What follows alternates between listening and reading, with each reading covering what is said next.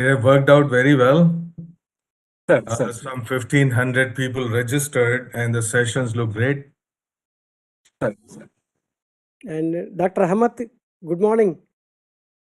Morning. Thank you for joining, though it is odd hours from Canada. It is actually, I'm in Florida right now. I'm attending a conference. Thank you. But yeah, it's the same time. So it's very, it's very early in the morning, but it's okay. It's In case if any speaker is there, we will adjust the serial also. Serial number also will adjust. Whoever comes, we will invite you first. Okay? sure, no problem. The sequence also can be changed.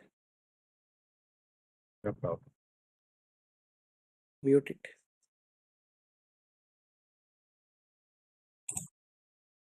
Hi, Ashutosh.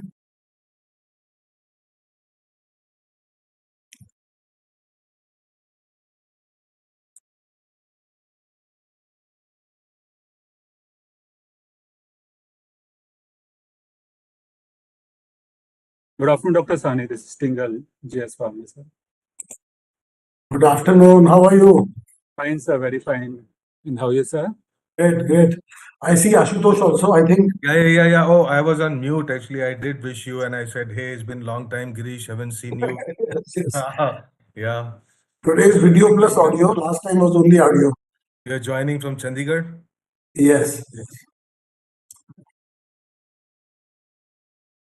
Hi, it's Nick Petrovsky here. I haven't met a lot of you for a long time. Hello.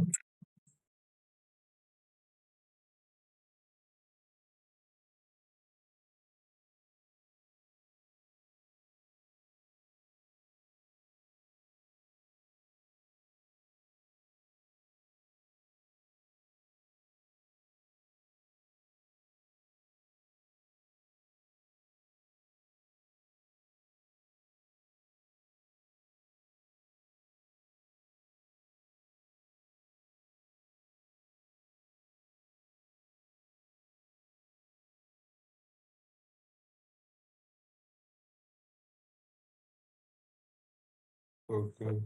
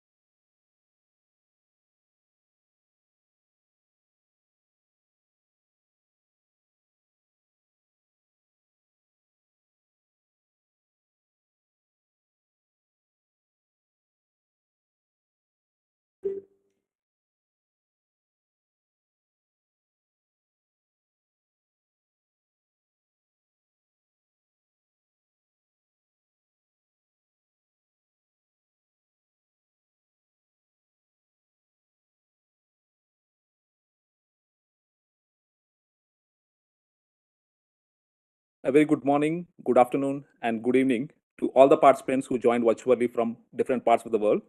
On behalf of the organizing committee, I, Dr. Krishna Undela, welcome you all to the S20, that is Science 20 webinar on an integrated approach to combat neo-infections, a way forward through vaccines, diagnostics, and therapeutics, which is jointly organized by the Indian National Science Academy and Department of Pharmaceuticals, Ministry of Chemicals and Fertilizers, Government of India, under the India's G20 Presidency 2023. With this brief introduction, now I would like to welcome Sri Rajnish Tingalji, Joint Secretary, Department of Pharmaceuticals, Government of India, to give an overview of S20 webinar. Thank you. Good afternoon, all the esteemed panelists and participants. I welcome you all to this webinar on integrated approach to combat new infections, a way forward through vaccines, diagnostics, and therapeutics, being jointly organized by Indian National Science Academy in partnership with the Department of Pharmaceuticals, Government of India. The importance of R&D and innovation in ensuring the continuity of essential health services along with providing novel solutions to emerging health challenges has been realized by countries worldwide. The unpredictability of health emergencies highlights the need for countries, international organizations, academia, industry, and research institutions across the globe to work together in providing solutions that are achievable in resource-limited situations. Collaborative research has the potential to build sustainable and scalable solutions that are accessible to all, regardless of their geographical location or economic status. COVID pandemic has presented numerous challenges, but it has also demonstrated the effectiveness of collaborative models such as ACT Accelerator and COVAX in accelerating R&D timelines to provide end-to-end solutions. During Indian presidency of G20, one of the agenda of the Health Working Group is to create a platform for medical countermeasures for enhanced pandemic preparedness response through a network of R&D institutions. We intend to work further for achieving this collaboration. In today's webinar, with involvement of various eminent speakers across the G20 countries, including from Australia, USA, UK, Canada, South Africa, Switzerland, Brazil, and Indonesia, we try to focus on deliberating a need for collaborative models that would help to strengthen and support in R&D in vaccines, therapeutics, and diagnostics. For today's event, we are privileged to have amongst us Ms. S. Aparna, Secretary, Department of Pharmaceuticals, Government of India, and Professor Ashutosh Sharma, former Secretary, Department of Science and Technology, Government of India, and President INSA and S20 Chair on board, along with the notable eminent speakers from across the G20 countries. This webinar is divided in 3 sessions, one each on therapeutics, vaccines, and diagnostics. The session on therapeutics will be moderated by Dr. Girish Sahni, former Director General, Council of Scientific and Industrial Research, India, with eminent speakers from Universities of Cape Town, South Africa, Penn State University, Pennsylvania, USA, and University of Toronto, Canada. The next session on vaccines will be moderated by Dr. Pramod Kumar Garg, Executive Director, Translational Health Science and Technology Institute, India, having eminent speakers from Coalition for Epidemic Preparedness Innovation, United Kingdom, Vaccine Pti Limited, Flinders Medical Center, Australia, and Fiocruz University, Brazil. And finally, the diagnostic session will be moderated by Dr. Anup Anvikar, Director, National Institute of Biologicals, India, with the engagement of Director, Center for Cellular and Molecular Biology, India, Senior Technology Officer, FIND, Geneva, Switzerland, and Senior Scientist from Indian Council of Medical Research. The webinar will conclude by a fireside chat moderated by Professor Narendra Mehra, Vice President INSA, with the engagement of peer panelists from across G20 countries, Professor Nicola Mulder, University of Cape Town, South Africa, Professor Satrio S. Gorgiano Igodo, Chairman, Indonesian Academy of Science, Indonesia, and Professor Anil Gulati, Chairman and CEO, Pharmas Inc., United States. With this short introduction, I request now the moderator to take the proceedings forward. Thank you very much, sir, for giving the overview of the S20 webinar and all your support extended for organizing this webinar. Now it's my honor to welcome Ms. S. Aparna Ji, IAS, Secretary, Department of Pharmaceuticals, Government of India, to deliver the welcome address.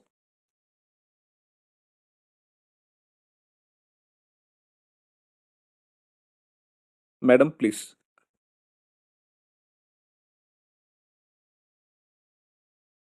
Namaste. I hope I'm audible. Yes, ma'am. So good afternoon and good morning to all our esteemed panelists and participants, to the distinguished scientists in this webinar. A special welcome to Professor Ashutosh Sharma, the President of the Indian National Science Academy. I welcome you all for joining this webinar on an integrated approach to combat neo-infections, a way forward through vaccines, diagnostics, and therapeutics, which I will be referring to as VTDs. I would also like to take this opportunity to express my special gratitude to the Indian National Science Academy, INSA, and NIPER Guwahati for their efforts in bringing together all the stakeholders on today's webinar, despite some last-minute changes. So it has been a very concerted effort. As has been mentioned, the COVID pandemic has transformed the way in which policymakers and the public look at healthcare in their respective areas. It has highlighted the need for strengthening the existing health architecture and also the need to be better prepared for responding to recurring outbreaks and also future pandemics. The emergence of new and novel infections in recent outbreaks has exposed shortcomings in healthcare systems, global disparities in access to health services, and the unpredictable nature of health emergencies apart from the widespread hardship, loss of life, and economic impact.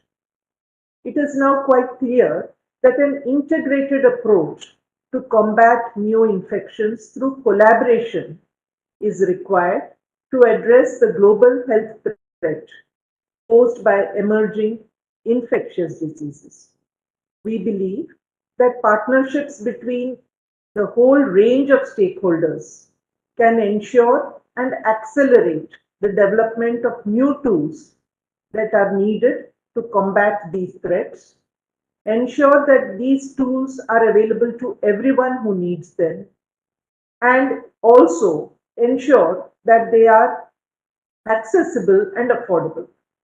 By working together, academia, industry, governments, communities, and all relevant stakeholders can leverage their respective expertise and resources across the entire value chain, that is, from research and development of new solutions to production and their distribution, to create a comprehensive and sustainable approach to tackling possible pandemics and widespread infectious diseases.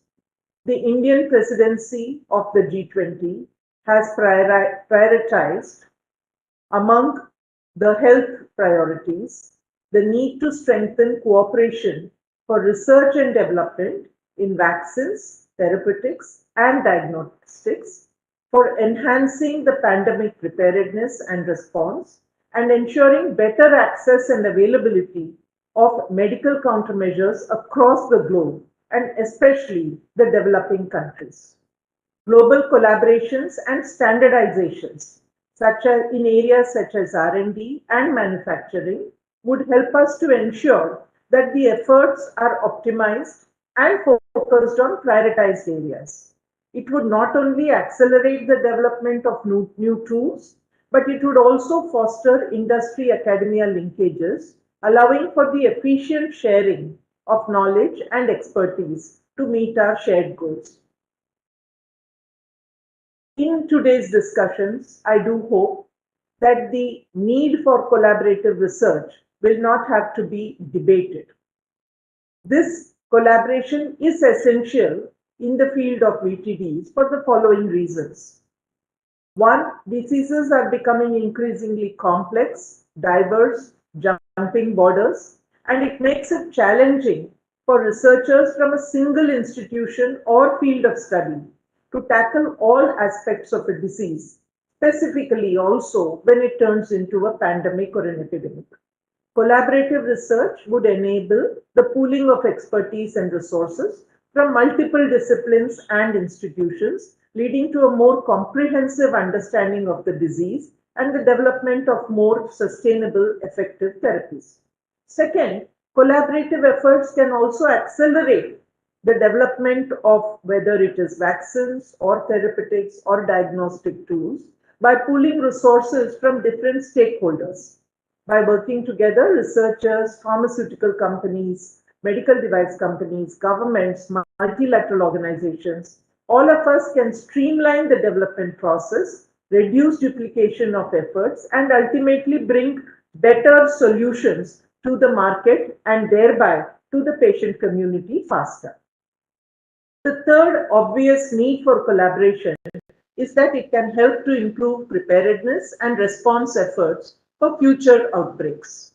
By working together, all stakeholders can identify and prioritize some research needs, develop new tools or platforms, share knowledge and expertise, and ensure that when the time comes, all of us are equally better prepared for tackling new threats to the public health.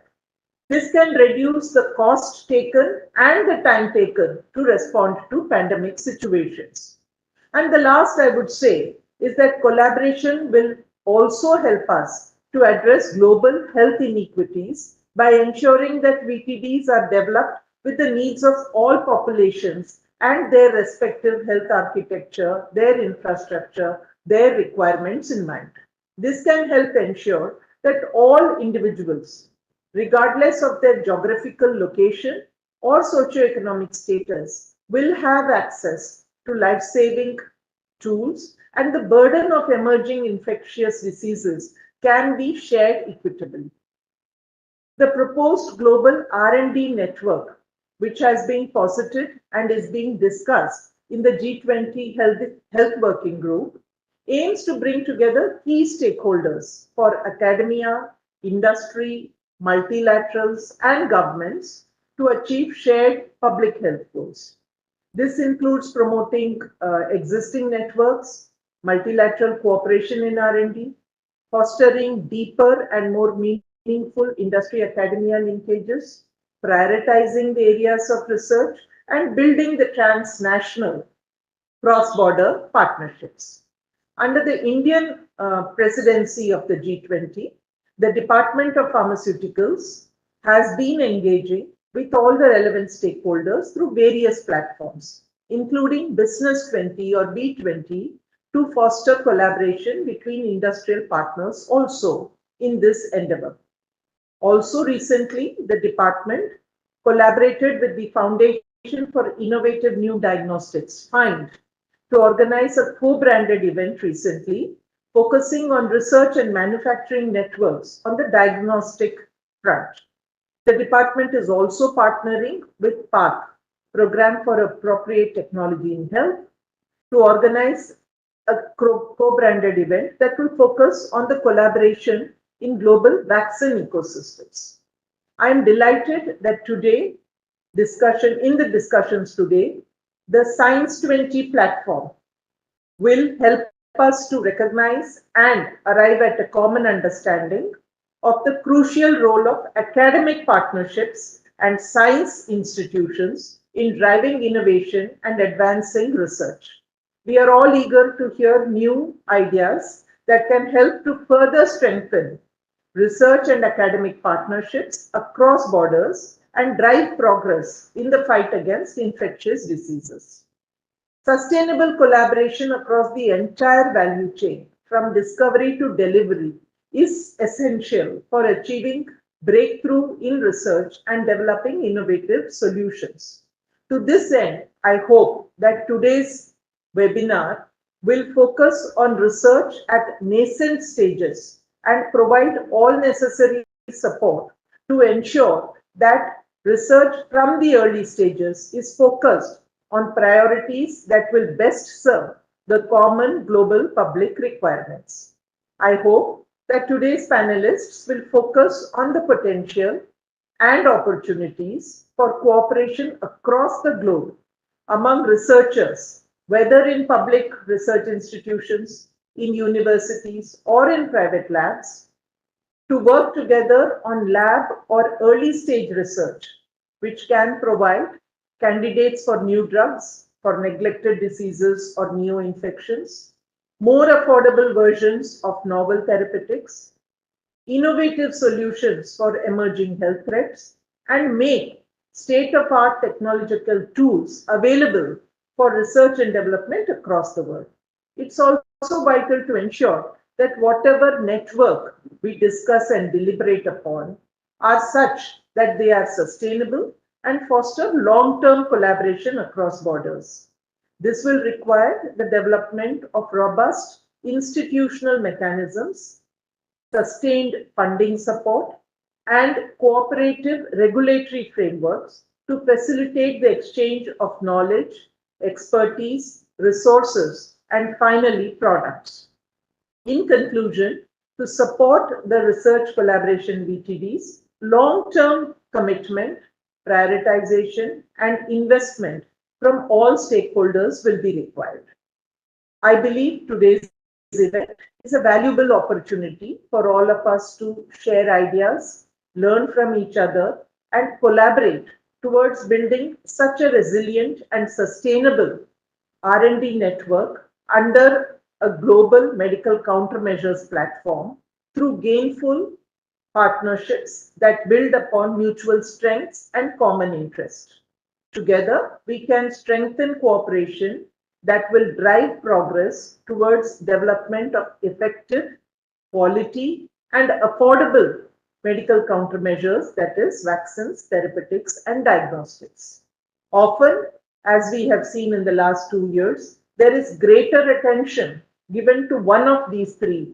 For example, it was vaccines that got maximum attention in terms of research during the COVID pandemic. But we do believe that we need to have research networking and investments to ensure that therapeutic solutions, diagnostic tools are also developed along with vaccine solutions. I'm confident that with our collective commitment and dedication, we can, as a collective, make a meaningful and unique difference in the lives of people around the world. I humbly invite everyone to work together and bring forth your ideas and your shared experience and expertise in today's webinar. We are extremely gratified by the participation of experts from all over the world, particularly from the G20 member countries, and I do hope that our large number of registered delegates in the listening mode will also benefit from the wisdom and accumulated knowledge of those who will be speaking together. I wish you all a very fruitful discussion and look forward to the results of today's webinar. Thank you so much. Back to you, moderator. Thank you very much, madam, for all your support and the guidance behind the S20 Webinar organization. Thank you very much, ma'am. With immense pleasure, I welcome Professor Ashutosh Sharma, President, Indian National Science Academy and S20 Co-Chair, to deliver the welcome address. Namaskar. I am so happy, I am so delighted to welcome all the distinguished panelists, speakers, and participants in this webinar. The leadership and the vision for the webinar was provided by Srimati S. Aparna, Secretary, Department of Pharmaceuticals, Shri Rajneesh Tingle, Joint Secretary, Professor Murthy, Director, NIPER, Professor Mehra, Vice President, INSA, and very many deep minds that I can see here. In fact, I can see my old friend, Dr. Girish Sahani, and all of you there. Hearty welcome indeed. This webinar is brought to you under the banner of Science 20, S20, which is a part of G20. Here, Department of Pharmaceuticals, Ministry of Chemicals and Fertilizers, Government of India, in partnership with the Indian National Science Academy, INSA. This is a very important webinar, as in fact attested by the number of registrations already out there. Over 1,500 people listening to us now, and very many more would in fact benefit going forward, listening to the deliberations here. The engagement group of G20 countries discussing this webinar on global health architecture with an integrated approach to combat neo-infections through vaccines, through diagnostics, and therapeutics. So we aim to achieve convergence across various multilateral fora engaged in health cooperation and health working groups for an integrated approach. This theme is to make priorities for the countries that have variable health sector capacities and need in addressing global pandemic situations and debating various aspects of vaccines, therapeutics, and diagnostics for the disease prevention, treatment, and diagnosis, and to ensure the sound public health. S20 webinar aims to bring together eminent researchers working in these areas from G20 countries and have debates and deliberations on future innovations. The Group of 20 is an intergovernmental forum comprising 19 countries and the European Union, consisting of both industrialized and developing countries. Its main focus has been the governance of the global economy. Over the years, G20 has been working towards addressing other related global challenges such as well as climate change, mitigation, and sustainable development. For this end, it has set up several working groups, one of which is Science 20 or S20. In fact, Science 20 this year, under the presidency of India, has three major themes and an overarching theme. The overarching theme is disruptive science for sustainable development. So, disruption and sustainability seem like oxymoron, but they are not. If we are going to do real sustainable development, we have to think out of box. We have to think about huge new ideas which may even appear to be disruptive. The three verticals of Science 20 are the one which is very closely related to this webinar is universal holistic health. Universal basically refers to reaching the last person in delivering health, the people that we are not able to reach very easily. And the holistic health basically means well-being. It's not just health in hospital, but all aspects of health, from psychological, from well-being, from mental health, the sociological health, and what have you.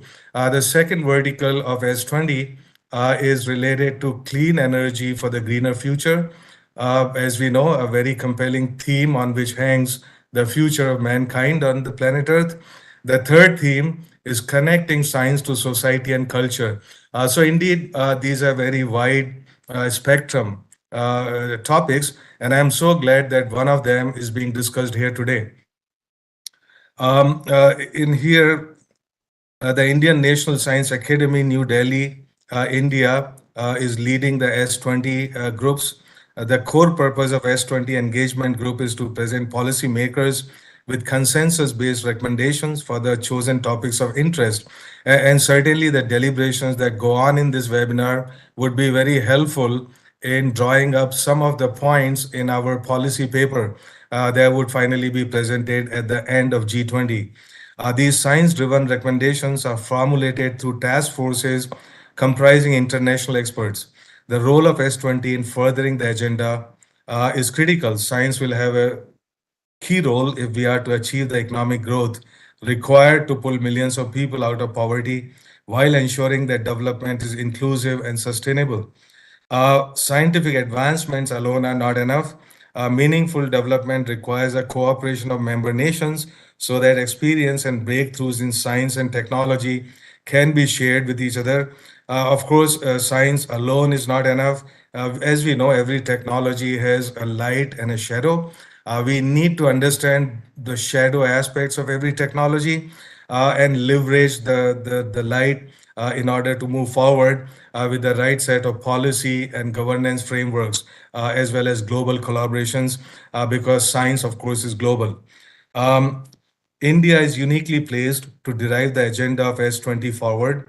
Historically, India has served as an incubator for ideas in different spheres of human life: political, social, economic, cultural, and scientific. The diversity of India is exceptional, and managing that diversity and leveraging that diversity with so many different demands is a unique opportunity to make progress in science and its applications.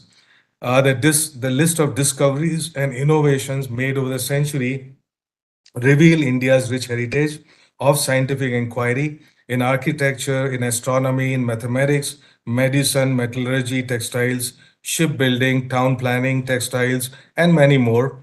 For example, advances in chemical sciences many centuries ago allowed India to produce some of the highest grades of metals and alloys in the world. With its intellectual heritage and current prowess in science and engineering, combined with a tradition of innovation, the sustainability, India now has an opportunity to become a leader in disruptive science for development. Together with other strengths of India, the demographic dividend, the median age of Indian population is around 29, which means a whole lot of energetic, young, educated people who are ready to roll up their sleeves and be very energetic partners in our progress. And the size of the market and the diversity of Indian market gives unparalleled opportunities for science to work its magic, to science to work its wonders.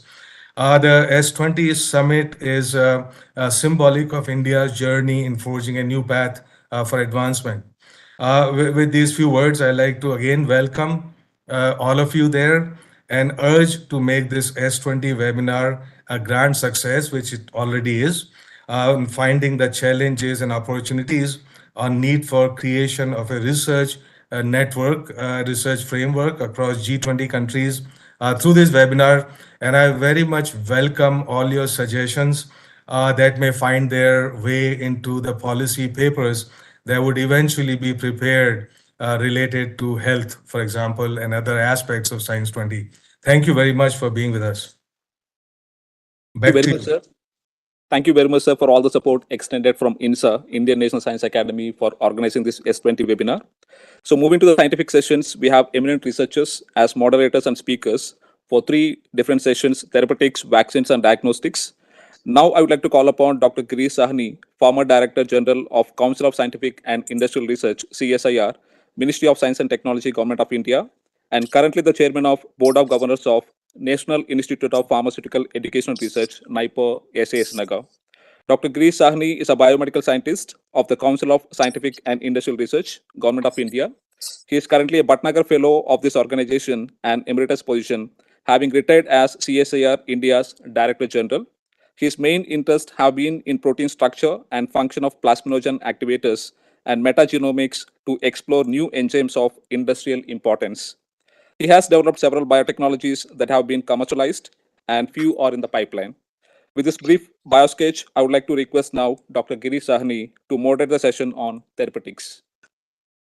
Thank you very much for inviting me here to be part of this very distinguished set of scientists and thought leaders. My interest in metagenomics, antibiotics, other therapeutic interventions has been for many decades. Talking about antibiotics and new therapies, we have a panel of very distinguished active researchers, young people, who we will have a chance to listen later.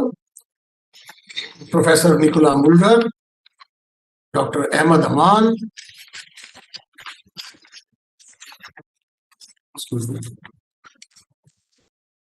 and Dr. Vishal Singh. Antibiotics have been the saviors of humankind since the last Great War. We all know that.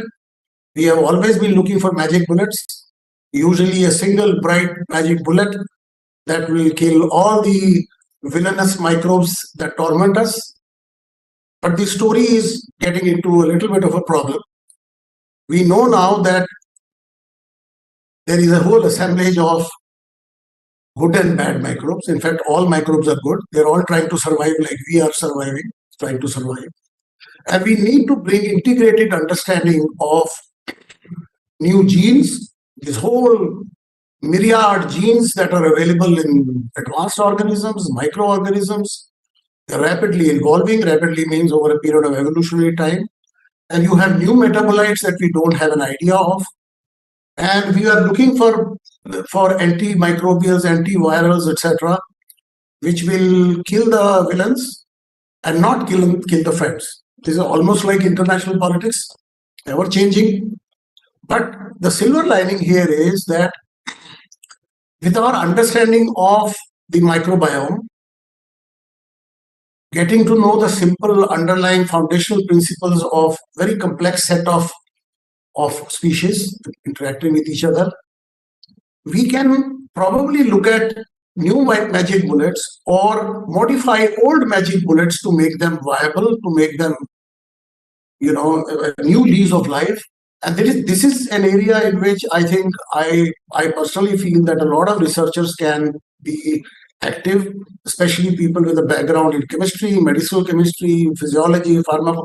The whole interdisciplinary aspect comes into the fore in trying to get modified therapeutics, making them better, or repurposing old molecules. As we saw in the COVID, a lot of new molecules came up, but which were old, well-known molecules.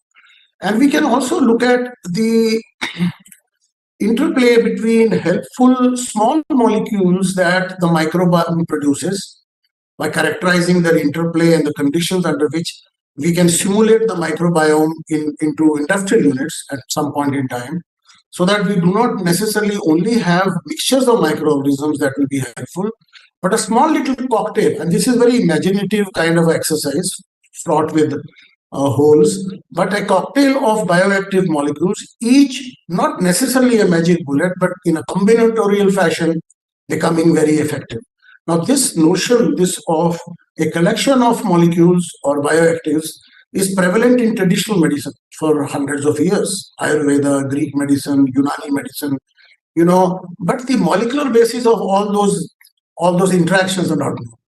So I think with these words, I will limit my comments, and we look forward to talks of three eminent people who have spent a lot of time actually opening up new areas, publishing great papers, and let it kickstart a process of discussion and possible stimulation and simulation of ideas which will inspire our listeners, some of the researchers in NIPER and elsewhere, to strike collaborations which will be fruitful.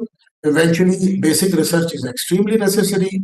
We need to look at the early stage research, then collaborate, develop ideas, and link up with industry, because investment is very necessary, especially in the case of antibiotics. Billions of dollars are required, and the big companies are a little hesitant to put money in.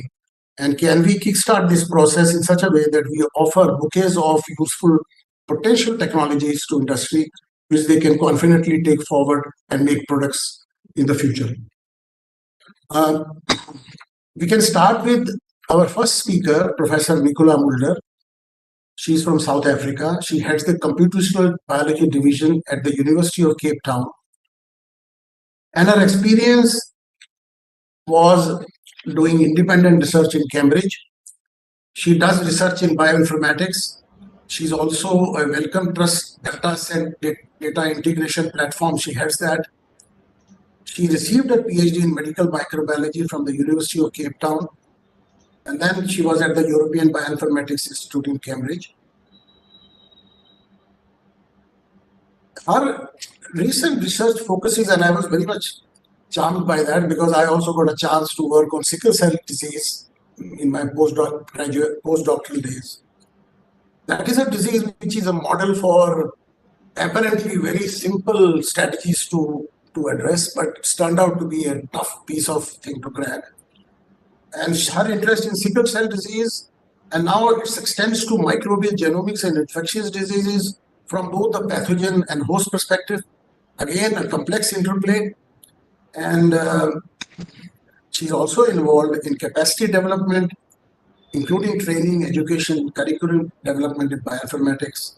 She sits on a number of international scientific advisory boards. So we have, ladies and gentlemen, a very distinguished scientist here and a leader.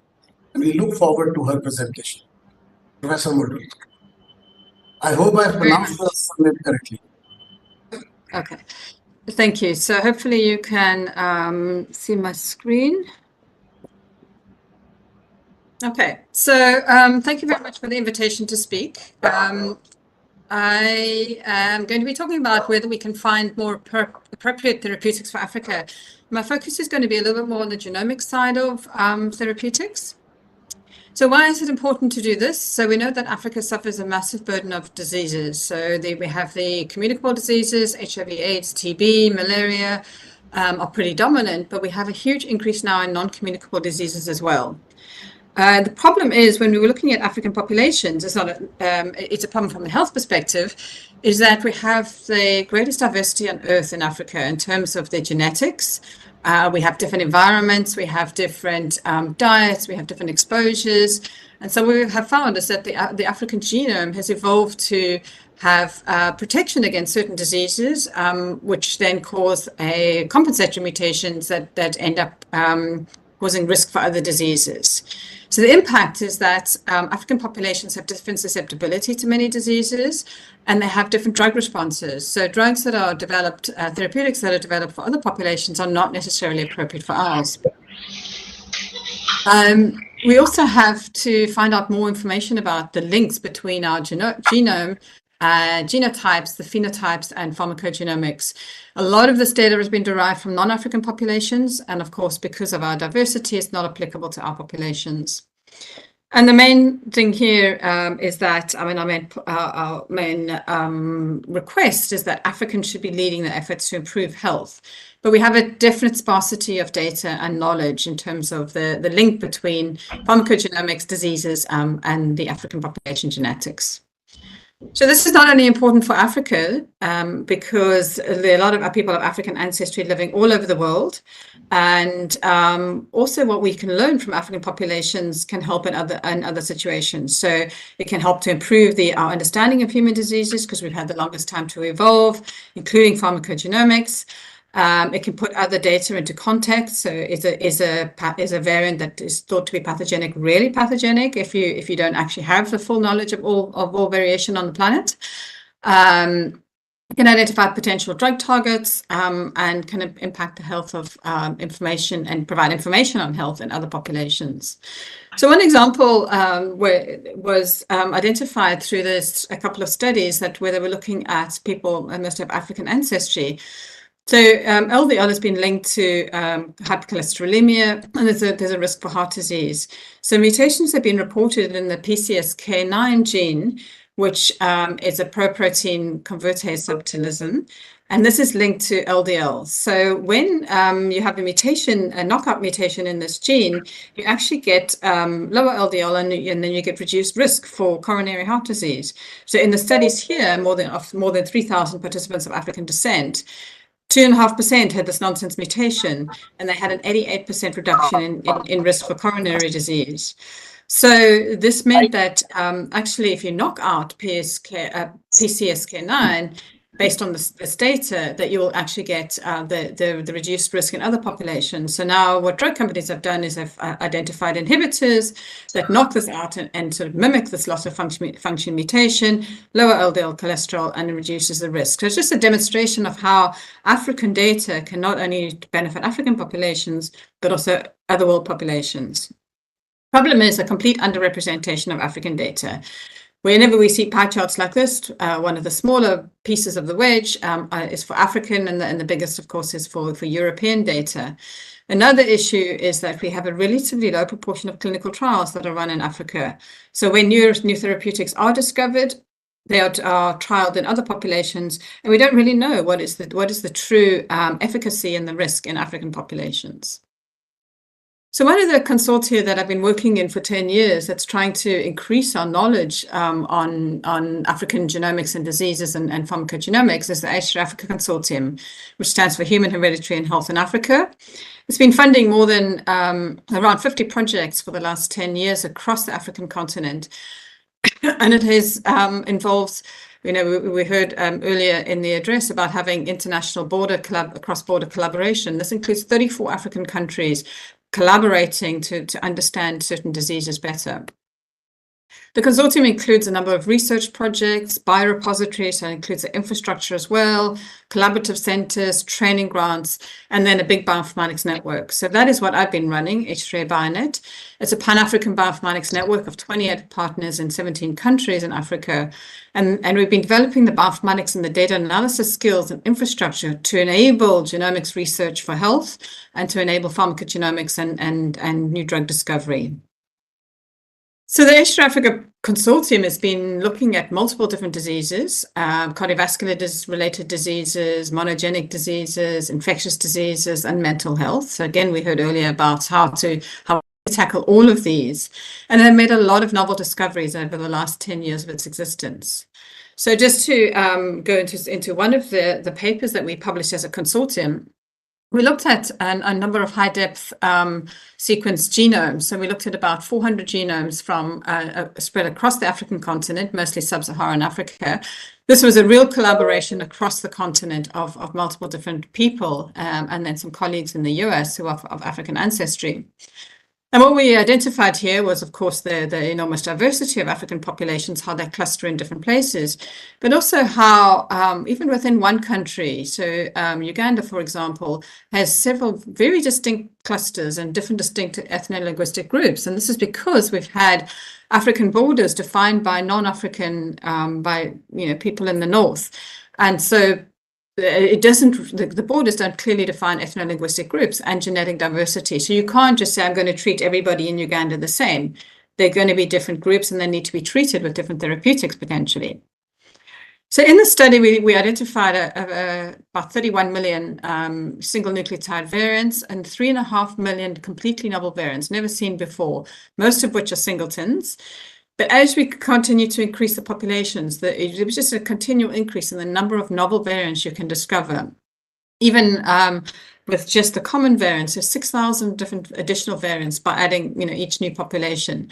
So it just shows how much new discovery we need to continue to make in the population by sampling more widely across Africa. And what is very noticeable here is often Africa's talked about as one country. It is a continent of massive diversity, and the number of novel variants is massively different, divergent across different populations.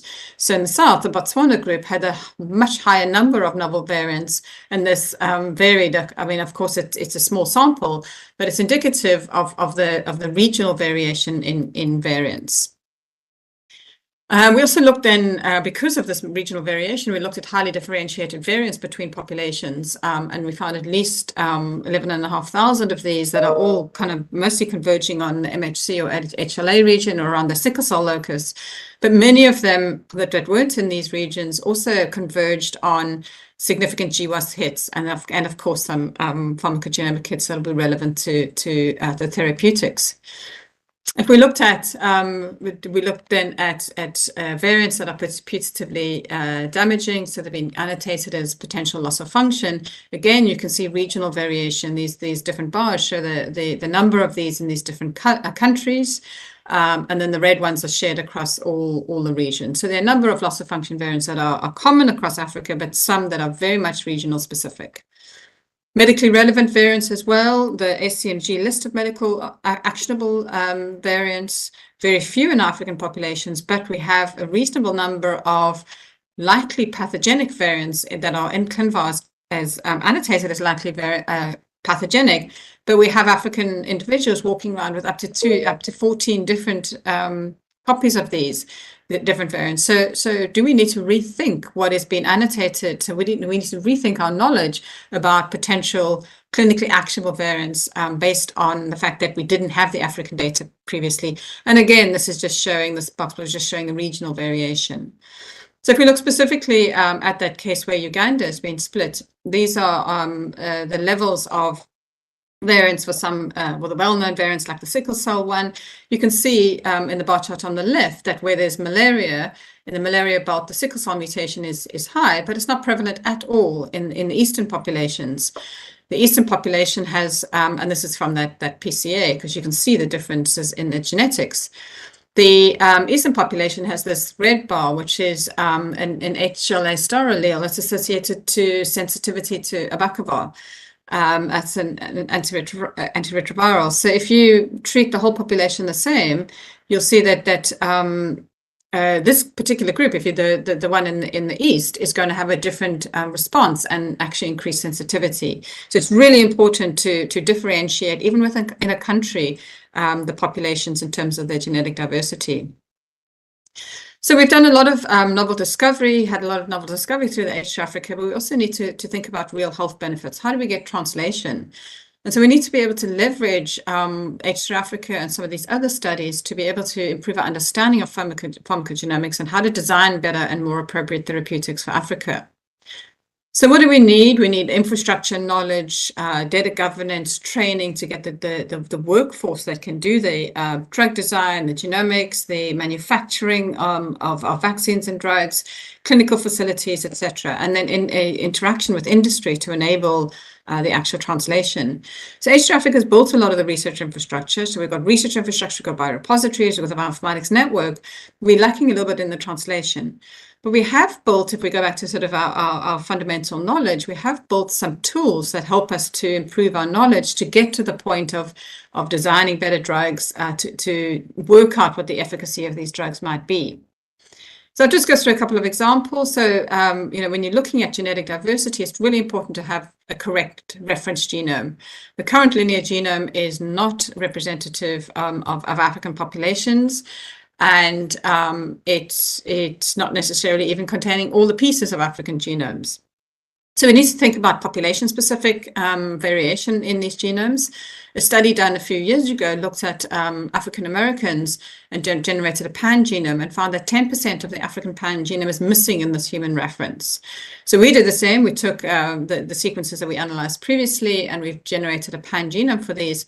And we've identified 40 megabases of novel sequence, and many of these are possible functional regions and novel genes. And then, of course, many of these could be related to potential drug targets, as well as the efficacy and of drugs and general pharmacogenomics. So it means, and again, there's regional variation in the pan-genome. So this means we need additional knowledge. We need more fundamental research to better understand the background healthy population, the background natural variation, before we can then start looking at pharmacogenomics in more detail. So we know generally in pharmacogenetics that most drugs only work for about 40% of the people. Many can cause side effects. Warfarin is a great example, where if you have this CYP2C9 or other variants, then you can have a very different response to warfarin, and you need to manage the dose accordingly. Efavirenz is a drug that's used for HIV. A variant in the CYP2B6 gene causes actual neuropsychiatric side effects, which are quite severe. And 20% of the population in Zimbabwe and 13.5% of the Botswana population have 2 copies of this allele. So you really need to have pre-tested in these 2 countries to determine whether it's really safe to dispense efavirenz for them. Other countries are going to be different. So will tomorrow's medicines work for Africa, and even do today's medicines work for Africa? So we need to look at the relevance to African population, so the background genetics, but we also need to think about affordability, then the delivery. Should we start to do more manufacturing, like India's been doing, of drugs in African countries? So we know the different responses to drugs, and yet so few clinical trials are done in African populations. So we did a study now more specifically on pharmacogenomics with a group in Zimbabwe, with Colin Massamarera. We did a study on 127 exomes from South and East Africa. So we took all the pharmacogenes and we identified all the variants in these genes in these particular regions.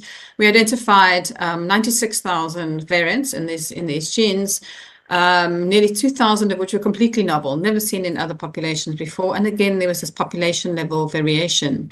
And that's shown in this scatter plot, where you can see there's different dots are the different colors for different populations. And you can see the frequency varies enormously for these really important pharmaco-related genes, pharmaco-related variants in these different populations. So this is just purely looking at the background population, not even looking at the pharmacological data, because we don't have a lot of pharmacological data. So this is a lot of implications. So we have the work the genetic work that I've just shown. We have a lot of individuals carrying likely pathogenic variants or potential pharmacovariants, pharmacogenetic variants. So we need to improve our knowledge. Can't just rely on European data. We need to supplement that, and this will help not only improve our understanding of African data for African populations, but also for European populations, as you've seen in some of those examples. And we need the level of granularity, not just this is Africa and this is the variation in Africa. We need each country's variation as well. And this data, as I said, is very globally relevant, not just important for Africa. So what do we need to improve the situation? We need better pharmacogenomic screening. It's not happening a lot in the continent. Pharmacovigilance. If we want to use genomic approaches, we need to better understand the diversity so we can get and a better understanding of the impact of variants on drug efficacy. And we want to be able to discover novel targets. There's a lot waiting to be discovered in the African genomes. And we want to also improve access to existing data and knowledge on pharmacogenomics and pharmacogenetics. So when you search for PharmGKB for African data, you just get African, and it's really hard to find. So what we've tried to do is build a couple of portals, an African genomic medicine portal for finding better, finding more easily the African data and curating this a bit more deeply, and then finding variation data where we do have sequence data available. So the genomic medicine portal, what we've done is taken data from PharmGKB, DisGeneNet, etc., and then you can search and then curated them. We've taken the papers and curated them. You can search by disease, drug, variant, or gene. So, for example, if you search for efavirenz, you can then get the list of variants that are associated with drug efficacy of efavirenz. And instead of just saying Africa, we've actually broken it down into where the study was done. And added a p-value. And this is another example here, looking at pharmacogenomics associations and disease associations. And you can see what we've tried to do is increase the granularity by showing the country, but also adding the p-value, so adding curated information from the publications. So this just helps us to sort through data that already exists. And then if we want to find variants, we've created, like you find a variant and you want to see what is the frequency in my population, my subpopulation in Africa. The African Genome Variation Database allows you to look at, for every variant, it allows you to look at a population level at the frequency. So you can then say, okay, if efavirenz, the CYP2B6, what is the frequency in my population, in my country, and which in particular ethnic group? You can view this against the world map, so you can look and compare these variants frequencies across the globe. We do need further work. We need, we need to explore more regions in Africa. We need more clinical trials done. We need more data. So one of the things we are thinking of is also thinking how we can take what's been done and move towards translation. So the increased knowledge, but also getting into the clinics, collaborating with industry, building a genomics workforce, building the local biotech economies to be able to produce, design and produce our own drugs and vaccines. So basically we want to advance globally advanced genomics and the impact on public health. So a proposal that we've put together that we're busy working on with Dr. Francis Collins and other colleagues is to build this network of centers, genomic centers of excellence in Africa, to address the burden of diseases and improve the health and economic well-being of nations through a coordinated network. So we want to establish translational centers that can do fundamental research, but also translational and implementation science that leverages what's the work that's been done, that leverages the genetic diversity across Africa and improves the precision at which we can treat African, but also global populations, particularly those of African ancestry all around the world.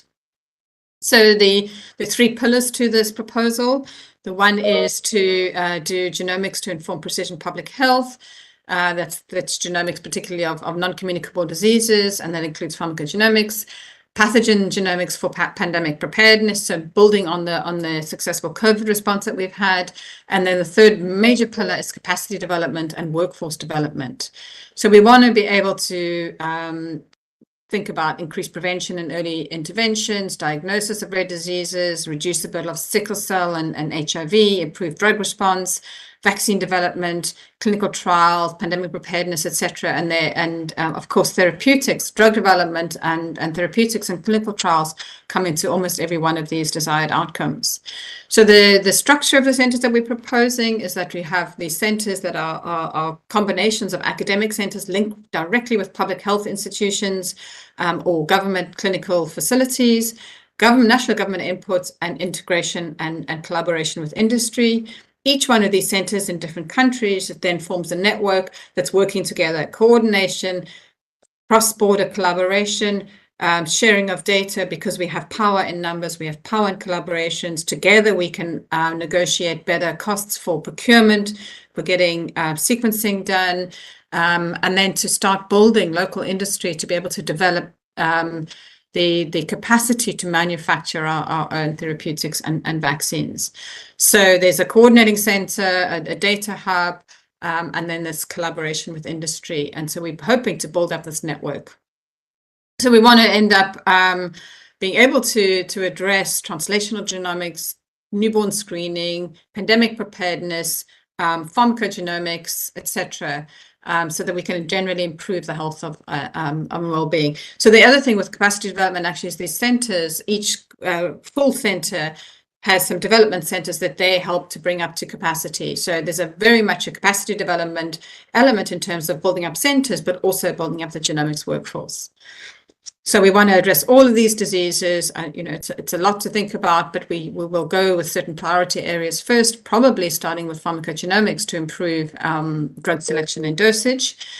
So the current status is we're building the business plan. We're just finalizing that. We're going to have some consultation sessions. We've had one already at an International Congress of Human Genetics. And we're busy fundraising now to set up the coordinating center and the data hub to establish the first 2 centers of excellence, plus each of them will have 2 development centers. And then we want to end up with phase 3 to up to 10 of these centers, with each with 2. So that's another 20 development centers. So we build up this complete network of centers that are doing high quality, African-led, African-owned centers that are doing high quality translational and foundational research to benefit the health of individuals in Africa and globally. So watch this space. We are getting up and running, and we would love to get your input. With that, I'd just like to end by thanking the H3 Binder Consortium, but also all the other groups that I've worked with in the H3 Africa Consortium and across the African continent. Thank you. Thank you very much, Dr. Mulder. Very interesting, very insightful, and gives a direction for future collaborations. If I can pose one small question, we are getting a little bit in the time schedule. What are the great learnings from COVID and our ability to see how the genome drifts in pandemics of this sort? Any thoughts on that? Yes, so from COVID, we've learned that, I think one of the things we've learned is that Africa can respond quickly, that we need to get the capacity in to do the sequencing. We've also learned, I think, that, the African populations, I think, have not been hit as hard as European populations in COVID. And we're trying to unpack whether that is our environment, whether that's the genetics, whether that's the response. The COVID has had a massive impact on other diseases. Once you're infected, it has an impact on your other general health. The longer term effects in terms of potential evolutionary pressures, integration of the viral genome, I think we're going to see, obviously much longer term. But I think, it has helped us to mobilize. It's got Africa just on a completely leapfrogging, in terms of getting up and running for NGS, so we can do these sort of studies. But in terms of understanding the genetic and health impact of COVID, I think it's going to be a bit, we need to look more long term. Yes, thank you very much. Absolutely delightful talk. We go on to the next speaker. We'll field some questions maybe at the end of the talks, if time permits, with the concurrence and approval of the coordinator of the session. Generally, we have now Dr. Vishal Singh, who is a graduate from the Central Drug Research Institute, India, a part of the CSR collection of laboratories.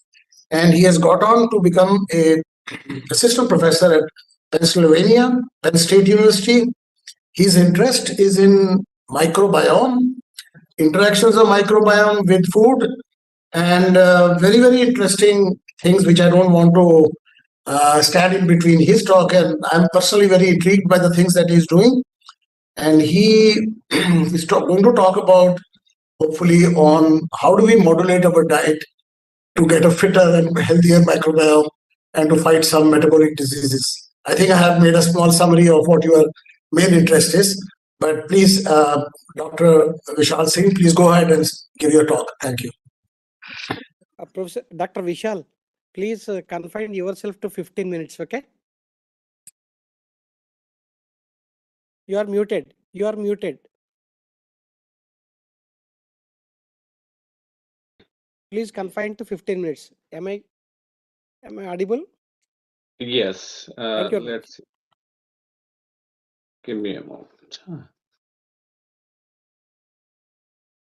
Can you hear me clearly? Why is not letting? Please put Yes, we can. Please put it in slideshow. Give me a moment. Okay, so can you hear me clearly now? I'll just show. We can hear you. Okay, great. And yes, and you can, I hope you can see my slides clearly. Yes, please go ahead. Yeah. Look, thank you so much. Thank you. I would like to thank you for the organizer inviting me to speak here at this platform. Very appreciable. So in today's talk, I'm going to briefly touch on the promises of the microbiota-based therapeutics. Like this is an evolving area, especially in the direction of untreatable gastrointestinal infections. And I'm sure like audience doesn't need much introduction on the gut microbiota. It is a kind of buzzword, but here I will take a moment and describe like how the what the gut microbiota composition look like. So this is predominantly dominated by the bacteria, and within the bacteria you can see there are a very good group of bacterial phyla is a Firmicutes and Bacteroidetes. These are the two major bacterial phyla comprise the bacterial population in our gut microbiome, and then remaining are the like Actinobacteria, Bacteroidetes, and Proteobacteria and Bericomicrobia. We have other members in our gut microbial communities is a gut virome, means we call viruses, and then fungi also a part of the gut microbiota, and archaea. So these all community together, we call them as a gut microbiota. And so here, what I'm going to highlight in this slide is these are not just a silent community. They are metabolically functional, and they perform a variety of biochemical reactions. So that gives a big deal of the things like whatever we are consuming, it is going to expose to these gut microbial community, and they convert them into a diverse variety of the metabolites, and that's what we get exposed to. So here are a few examples, like these microbial community can ferment the dietary fibers that we consume and make them like a starch and fatty acids that are the commonly known as acetate, propionate, and butyrate. They also perform the protein metabolism, and at the same time, they perform the variety of other miscellaneous reactions, including generation of the secondary bile acids, which I will be talking a little bit more how the secondary bile acids basically protect against the microbial infection in the GI tract itself. So as a lab, what we focus on means in our center of our question is a gut microbiota, and as I mentioned, it is dominated by the bacterial species, and they uniquely perform the many biochemical reactions. And as all of you know, the gut microbiota dysbiosis means any atypical changes that is not very much normal. When I say the normal means in terms of the gut microbiota, you are seeing the like overabundance of a specific group of bacteria. So that is termed as a dysbiosis. So means you are seeing overrepresentation of a particular group of bacteria and downregulation of other specific group of bacteria. So this one is considered as a dysbiosis. And this dysbiosis is being involved in the variety of health conditions. I have listed few, and here you can see the means it makes sense. It immediately interferes with the intestinal and liver health. Also involved in the variety of cardiometabolic health, and it regulates the immune homeostasis. And today I'm going to touch briefly on the how it provides the host resistance to infection. We haven't have much work on the neurological health, but now what we are trying to do, we use a fermentable dietary fiber as a tool. So when I say the fermentable dietary fibers means you can broadly classify the dietary fibers into two categories. Number one is like insoluble type, for example, cellulose, which has a very limited access for the fermentation. So but when seeing the other end, that is the fermentable type of dietary fibers such as inulin and pectin, They are soluble in nature and they are easily accessible for the bacteria to perform the fermentation process, and they can generate a variety of metabolites. So we use fermentable dietary fibers as a tool to beneficially modulate the bacterial composition. And once we modulate the beneficial, then that's with an approach to benefit the overall health.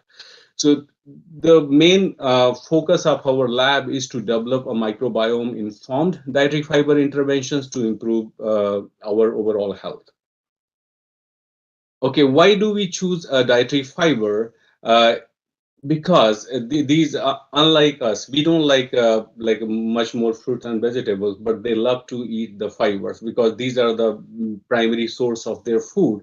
And they here we can broadly categorize the dietary fibers. Another subtype which has a low specificity means, for example, inulin and fructooligosaccharides type of the fermentable dietary fibers. It can be degraded and metabolized by the variety of bacteria. Means you can see the multiple type of the microbiome, microbial bacterial species can degrade this bacteria and generate the necessary carbon source for their survival. On the other hand, the fiber with a high specificity, for example, beta glucans, it can be degraded by very specific group of bacteria. So you can see like the dietary fibers, which are itself soluble in nature, accessible for the bacterial fermentation, but they can be further divided into two categories. One is the low specificity and another one is the high specificity. And high specificity can give accessible by the very limited group of bacteria. How it helps? So when we have this understanding, like, okay, this particular type of dietary fiber is going to be fermented by this subset of the bacteria, then we can predict the enrichment of the particular group of bacteria. So here our lab comes in picture. So we try to understand like a fiber type, the type of the bacteria that can ferment this particular group of fibers. And then we try to use them as a tool to enrich or downregulate the specific group of bacteria. So as an example, this is a very nice review article, and this diagram actually showing how the two category of the fibers can give us a predictable versus a non-predictable response. So if you see the fiber set with a low specificity, means multiple group of bacteria can ferment these fibers, and then you will see like a person A versus B versus C versus D. Since all type of the bacteria in theory can ferment this fiber, so you will see the blooming of the particular group of bacteria in the patient B. In the person B, another type of bacteria is going up. In the person C, the third type of bacteria is going up. But when you select the high specificity fiber, which has a like only one subset or maybe only 3 to 4 type of the bacterial community can ferment these fibers. So even you can have a microbiota variation among the population, but you can predict, okay, you are going to see the enrichment of this group of bacteria in response to this fiber intervention. So that's how this strategy help us to select the microbial species based on our research question and identify, okay, this fiber can help to enrich the population of this particular group of bacteria. Okay, so now I'm going to switch our gear to what are the current gut microbiome targeted therapeutics are in place. So I have a few common terms that is commonly used in the gut microbiota directed therapies. The one of the main popular one is the prebiotics. So prebiotics means like the fermentable type of the dietary fibers that promote the growth of beneficial bacteria. Another popular term is the probiotics, is a live microorganism that have a health benefit when it's consumed or applied to the body. The third one is this is a symbiotics, means a combination of prebiotics and probiotics. So this combination basically used to promote the growth of beneficial bacteria, especially if it is consumed in the form of the probiotics. Then there is another interesting term and an interesting area is developing as a postbiotics, means the microbial metabolism drive, means the bioactive molecules that have a beneficial effect on the host health. So they are considered as a postbiotics. The next category is bacteriophages, means the primarily double standard DNA viruses that infect the bacterial host. So altogether, these are the very common terminologies being used and how they are being implemented in the therapeutics. The last one is the gut microbiota restoration therapy. So in a previous slide, I mentioned like when a person is experiencing gut microbiota dysbiosis, either due to some health condition or antibiotics consumption. So you need to restore the actual, you need to store the healthy microbiota composition with the high diversity. So this is one of the most common approach where the fecal microbiota transplantation comes in picture, or a specific group of defined bacteria that is given to the patient population or a healthy population to restore the healthy microbiota signature. So in the couple of slides, I'm going to discuss how the gut microbiota protect against infections, even the environmental infections or on other things. The one of the common example in the gastrointestinal infection in this category is the C. difficile. And C. difficile, the reason I'm trying to highlight here, the antibiotics itself is a problem here. So in general, if person is taking antibiotics, they become more susceptible to the C. difficile infection. So you can just understand like, okay, we don't have a much option to treat using antibiotics to treat the C. difficile infection. So so here the microbiota comes in picture. So this is a very nice review article published, and it show like how the microbial community provide a colonization resistance. In the setting A, what is happening here? The healthy gut microbiota will have a full capacity of converting the primary bile acid into a secondary bile acids. For example, the cholic acid coming from the host site and getting converted into the secondary bile acid, and it is deoxycholic acid which actually suppress the growth of the C. difficile in the GI tract itself, and that's how it provided the resistance. And this is one example of the C. scindens is one of the microbial community that the efficient in converting the cholic acid into the deoxycholic acid. In the setting B, what exactly happening when the person is having a healthy microbiota, even after ingesting the C. difficile contaminated water or food, they are continuously performing the complex dietary fiber fermentation, generating a good amount of the metabolites, including, so they can actually suppress the growth of the opportunistic pathogens such as the E. coli.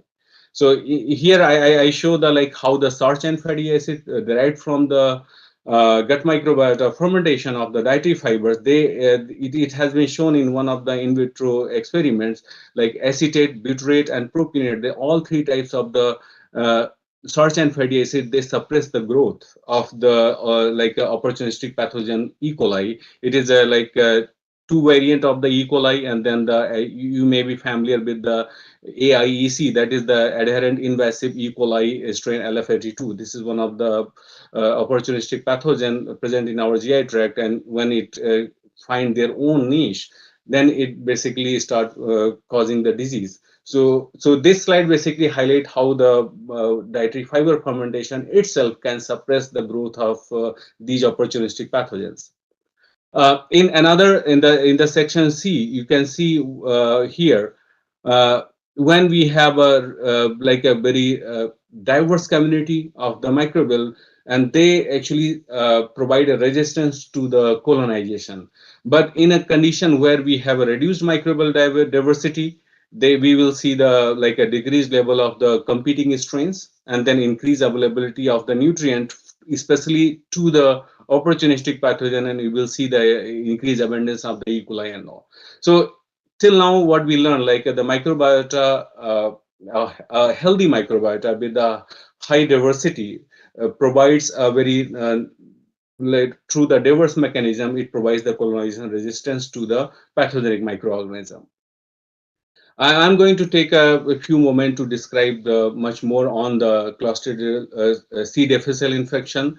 And C. difficile, it is as I mentioned, it is an opportunistic pathogen, and its infections mostly occurs in the individuals with the 65 and older. And patients with the IBD or inflammatory bowel disease are at a higher risk of developing a C. difficile infection, and it is a major health threat. So here, this is one of the unique example how the microbiota protect against the opportunistic pathogen or detrimental pathogen such as C. difficile.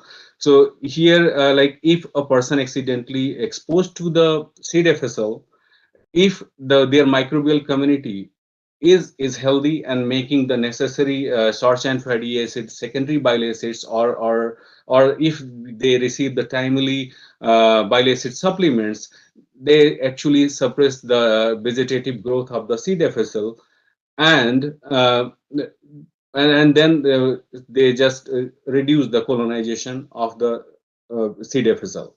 But if their microbial community is not in a good shape, then basically it will allow the colonization of the C. difficile, and it will start making more toxins, and that toxins will contribute to the C. difficile associated diarrhea and other diseases, and then it will just keep recurring. And as I mentioned, antibiotics itself is a huge issue, so we need to have some microbiota targeted interventions to prevent the C. difficile infection.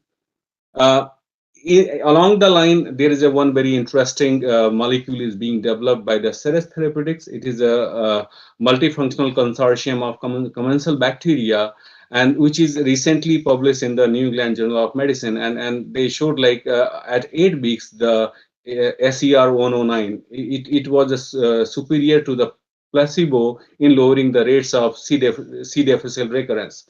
I just want to highlight here, it is a big deal even if you have a microbial defined microbial community to combat the microbial infections, especially coming from the opportunistic pathogen like C. difficile.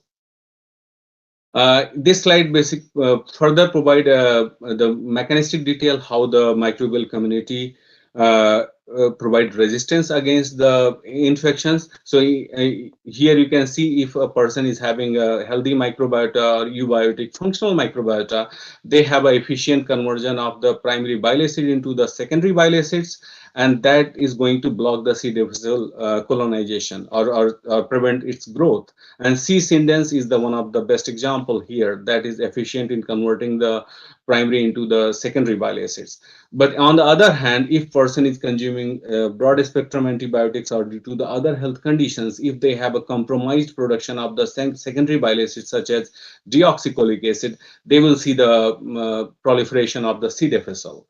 And so collectively these data show the like a huge promise of the microbiota in combating against the untreatable infections, especially from the C. difficile in the GI tract. And not surprisingly, the most of the registered clinical trials in the fecal microbiota transplant is coming from the C. difficile infections. And here I just want to highlight like there are the other disease areas where the FMT is also being tested to test the efficacy of the FMT in providing or reducing the occurrence of the disease. Here, I just bring you back to the fiber story, and this is an interesting part, like where the authors have shown the dietary fiber pectin protects the mice from the C. difficile infection. So, especially in this experimental setting, they use like a cellulose as a control diet, because cellulose is a non-fermentable type of the non-fermentable type dietary fiber, and then the another subgroups of the mice, they were having a pectin or inulin containing diet plus minus C. difficile. And what they did observe, like the mice that received the control and the inulin, they were have a higher level of infection, whereas the mice with the pectin, they did display the like a lower infection. You can see the nice architecture of the intestinal mucosa, where in the inulin fed mice, these structure disappeared, and it has a more infiltration of the immune cells. Also, the similar thing is happening in the control diet also. So this is just showing like the promises coming from the fiber-based interventions that can also provide the protection against the infection. here till now I did talk about the infections related with the gastrointestinal area, but now there is another research group. They are testing how these fibers can protect against the viral diseases, especially coming from the systemic inflammation side and systemic infection. And this is an elegant study showing that like dietary fiber confers protection against the flu virus. And here they are focusing largely on how the postbiotics such as the starch and fatty acid derived from the dietary fiber fermentation confer protection against the flu. And especially they highlight like the starch and fatty acid enhance the CD8 positive type T cell functionality and by altering their metabolism, and that's how it is providing the protection against the viral infection. So in summary, means the gut microbiota directed therapy for the untreatable infections, it holds a large promise. It means it makes sense. Largely, I discuss here the gastrointestinal infection type, but it also holds a promise for the systemic infections. And like the one approach would be like restoring the healthy gut microbiota signature, and then using the prebiotics and probiotics based approaches that can help to have a specific group of bacteria that to combat the untreatable infections, and then small molecules derived from the microbial metabolism. Those are the like considered as the postbiotics. So with that, I would like to just extend my sincere thanks for listening my talk, and thank you so much. And I'm happy to take any questions.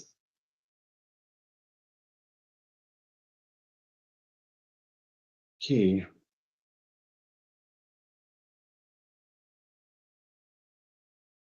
I'm sorry, somehow I cannot hear. Grishav, you are muted. Yes, sorry about that.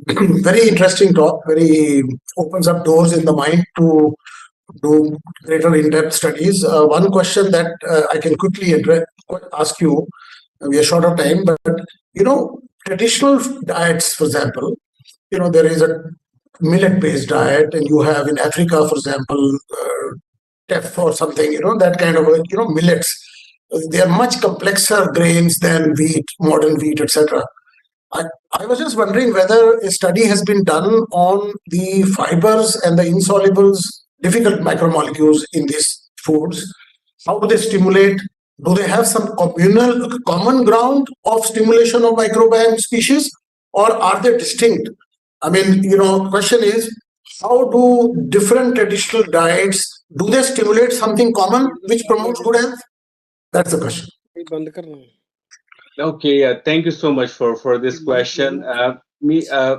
Even within the dietary fiber, we try to understand this, like how the fiber type, structure type A versus the structure type B is basically modulating the overall bacterial community. So means we don't have a very detailed understanding, but as a whole food, there are some studies, especially using the beta glucan as a fiber. Like how they modulate, but I agree with the idea, like when you take as a millet as a whole food, because it has a variety of things. You can see the cellulose there, you can have a pectin there because it is a structural polysaccharide, and then there may be some other type of the fibers. So how they collectively promote the overall microbial population, it would be very interesting, and I definitely like monofiber fermentation versus like the way it is present in the whole food. It would be a very nice approach to test, but based on my knowledge, I don't see much studies in this direction, but this is a very promising area where we can actually promote the collective growth of the good microbial communities together. Thank you. We move on. Thank you very much again for this great talk. We move to the next speaker, Dr. Ahmed Aman. He is a PhD from Canada, a very distinguished career unfolding still, and his interest is in analytical chemistry, LCMS, but also new drug development. He's a principal research scientist and the group leader of analytical chemistry and ADME at Ontario Institute for Cancer Research Drug Discovery Program. He's also cross-appointed at Leslie Dan Faculty of Pharmacy, University of Toronto, as an assistant professor. He teaches there. He has a very powerful background and training in organic chemistry, medicinal chemistry, analysis. And I think this is the bedrock of drug discovery and drug development. We are eager to listen to you, Dr. Aman. And without much ado, I welcome you to this forum. And please present your talk. Thank you. Can you hear me? Okay. Yes. Okay, great. Since we are running out of time, or we are running short in time, what I'm going to do, I'm going to give you a brief overview of what I was planning to talk, actually. So I'm switching gear on small molecule therapies to combat infection, viral infection in particular. I will also mention or talk about management, because in controlling the infection is one part of the viral infection. The other part is the management. So I'm going to also talk about management in the last few slides. So I don't have to tell you that viral infection is a big problem in the community, and COVID taught us that lesson in a hard way, that this can be quite detrimental in the population. So before COVID, we also know common flu and infection every year. Right now, I'm showing you some data from CDC from last week that almost 1 in every 10 person have influenza, and that can lead for complication, especially for lung related complication. And we also know about HIV and other kind of viral infection that threatens our population. Especially, we heard at the earlier talk in Africa, there are problems ongoing, and we have to somehow fight it. So what are the steps in viral infection? Diagnosis is one of the big problem or big aspect of it. During the COVID, where just to know, do you have COVID? So we know the development of this PCR testing and other type of testing that has went out. There's a massive discovery that has went into this kind of diagnostics. And we know about the vaccine. We know about the new mRNA vaccine that came out during this COVID pandemic. So that is something that has not been tried before. We tried new kind of vaccination, and we'll hear about it more in the subsequent talks. But what I'm going to focus today now is going to be small molecule therapies. How can we fight the viral disease with these small molecule therapies? So just to bring everybody in the same page, what are the targets for small molecule to fight for the viral diseases? Most common one is the protease inhibitors. So the virus has these large proteins. They need to cut these proteins to make it functional. So if you can inhibit that process, you can also inhibit the infection or cure the infection. So, and then you have the polymerase inhibitor. For the interest of time, I'm not going to go into details in each of them, but you can probably have a look at them later. Then you have the fusion inhibition and then entry inhibition. So if you can inhibit these processes, and my focus is going to be small molecule inhibition, then you can inhibit the viral infection. So here I'm highlighting a few new antivirals that has been approved and in use for antiviral infections. And you can see small molecules. Just the point of this slide is small molecule antiviral drugs are important, and they can fight against viral infection. There you can see there COVID. There's the recent advancement of this Paxlovid has been huge success for COVID infection. Pfizer has developed this molecule, and this is one of the small molecules that has been developed in a short period of time. This targets the main protein, as I mentioned earlier. This is the protease inhibitor. It cures or it controls the COVID infection and have more than 89% efficacy in the clinic. So how does it work? I mentioned earlier that this is a protein inhibitor. It inhibits the protein, and it is orally bioavailable compound. So just take the pill orally, and then this prevents this viral infection. And then in the clinic, the efficacy was tremendous, and out of about 1,000 patients, when it was not treated, 66 person was hospitalized, but when the treatment, there is only 8% was hospitalized for about 1,000 patients, and this is how this 86% cure rate is coming from. And it is also shown that this Paxlovid can stop the transmission if the patients are taking this drug. So this is a small molecular intervention that is curing the disease. So Paxlovid has actually I mentioned earlier here that it has a very short half-life and bioavailability is lower. So it is actually in the clinic administered with another inhibitor. That inhibitor is known as, this is a CYP inhibitor that actually increases the half-life of the drug. So you have more efficacy. So this is how the Paxlovid is given in the clinic.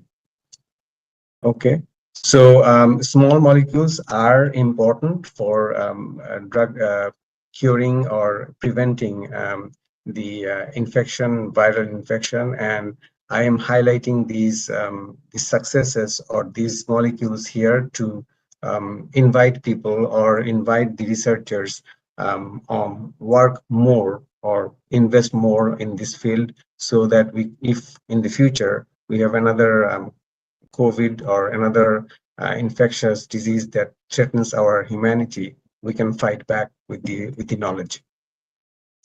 I'm going to switch gear now. I'm going to talk about management. So one of the big problem for the viral infection is not only curing the disease, is also managing the patient. So I'm going to highlight work from a small biotech company here. It's called Presidia. They are actually initiated at Boston, but they also have footprint in India. So this company has a major operation or research work in India also. So this is exciting for me to present this work here. So in the viral infection, especially for COVID and flu in influenza, one of the major problem is the lung. Lung has inflammation, and to prevent or cure the inflammation, most commonly glucocorticoids are being used for the inflammation in the lung.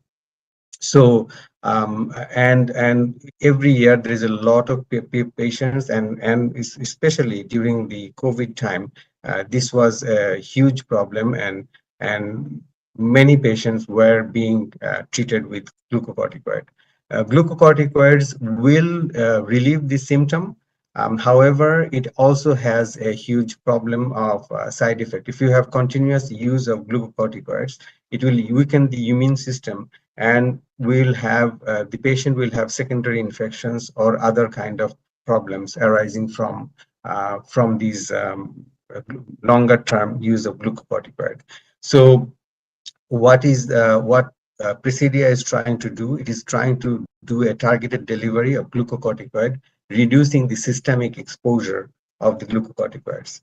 Okay, so again, I have another slide. I don't have time to go into these problems. So this is another example of long-term glucocorticoid uses. It causes diabetes. It causes obesity and other kind of problem. But what I'm going to come back and highlight what Presidia is doing. So it is doing a pro-drug approach where it is taking the glucocorticoid and making it inactive systemically. So and delivering it on target. And once it goes in the target, it can be lung or it can be brain, and then release the active drug there so that there is less systemic exposure of the drug, and that active drug will only work in lung, for example, and then is going to reduce the edema or the problem that is going in the lung.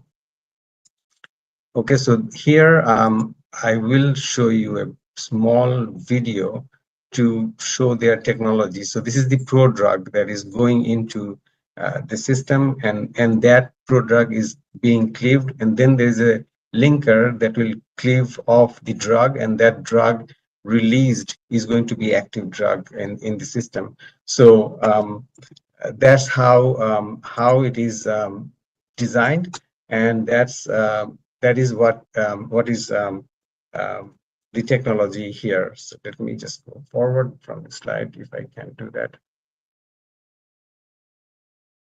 So sorry, let me share it again.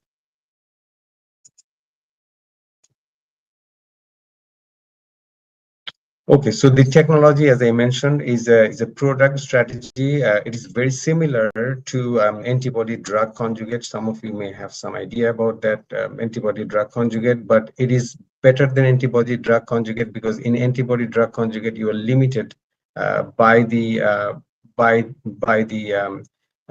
antibody, how many antibodies can go in there. But in this Presidia technology, we are doing a small molecule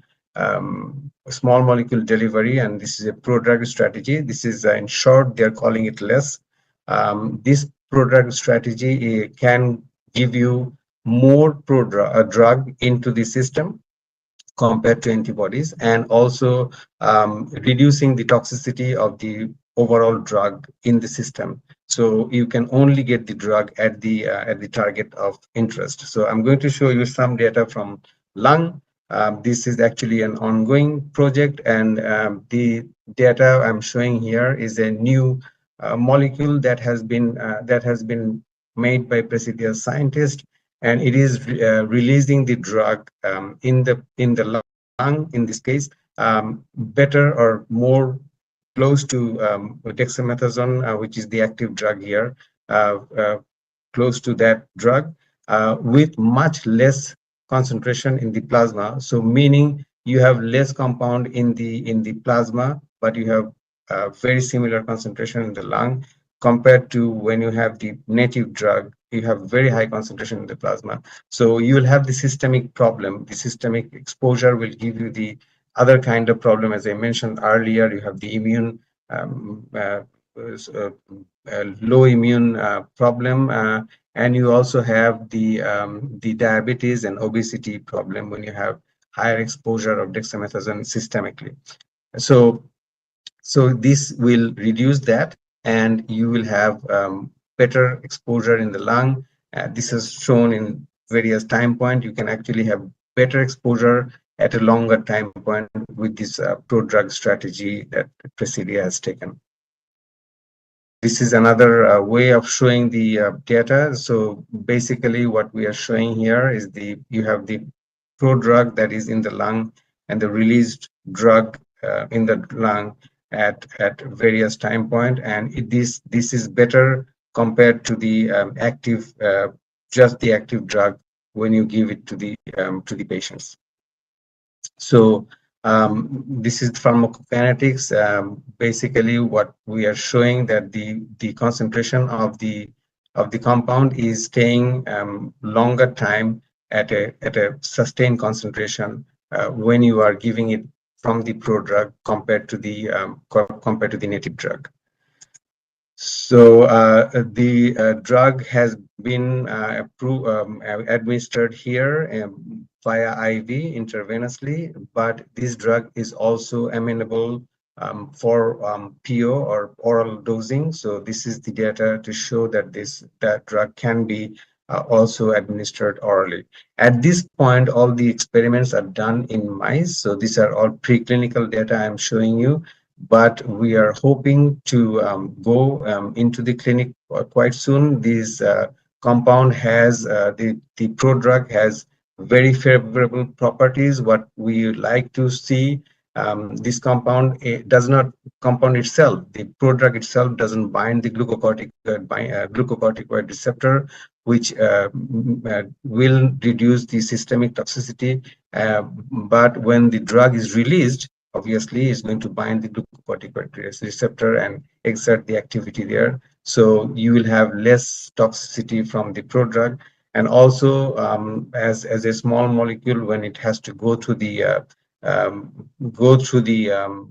process of toxicity, so we have to make sure that it doesn't have any other problem. So we have checked all the panels, and we know this compound doesn't have the hard liability, and this compound is clean from all the other 44 receptors that normally we try to avoid hitting. So, and this compound has favorable plasma protein binding also. So now we are, Presidia is planning for clinical studies, and they are gearing up to do that very soon, hopefully within 6 to 8 months period of time. Okay, so that's the slide. So does it bring us to the end of the talk, or do you have any more slides? Yes, that's the end of the talk. Yes, that was what I wanted to say. Thank you very much.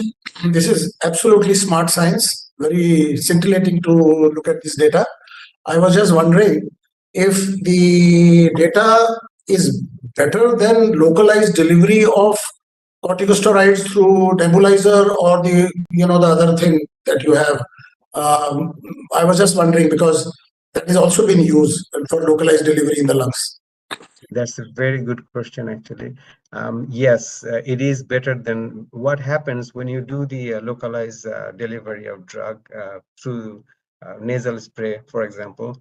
It doesn't reduce the systemic toxicity. You also get the compound in the system. You are just giving it in a different way. Like if you give it orally or IV, you are giving it systemically, and then it's going to the lung. But when you give it to lung directly, it also goes into the system from the lung. But this prodrug strategy is not only giving the drug in the targeted organ. So I haven't mentioned in my earlier talk that actually there is a linker. That linker is specific to the lung. So it is only going to release the drug in the lung, not in other tissues. And that is the power of this strategy. You'll have the circulating prodrug, but that prodrug will not have any side effects. Okay, thank you very much. This brings us to the end of a very exciting session. And the learnings, apart from the scientific, are very many. These studies can be the progenitors and harbingers of collaborative work. There's a lot of science going on in S20 countries, in India included. India is a real great place for biogenerics, and now innovative drugs also. And the whole systems, platforms for drug development till marketing and commercialization are in place. There are laboratories focused on early stage discovery. The NIPERs are, they're getting geared up, and they're already geared up for frontline research in drugs and also biopharmaceuticals, anti-cancers, etc. So this is a new dawn, I'm sure. And thank you very much for all the speakers and all the listeners who have not been given too much time for questions, but I can see the questions there, and I've been trying to articulate a very select few questions from the audience, but time is short. And I also thank Dr. Murthy and his coordinator there for managing everything. planning up this whole session. And I'm also privileged to be a part of this scientific activity. Thank you very much, and over to Dr. Murthy. Thank you very much, sir. Thank you very much for being with us and accepting our invitation readily and conducted this session so efficiently, effectively. Thank you, sir. Thank you. Thank you very much, sir, from the organizing team once again for taking your time. Now we are going for the second session. For that, I would like to welcome Dr. Pramod Kumar Gar, Executive Director, Translational Health Science and Technology Institute, THSTI, and Autonomous Institute of Department of Biotechnology, the Ministry of Science and Technology, Government of India. Dr. Pramod Kumar Garg is a physician scientist with a major research interest in pancreatic diseases. He is on the editorial board of some of the prestigious journals, including Gastroenterology, Scientific Reports, Nature Group, and is an associate editor of Journal of Pancreatology. He has been bestowed with many awards, including Om Prakash Basin Award, Basanti Devi Amir Chand Prize, and Hoichest Om Prakash Award by ICMR, Indian Society of Gastroenterology, and so many other organizations. With this welcome note, I would like to request Dr. Pramod Kumar Gar to moderate the session on vaccines. Over to you, sir. Thank you very much. I'd like to thank Department of Pharmaceuticals, Madam Aparna and Dr. Murthy, Professor Murthy, for having given me this opportunity to moderate this session on vaccines. As we have all seen during last 3 years, that vaccines were the primary, modalities to save us from this ongoing pandemic. But also we know that vaccines are the ones which have actually helped eradicate many other infectious diseases. And in future also, the entire hope is on new vaccines for many existing and yet to come, the disease X infectious diseases as well. And that is why I think vaccine development has taken all of us, onto a journey where we have to have collective efforts, not only from academia, but also industry and many funding agencies. So in this session, it's my pleasure to invite Saurabh Sopti, who is Business Development Lead at CEPI. CEPI is Coalition for Epidemic Preparedness and Innovation. It's a global organization which has been helping many academic and institutions and industry to develop new vaccines, diagnostics, and other areas. In fact, CEPI has also helped THSTI develop a new pan-beta coronavirus vaccine. I'm very happy that Saurabh has actually accepted our invitation to speak in this session. So over to you, Saurabh, for this talk on CEPI and its role in pandemic preparedness. Thank you. Thank you, Dr. Garg and esteemed organizers for sending me the invite. It's a great opportunity to talk. I'm not a technical person, but I will try and provide you an inputs into CEPI strategy. And I think it's a good segue from Dr. Ahmed's discussion on small molecules to large molecules, right? That how do we use the entire portfolio to address infectious diseases? I'm just going to share my screen. Let me know if you're able to see my screen.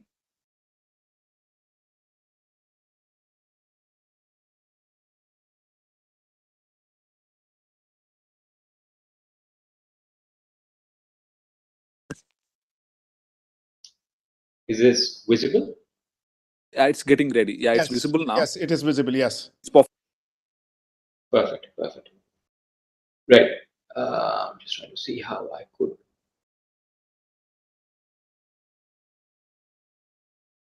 Okay. I'm not able to see my screen, but that's okay. I'll use this one. So thank you. As CEPI was set up in 2017, it was set up in the sidelines of a World Economic Forum at Davos. And I don't know if a lot of you are aware, Government of India and Government of Norway were actually the co-founders of the organization, along with Wellcome Trust and the Gates Foundation. Since then, CEPI has completed the first year, which was 2018-2022, which was known as CEPI 1.0. From 2022 to 2026, we are now, in the midst of a CEPI 2.0 or a 5-year plan.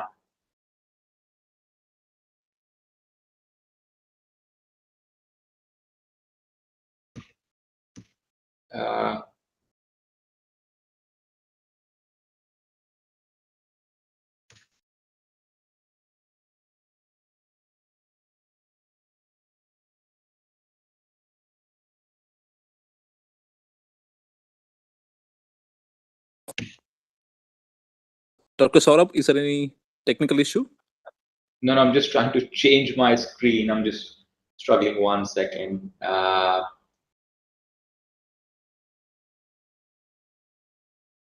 Sir, can you please share the entire screen? Then it will work better. Sure.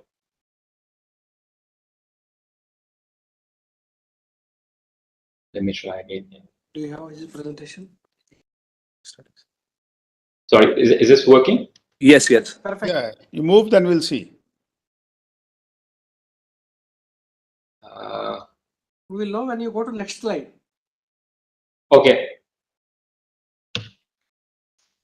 I think it's not letting me change my screen. Change. He's not able to. Maybe you can exit out of the slideshow mode, then it might work. And while sharing, you can select the entire screen so that you can able to move. I did that. Maybe this is what it is. Okay, sorry. Yeah, I think now I figured it out. Let me know if you can see my screen. Yes, we can able to see. Go to next slide, then we can see.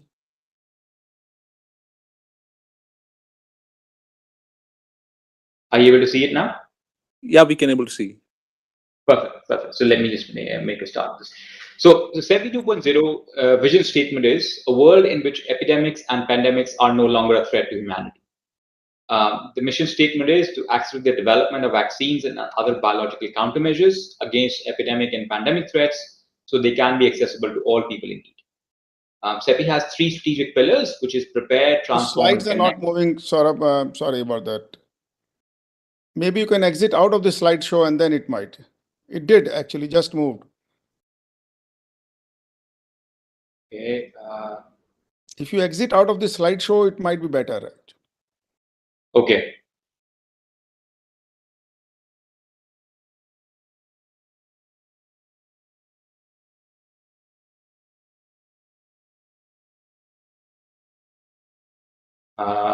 Now, sir, are you able to see it? Yes, yes. And you move now. Okay. That works better. Okay, that's fine. We can see now. You're moving the slides. Yes. Great. So we have a 100-day mission, which is to develop a safe and effective vaccines in 100 days from the moment that a pathogen is sequenced and there's a need for a vaccine is recognized to initial availability for use. I'll quickly go on to CEPI's active vaccine portfolio. Like Dr. Garg said, CEPI has been actively working on COVID-19, which was the biggest investment for CEPI till date, where we invested about $1.1 billion for COVID-19 vaccine development. The second biggest investment within the portfolio is the broadly protective beta coronavirus, where we are very happy to be partnering with THSTI and Panacea Biotech. For one of the candidates, we have another candidate with Bharat Biotech and University of Oxford. Beyond the COVID-19 and the broadly protective beta coronavirus vaccines, we also have a portfolio which is legacy of CEPI 1.0. CEPI 1.0, we started working on Lassa vaccines, which are endemic in West Africa. We have about 4 vaccine candidates, and we have committed investments of about $217 million. The second biggest investment after Lassa is on the MERS candidate, which actually was very helpful in understanding the coronaviruses. So that initial catalytic investment in the MERS vaccine helped in the development of the COVID-19 SARS-CoV-2 vaccine as well. We also have a Nipah vaccine in our portfolio, actually a couple of them. And we're also looking at probably developing a therapeutic mAb for Nipah, along with the prophylactic vaccine. We also have chikungunya vaccines, and one of them is with an Indian partner where we're working very closely with the DBT. We are working with Bharat Biotech. We also have vaccines against Rift Valley. We are also funding clinical trials for Ebola using the Merck and the Janssen vaccines. And we have a Disease X. Disease X is clearly, we don't know what the next outbreak, epidemic, or pandemic will be like.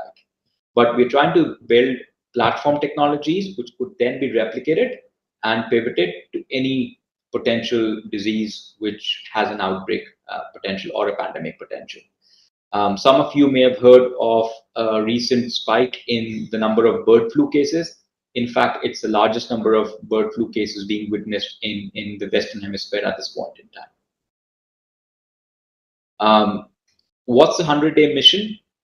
If you see, before COVID-19, traditionally any outbreak vaccines would have taken you about 5 years to develop. And an Ebola vaccine was one example where everyone tries to work together, but it still takes about 5 years to develop a vaccine. With COVID-19, we were successful in licensing the first vaccine, or even though it was an emergency use licensure, from the time the virus was sequenced within the first 350 days. Since then, there are discussions where we potentially could compress these timelines further to 250 to 300 days. CEPI and partners are working on trying to compress this even further to within 100 days, whereby we probably shift all the work which is done after an outbreak happens to try and do it before, which we call it readiness or preparedness.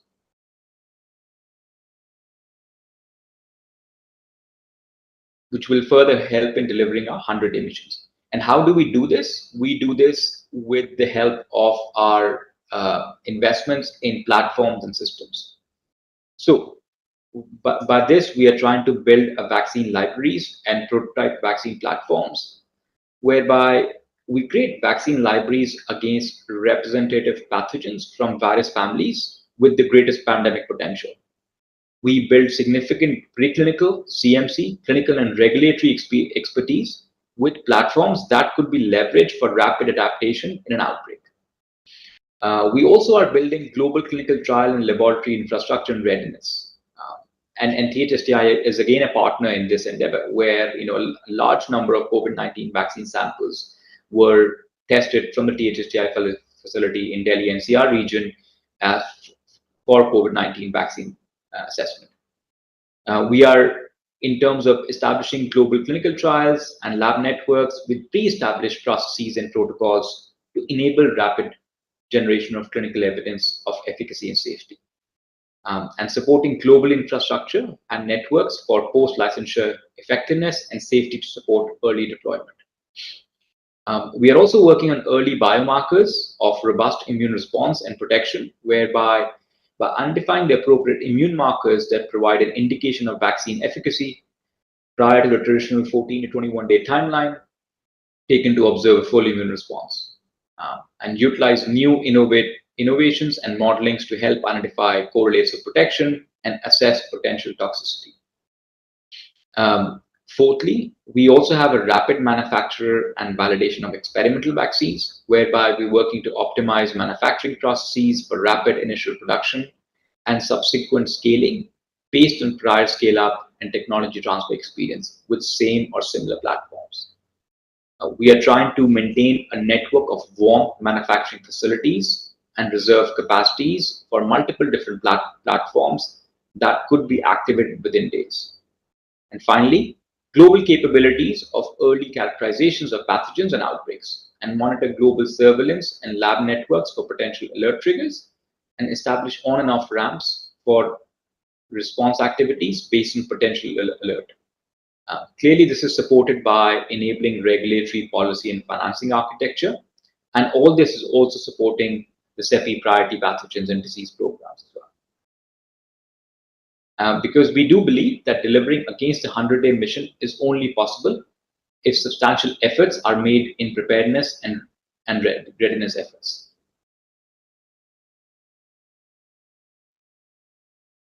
This is an example of the global vaccine libraries CEPI is trying to build. CEPI is investing in about 25 viral families known to infect humans. And climate change, as we all know, is further precipitating a change, and it is difficult to predict what type of virus may cause the next outbreak. So what do we mean by vaccine libraries?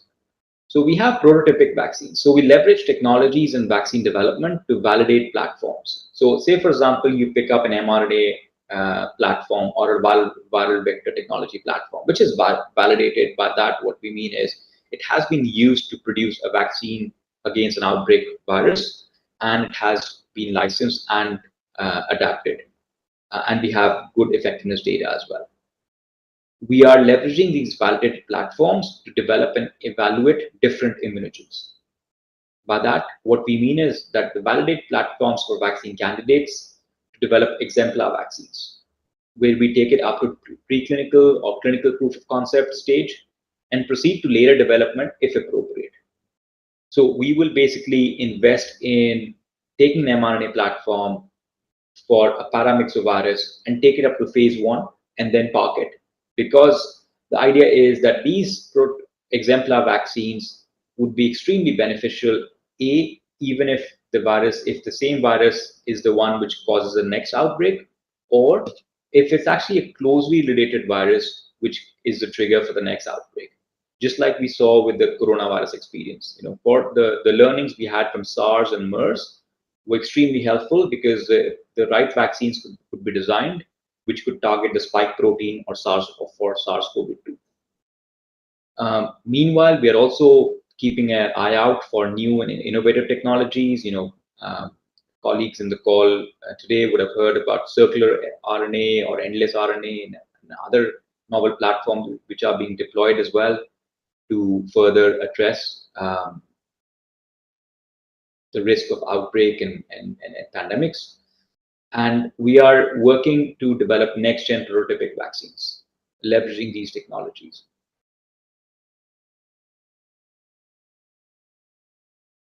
It's also important just to remind ourselves that CEPI is a steward of public funds. All the investment predominantly is from government money.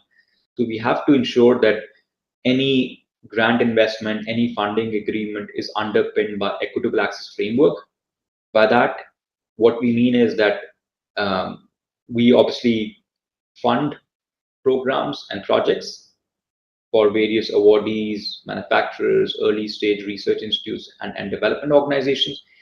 But in return, we want them to ensure there's timely availability of the product to those at risk at the most, and also contribute to a global health architecture that can execute agile, resilient, and end-to-end outbreak response.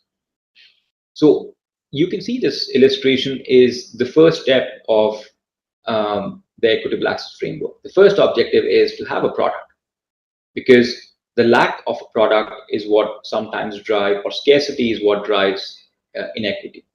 So enabling a product being available is the first step. The right to timely production is the next step. Increasing access for global south or low and middle income countries is the next step. And supporting greater agility and resilience in regional R&D, supply chains, and global health architecture. This is all underpinned by transparency and diversity, equity, and inclusion, which are key fundamental principles and values that we believes in. And how do we make this happen? We have enablers such as making financial investments. We connect with different stakeholders for impact. We help in promoting system equity and finding partners interested in it. CEPI clearly does not envision we will do this all alone and by ourselves, and hence we like to work with partners. So in this illustration, where you can see anything which is in red is where CEPI tries and prioritizes its investments, its focus, and its resource allocation, whereas the ones which are colored in blue are the ones where we work with partners. So regulatory approvals would be the country regulatory authorities, the WHO. The raw materials would be supply chain and suppliers. For finance, we would be working with the likes of development finance institutions, the institutional banks like IFC, World Bank, and others who are investing in capability development and access to vaccines. Procurement, demand would be countries and the likes of procurement agencies such as UNICEF, and country readiness and deliveries would be the Ministry of Health. So, because our end goal is that appropriate vaccines are first available to populations when they are needed to end an outbreak or curtail an epidemic or pandemic, regardless of ability to pay. When we give an investment, we also seek something called an equitable access commitment, which are all contingent on the desired end goals. So the first and foremost is accessible and and available product. So hence, we clearly define what the target product profile looks like, what the right to timely production would be, what the pricing constraints would be. So it has to be affordable. There shouldn't be any instance of any price gouging from our partners if they are successfully able to deliver a vaccine or a product. We also have a pathogen access plans, which informs these commitments. So these agreed target product characteristics with local and public health stakeholders input. We have alignment on scale and speed of outbreaks and demand and route to meet the demand, and identified financing initiatives which will support the procurement, and then also link it up with the country demand and delivery. We also do believe that we should not be investing in standalone institutions, organizations, or manufacturers. So we try and work with using local resources for funded activities, and also support tech transfers to geographically dispersed manufacturing sites, and also stockpiling, which net improves the overall system equity. Just to quickly recap in terms of why preparedness is key to the 100-day mission, because it's not possible to develop vaccines against all potential viral threats, but vaccine candidate libraries can be produced for viral families, which can be used or rapidly adapted if related viruses emerge. And hence, we believe that there is need to strengthen these networks, such as the EPI network, the preclinical lab network, the manufacturing facility network, the centralized lab network, partnering with the regulatory authorities to identify the licensure pathways, using the animal model or the non-human primate studies to license diseases which don't have significant incidence, such as Nipah, and clinical preparedness and evidence generation network.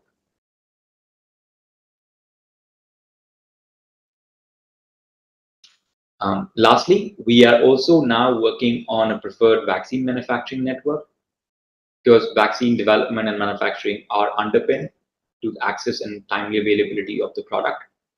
The vaccine manufacturing network is envisioned to support the CEPI 2.0 disease pathogens and prototypic vaccines, and accelerate delivery against the future emerging threats.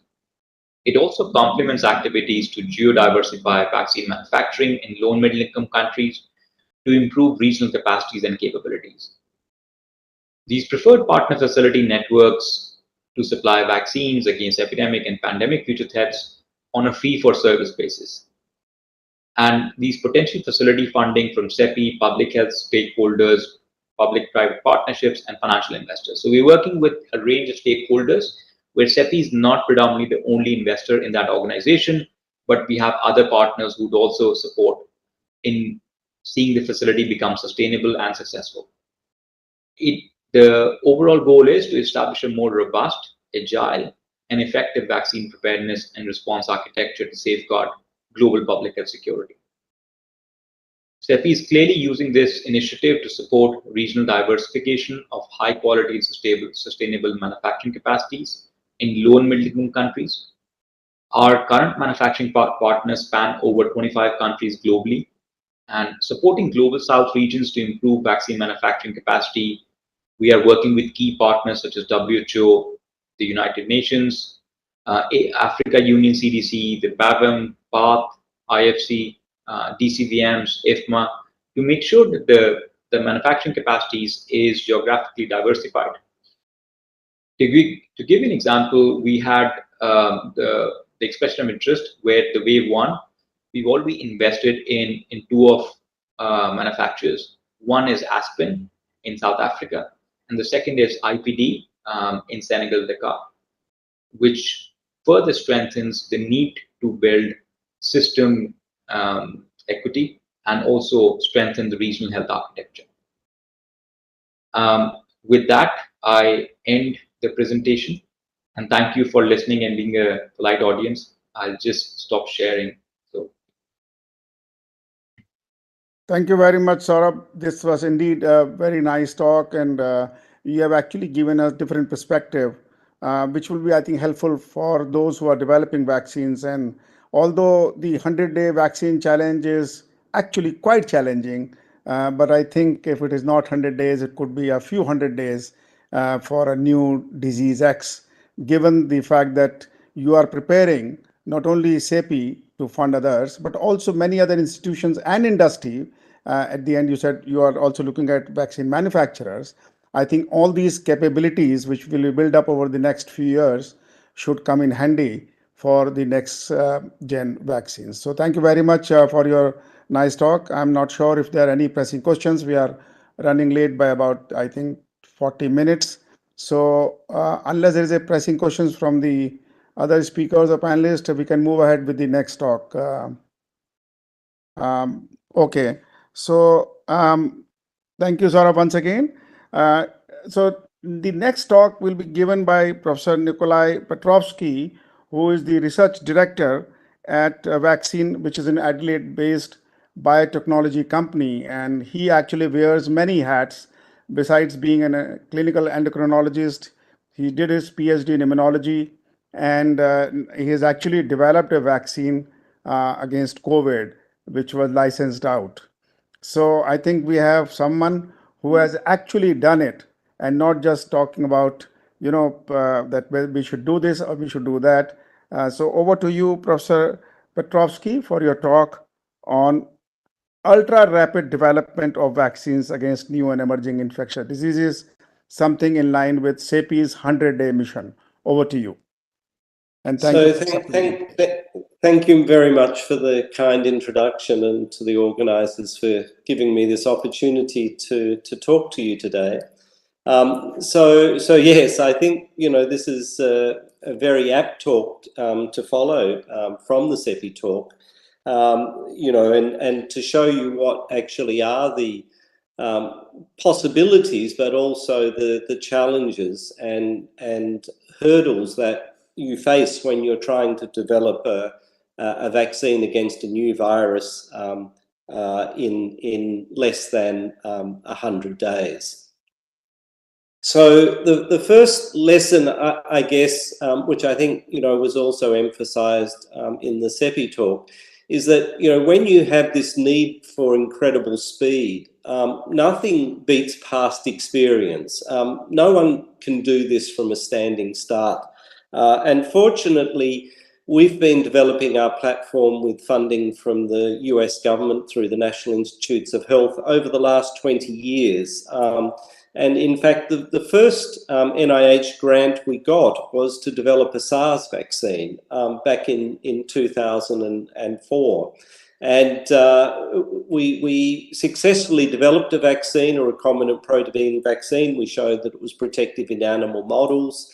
Then when MERS came along, we applied the same approach to MERS, and we were able to show that we could actually protect alpacas and in fact camels, which were challenged by our collaborators at Colorado State University, and they were able to show the vaccine was protective and reduced viral shedding with MERS. And so not surprisingly, when we saw this new outbreak of a coronavirus in China in January of 2020, we immediately set about applying the same solution to COVID.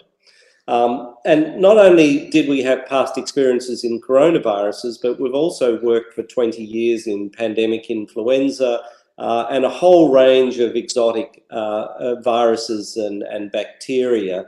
And so it was really the depth of this experience that I think was critical to us being able to get where we did without actually any external support. So perhaps that's again quite unusual. Most groups who were successful often had very large government support. So I think that the second lesson is that a small, very well-networked team, and by networked I mean connected to all of these international networks and both academic but also in the manufacturing space, can potentially move incredibly fast when the need presents itself. So you don't have to be super big or have billions of dollars to succeed. You have to have the will, you have to have the experience, and you have to have an existing network that you can draw upon to complement your own skills.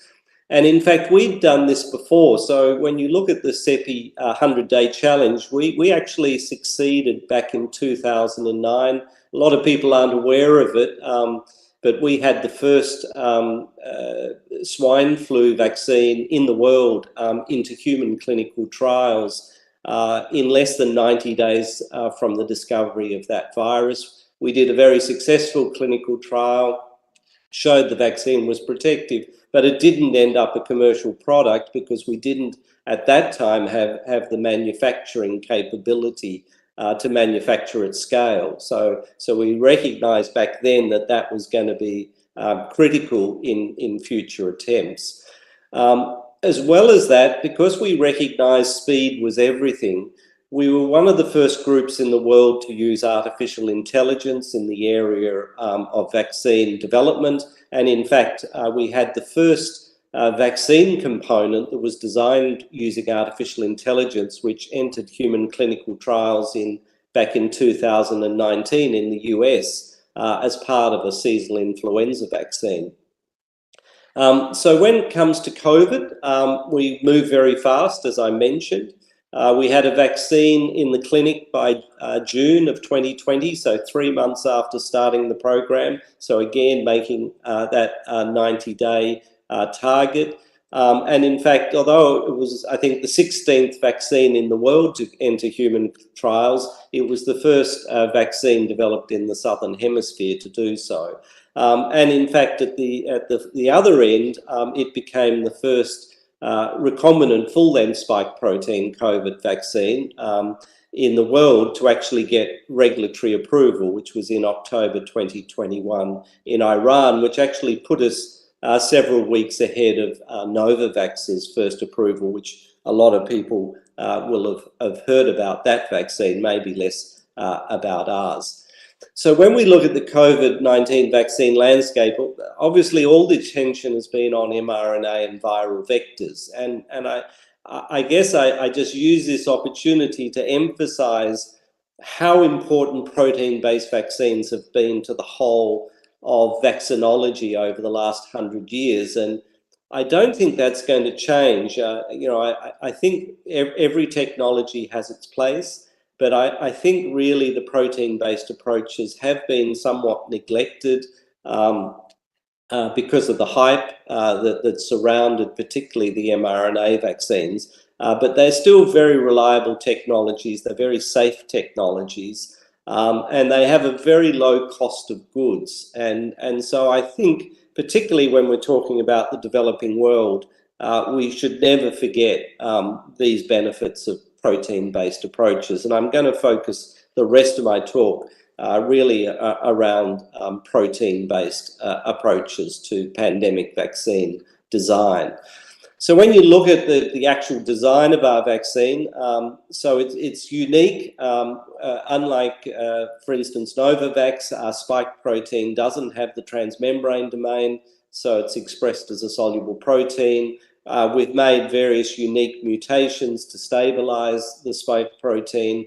We also design it so it can be expressed in insect cells. It forms into a native, despite not having the transmembrane domain, it forms into a native trimeric structure. And we did a lot of structural characterization.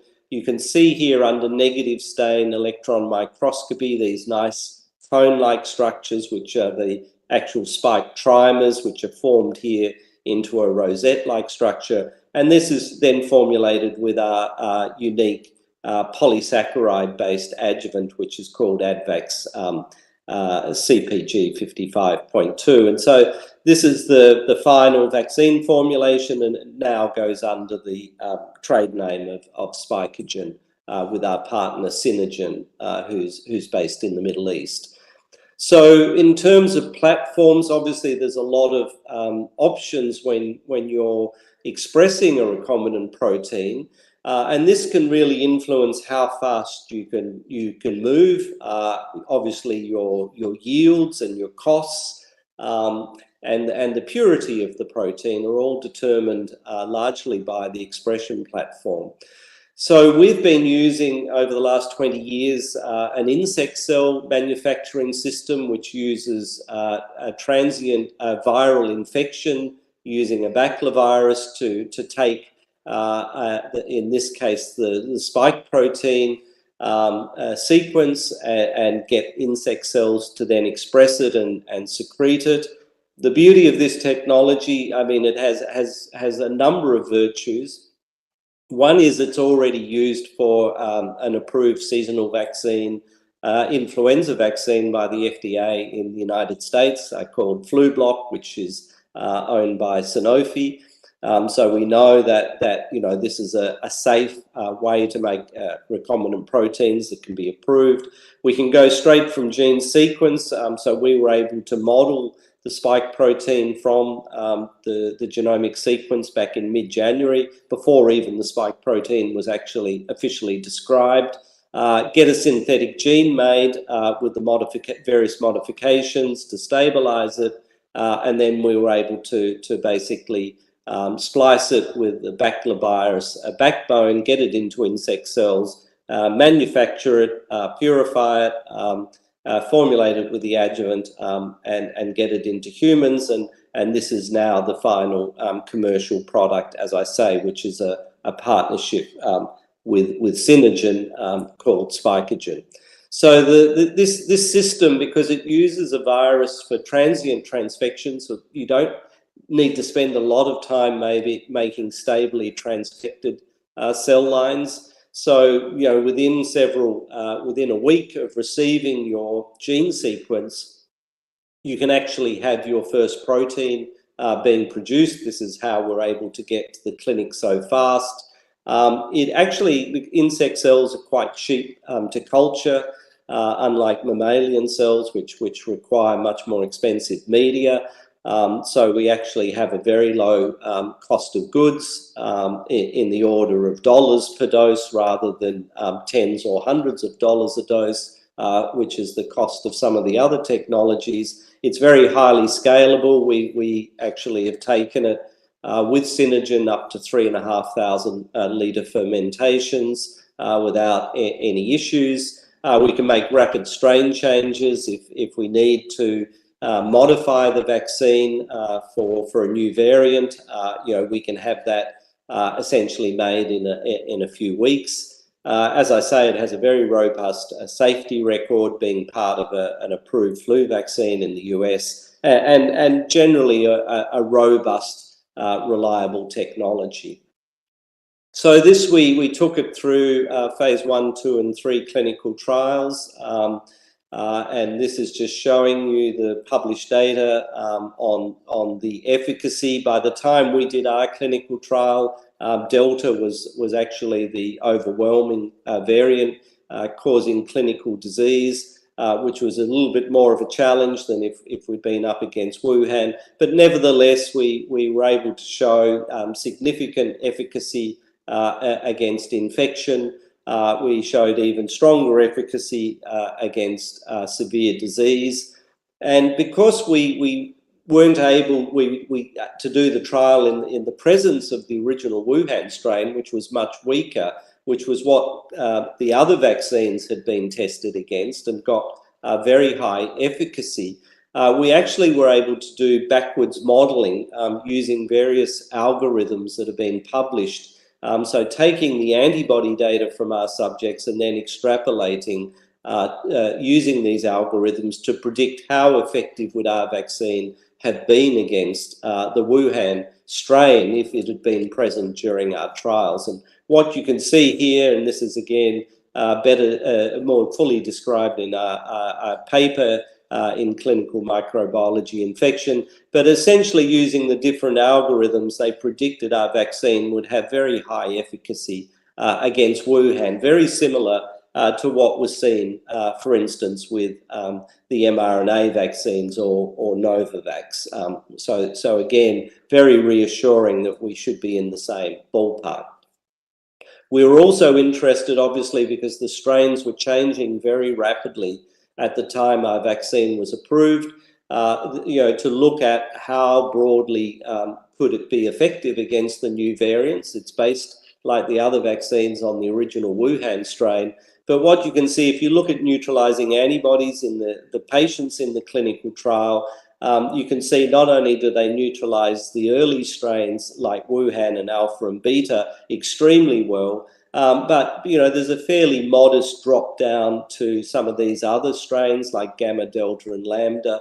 There is a significant step down again to Omicron, but again, a fair percentage of subjects, even after just 2 doses, had good Omicron responses, and certainly after 3 doses, we see extremely good Omicron responses. So in terms of the status of our vaccine, as mentioned, it received the first EUA for a protein-based full-length spike protein back in October 2021, after we completed a phase 3 trial in just under 17,000 participants, where we got 77.5% efficacy against severe Delta infection.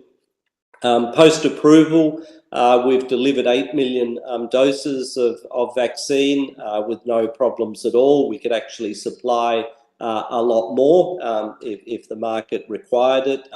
In fact, we've estimated we can potentially supply 300 million doses a year at the current with the current scale of manufacturing facility. No safety issues whatsoever have been identified in all of those doses delivered. We haven't seen any cases, for instance, of myocarditis or thrombosis. Obviously, we, like everyone else, are developing multivalent vaccine strategies, just looking at what should be the next generation of the vaccine. It's still protective against Omicron in its current form, but obviously we're looking at some point in the future, it's likely we'll need to adapt the vaccine to new variants, and we've been waiting for some time in the queue to have a pre-submission meeting with WHO for pre-qualification submission so that we can get this into other countries that would benefit. So this really does show that a small team working very hard with a good international network really can compress 15 years work into 12 months.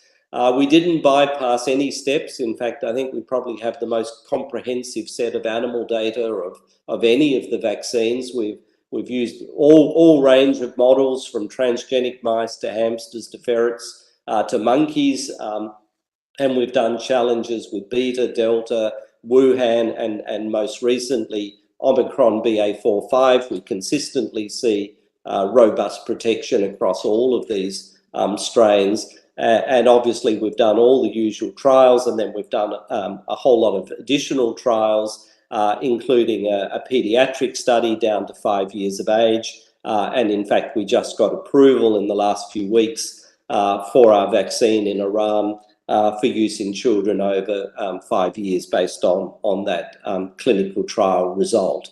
But obviously, people ask, well, how does it compare to the other vaccines, the mRNA and adenoviral vector? Well, obviously, there's been no head-to-head studies in human trials, but we have done head-to-heads in animals.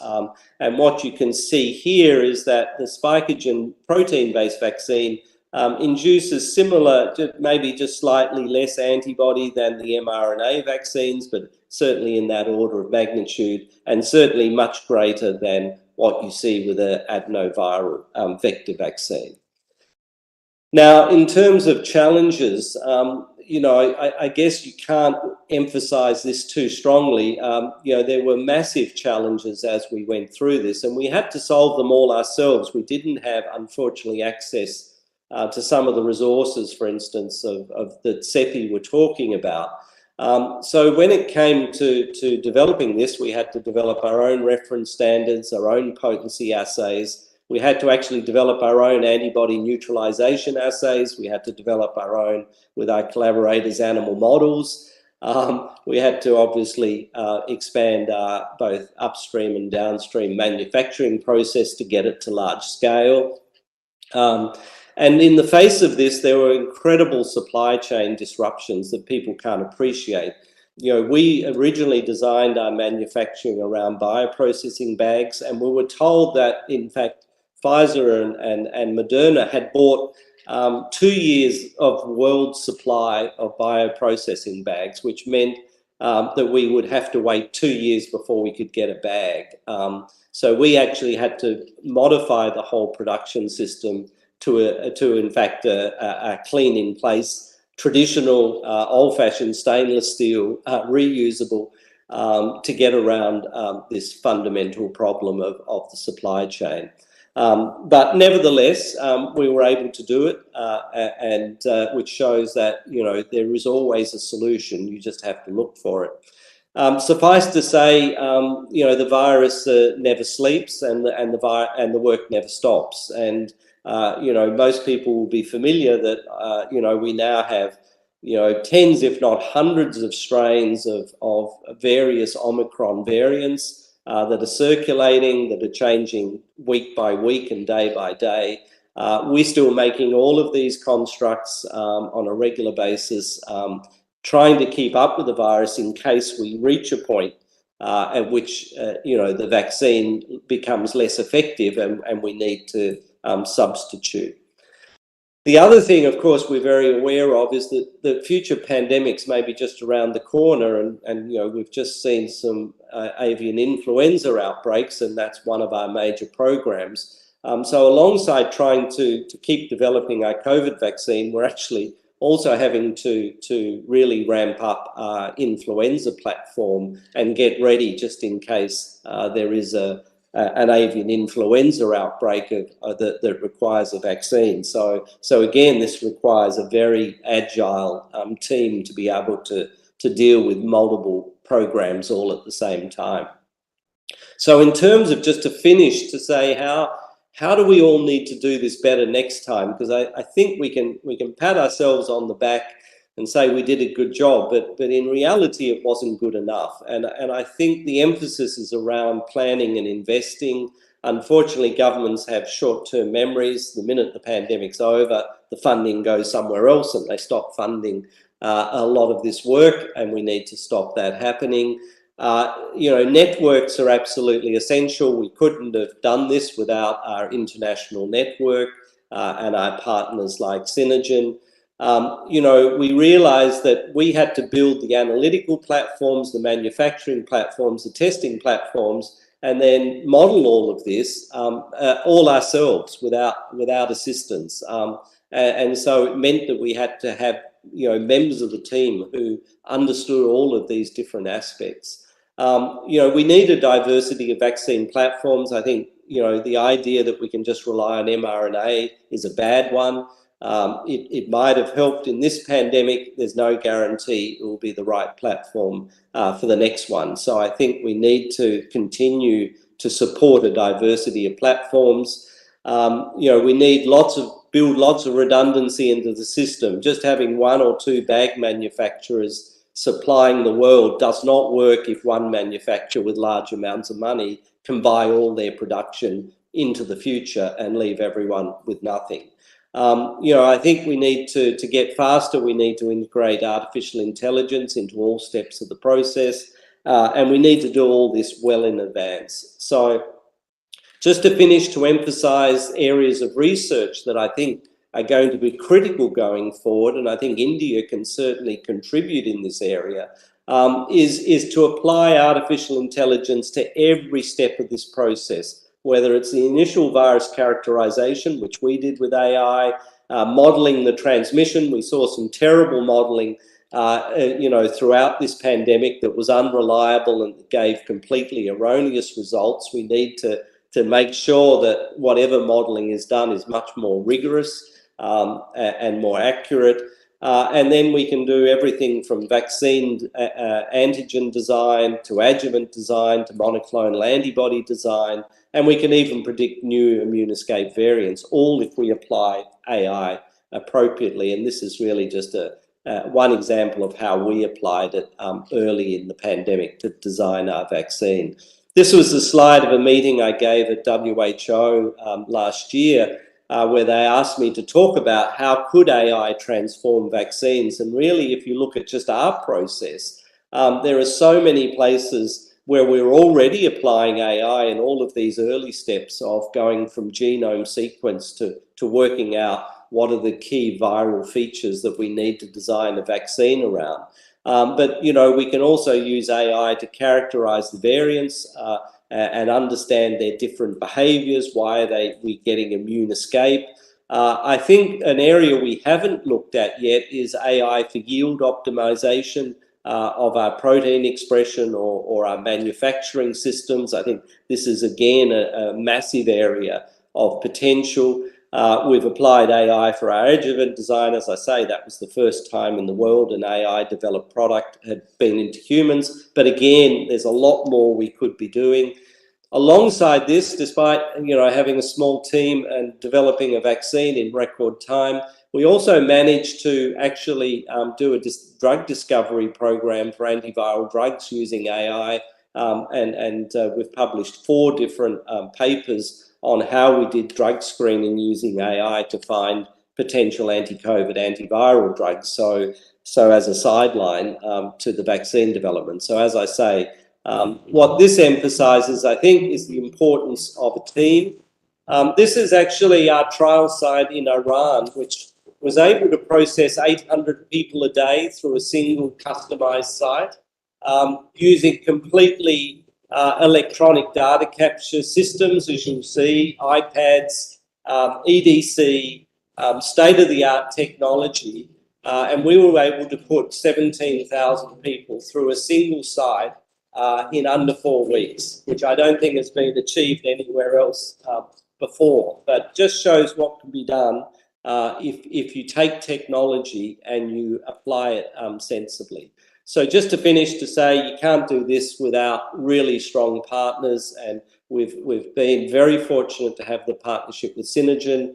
We do have a partnership with Punjab University on the adjuvant side, with Dr. Deepak Solanki there, which has been very fruitful. And as I say, all of our academic and commercial partners, because it's only through these networks and partnerships you can do the impossible. So thank you for the opportunity. I'm happy to take any questions. Thank you very much, Professor Petrovsky. That was an excellent talk, and we find how quickly you could come up with a vaccine for COVID. And with the use of AI, I think the path to vaccine development can be further quickened. So I think this is something which is very exciting. In the chat box, I'm seeing not many questions, but I think we are actually running almost an hour late. So maybe we can restrict questions to one if any of the organizers has, but otherwise we can move on to the next talk. Dr. Murthy, should we move on to the next talk now? Yes, please. Okay, thank you. So thank you very much once again for this very nice talk. Grateful. It's a pleasure. So with this, we move on to the last talk of this session, which will be delivered by Dr. Marco Krieger, who is the Vice President of Health Production and Innovation in Health at Fiocruz University, which is the largest university in Brazil. I had the pleasure to host Marco last month at THSTI, and I'm told that he's currently visiting India as part of the G20 delegation from Brazil. So I think the perspective from Brazil, which is again part of the Global South, will be very important from the point of view of how vaccines and therapeutics could be developed for various infectious diseases. So over to you, Marco, for your talk on local resources to fight new threats and traditional problems in public health. I think an important topic. Over to you. Thank you. Would you please restrict your talk to about 15-20 minutes? Thanks. Yeah, we'll try to be as fast as I can. So first of all, I would like to thank the organizers and mainly Pramod for the invitation to be here. And I will try to show you how is the importance of local resource to face not only the pandemic, but several issues related to public health. So, okay, let's see if I can.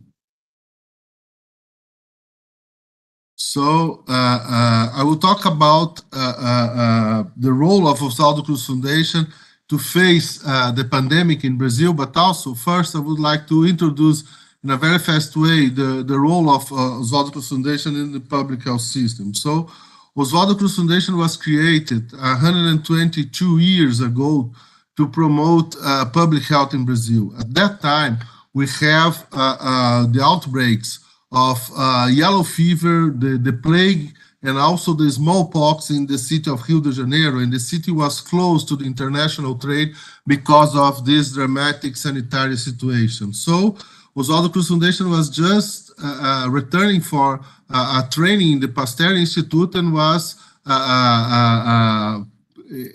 called to be the one to be the technical response of this. And in less than 5 years, they were able to control the situation in Rio de Janeiro. So this is not the beginning of the scientific activity in Brazil, but was the first time that the Brazilian society realized that science could be important for the Brazilian society. So this is part of our DNA. DNA is trying to use the best science to support the Brazilian society. So we have a very complex ecosystem inside Oswaldo Cruz Foundation. We used to say that we play the role of the NIH because we have a lot of activities in the basic research, but also we have inside the umbrella of Oswaldo Cruz Foundation 2 hospitals, the National Center for Infectious Disease, the National Center for Mother and Children Health. We have 70% of the reference lab of the Brazilian surveillance system. So we used to say that we also play part of the role of the CDC, and the National Center for Quality Control in Health, that is the technical arm of our FDA. So we used to say that we have all this umbrella, and in addition to this, we have 2 big production facilities, one for biological and the other for small molecules. So I will just give you some of the ideas in terms of the research. Almost at the same time that Oswaldo Cruz was fighting the smallpox, the yellow fever, and the plague, Carlos Chagas made the description of a new disease, and I think was for the first time in just one scientific description, they described the disease, the vector, the etiological agent. So it's really complex. And this disease, in fact, I think was one of the most important protozoa parasite disease in the Latin America. So in the same way, 5 years ago, more than 5 years ago now, almost 8 years ago, we have an outbreak of Zika, and Brazil was the hotspot of this outbreak. And another research from Oswaldo Cruz Foundation, Celina Terz, was able to make the correlation between the Zika infection and the microcephaly. So we still work in basic research, but it's not only one of the points that we work. So in the other hand, for instance, in the production side, we just 1 year after the Zika outbreak, we have another yellow fever outbreak in Brazil. So we are doing the production of the yellow fever vaccine inside Oswaldo Cruz Foundation for almost 100 years.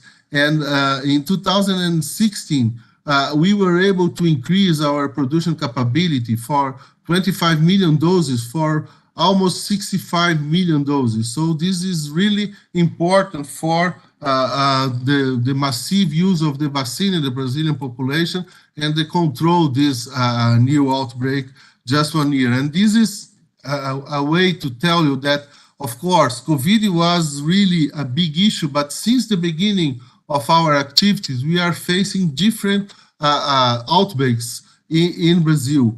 We have a national presence in more than 11 states of Brazil with 16 units and more 4 offices that are small units in some part of Brazil. And as I told you, we have in the last 50 years several outbreaks in Brazil, and Oswaldo Cruz Foundation was working trying to give the best science and the best products for the Brazilian society, from the meningitis in 1966, for the introduction of AIDS in Brazil, working with polio, yellow fever, Zika, dengue, chikungunya, another yellow fever outbreak, and others. And of course, during the pandemic, we put our ecosystem to try to work for our public health system. So we have a lot of activities from diagnostic support, healthcare, production of medicine and vaccines, but also information and communication was really important. Try to give the best information for the Brazilian society.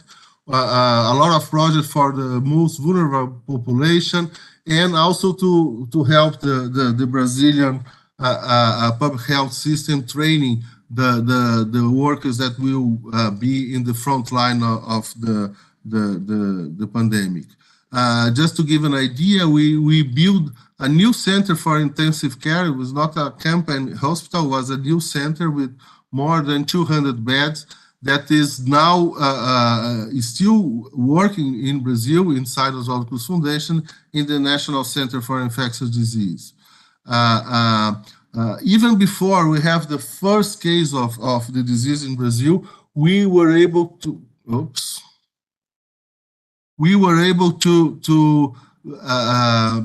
produce and send in GMP condition real-time PCR test for COVID, and until now we have delivered to the Ministry of Health more than 25 million tests in the last 2 years. But the delivery of tests was really a big issue, but was not the only one. So in addition to the production of the tests, we're supporting the testing, because at that time in Brazil, we were able to perform in our public health system around 3,000 RT-PCR tests per day, and we should improve this for more than 30. So inside Oswaldo Cruz Foundation, we also built some central labs, and during the pandemic, we got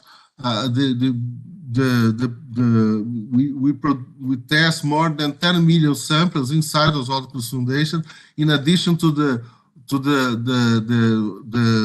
state labs and all the private and public labs that work during the pandemic. But we also provide some of the logistic solution for our public health system. For instance, trying to deliver the sample kits for all the labs. So it was really an important work.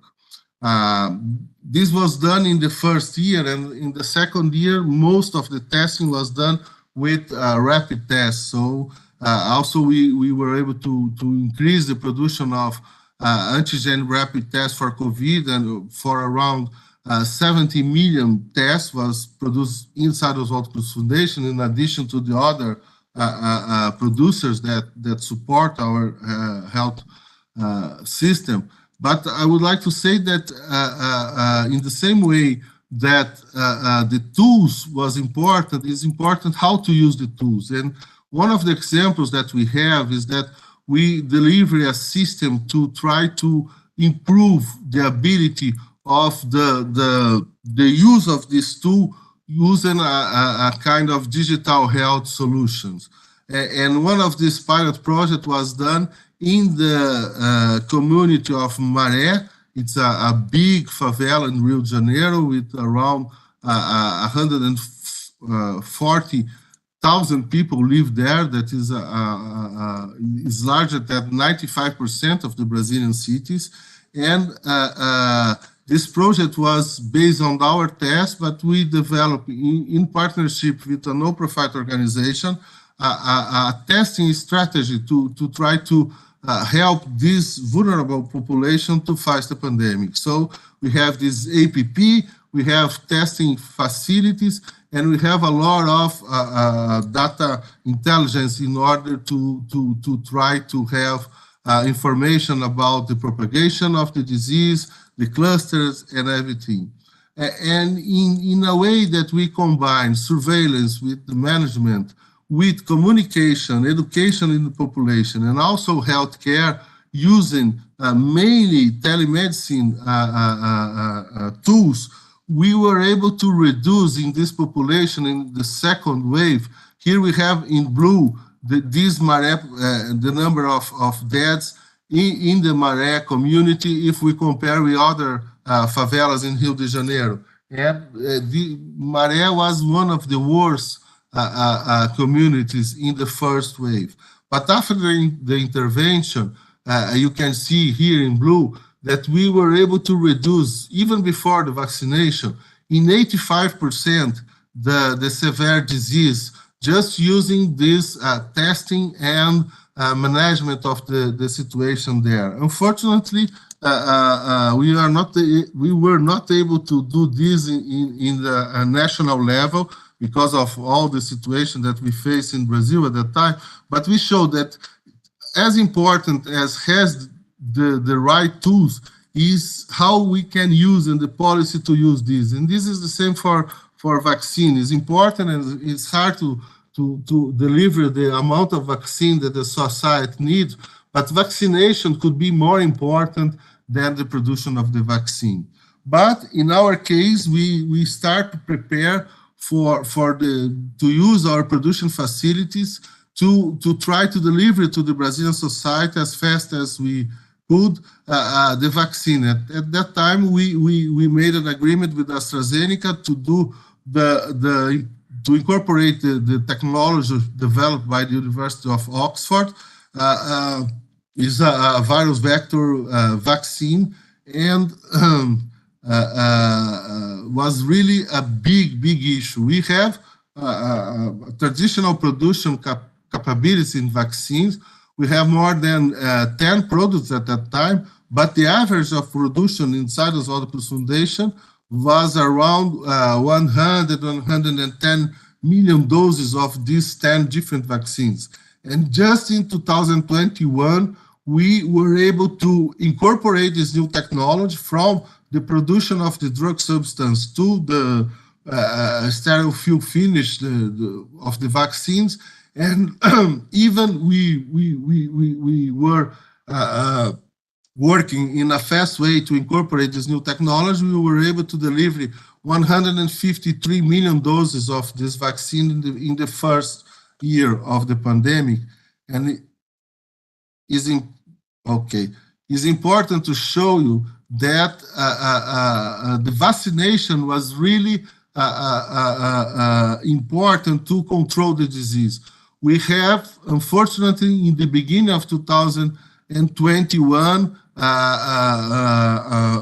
new variant of concern in South America, the Gamma variant that was really the worst variant until now. And the main problem is that we start the vaccination just after the 2 months after the beginning of this new variant of concern. So in June, we were able to control this when the vaccination goes down. And it's important to highlight that at that time, 70% of the COVID vaccines produced in Brazil were delivered in this in the first half of 2021, and this was the place that we were able to control the disease. But as I told, as I told you, we have the local production not only in Oswaldo Foundation but also in Butantan. And we were able to work in almost the same velocity that some of the countries from Europe, for instance, Spain, Netherlands, even if we have a bigger population. So this was an important difference, because with the local production, we were able to support in the same, almost in the same velocity, a country that have a larger population. But because of, mainly because of the variant of concern, In Latin America, we have 3 times more death than in the rest of the world. So this is an important point that I would like to highlight, that the local production for at least for some region is really important, and we need to have this kind of rapid response technology ready to go for in the new public health challenge. So inside the Oswaldo Cruz Foundation, in addition to the viral vector technology that we received from AstraZeneca, we also are supporting a project selected by PAHO. PAHO is the arm of WHO in Latin America, to be one of the hubs for the development of mRNA vaccines. So the idea is that we will have these hubs in Latin America, one in Brazil, another in Argentina, in order to be able to have a rapid response. And just to finalize, I think one important point for us is that, of course, we face a very difficult situation, but we introduce new technology in our production facilities. And the most important point is that the same technology that we use for perform new vaccines are the same technology that people are using for the advanced therapy. So viral vectors are using for ex vivo cell therapy, like CAR T cells, and also for gene therapy. So this is a legacy that we receive with this important introduction of new technology. So the idea is that, of course, we need to have this new technology for the new challenge, but also is important to have this new technology for the traditional public health system. So thank you for your attention. Thank you very much, Professor Kigar. That was an excellent talk. My only request is to include India in the list of countries which has vaccinated a large population. The only problem is Brazil will be number 2 then, not at the top, right? So I think you have touched all the very important points about new technologies and other measures, both for diagnosis and containment and bringing down the mortality, which you have very clearly shown how introduction of vaccine resulted in lowering the mortality. So I think we had a very, very useful session on vaccines. As I said in the beginning, vaccines are the future for preventing various infectious diseases, and there are many existing diseases which still require very effective vaccines, dengue, for example. So with this, I will hand over the mic to the organizers, and I'd like to thank them again for having me as a moderator for this session. Thank you very much. Over to you. Thank you, Professor Garg, for being with us. You are there right from the beginning in documenting the DPR on the therapeutics, and you are our guiding force and great support of this event. Thank you very much for being with us. You have conducted session wonderfully. Thank you very much. Thank you very much, sir. Now it is my pleasure to welcome Dr. Anup Anvikar, Director, National Institute of Biologicals, an autonomous institute under the Ministry of Health and Family Welfare, Government of India. Dr. Anup Anvikar served for the Indian Council of Medical Research, ICMR, initially for 5 years at ICMR National Institute for Research in Tribal Health, Jabalpur, and then for 14 years at ICMR National Institute of Malaria Research, New Delhi. Dr. Anvikar's research focus has been on improving the diagnosis and treatment of infectious diseases. Dr. Anvikar established the only Southeast Asian WHO-recognized malaria rapid diagnostic test lot testing laboratory at ICMR NIMR, which is one of the 3 such facilities globally. With this brief note, now I would like to welcome Dr. Anup Anvikar to moderate the session on diagnostics. Over to you, sir. So, can everyone hear me? Yes, sir, we can hear you. Little bit low volume. Can you increase your volume? Yeah. Now, can you get me? Perfect, sir. Perfect. Okay. So, good afternoon, good morning, and good evening to all of you. And I have pleasure to welcome you all to this session on diagnostics during the webinar on the new infections. As we all know, timely diagnosis is the key to contain any disease. And the recent COVID-19 pandemic has been a live example of how the diagnostics were discovered, developed, delivered in quick time, and which in fact helped in the pandemic management. And we must learn from our experience with this pandemic and should make efforts to be future ready. When we talk about the development of diagnostics, robust quality assurance system is also of utmost importance. And since morning we have been talking about the role of collaboration, sharing and caring, and the need of the hour is collaboration in the above areas. And I am sure this webinar will lead to more and more collaborations in the different areas. And for this session we have got exciting talks from three eminent speakers: Dr. Nivedita Gupta from the Indian Council of Medical Research, Dr. Vinay Nandikuri from the CSIR Center for Cellular and Molecular Biology, and Dr. Sara Freudo from FIND. Our session has already delayed by about 45 minutes, and hence in the interest of time I will request all my speaker colleagues to restrict their presentations to 15 minutes each.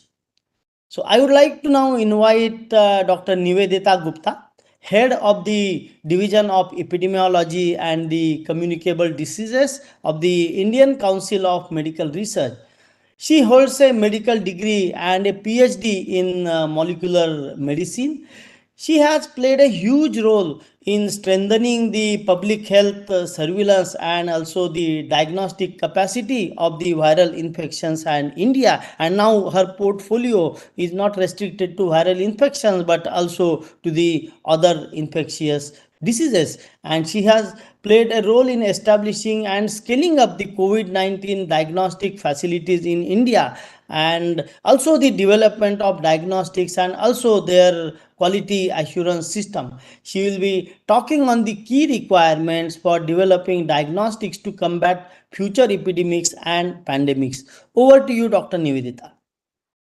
Thank you, Dr. Anu, for that kind introduction. And I would like to extend my special thanks to the organizers and all the esteemed colleagues and scientists on this webinar. I will start sharing my presentation. Can you see my presentation? Yes, we can see that. Could you please? Yeah, you are already transferring to the presentation mode. Yes, it is perfect. Thank you. So I would be speaking on the key requirements for developing diagnostics to combat future epidemics and pandemics, particularly leveraging on the platforms that we have laid down during the COVID-19 pandemic. Now, if we talk about the diagnostic kit development pathway, the first important and foremost step, and I'm referring to the pathogens of public health importance. So it is very critical to firstly prioritize the diseases for which you want to develop diagnostics. Then the second step, once you have prioritized, is you invite the industry, academia, or both of them to start developing diagnostics for the pathogens of your interest, either de novo development, or you can also think of some technology transfer. And once this process is completed, which is pretty complex, then the and manufacturer or the industry, academia, they go to the DCGI or the regulator to get a test license. This is followed by an external validation, mostly which is laboratory based. Based on the report of the external validation, the regulatory or marketing approval from the regulator is sought, and after which, like in India, there is a practice that anything which needs to come into the program has to undergo a field validation before inclusion in the program, even if the DCGI has approved it. So here I have made some red boxes wherein I want to highlight where ICMR plays a key role, both in disease prioritization, development, tech transfer, external validation in lab, as well as field validation. These are the key mandates of ICMR for pathogens of public health importance. Now, there are quite a few institutes of the Indian Council of Medical Research which work on infectious diseases and are actively engaged in the development, validation of diagnostics. For example, the National Institute of Malaria Research is actively engaged in validation of malaria rapid diagnostic tests and other diagnostics, both from the human and the vector angle. Then the Vector Control Research Center at Pondicherry is involved in development, validation, and field testing of diagnostic markers for various vectors which cause disease to humans, and with special reference to mosquitoes, ticks, and mites. Then there is an institute in Patna, RMRI Patna, which is working on Kala Azar, and they are involved in development, validation, and field testing of diagnostic markers of leishmaniasis, both in sandfly and seeing the Kala Azar different stages of the parasite in humans. Then the National Institute for Research in Tuberculosis at Chennai is also actively involved in laboratory and field validation of various molecular tests for tuberculosis diagnosis. Similarly, there's an AIDS Research Institute which is involved in development, validation, and field testing of kits for HIV and viral hepatitis. Then last but not the least, the National Institute of Virology at Pune has been at the forefront for developing, validating, and field testing kits for high-risk pathogens, which can be only handled in BSL-3 or BSL-4 facility. This involves Nipah, Zika, Crimean Congo hemorrhagic fever, Lassa, and many others. Then they also supply kits to the Indian program for testing arboviruses like dengue, chikungunya, Japanese encephalitis. Then influenza, there's a National Influenza Center at NIV, which is actively engaged in developing diagnostics for influenza and other respiratory viruses. So this is the platform within ICMR on infectious diseases. Now, I'll give you a quick glimpse of what has been ICMR's role in increasing the availability and access to diagnosis during the COVID-19 pandemic. And these are few of the key milestones in the development of COVID-19 diagnostics, starting from January 2020, when we did not have any indigenous kits, and the international kits which were available were very newly made based on the sequences of the SARS-CoV-2 virus, which were actually put in the public domain on 12th of January 2020 by the Chinese CDC. So in view of no kits available, we developed an in-house assay at NIV Pune, which was distributed to our network of testing labs, which are the virus research and diagnostic laboratories. Now, as the pandemic grew, these indigenous supplies from NIV Pune were definitely falling short. So in March 2020, there was a mission launched where all the academia and industry was invited to develop kits. And with this development that we invited various partners to start the development process, we also felt a pressing need to set up our validation protocols so that all kinds of diagnostics that are being developed are validated as per a uniform standard protocol, taking into reference the baseline disease prevalence as well as many other factors, cross-reactivity. So we developed very robust protocols which were followed throughout the pandemic, and a uniform validation parameter was applied for all the kits that were validated.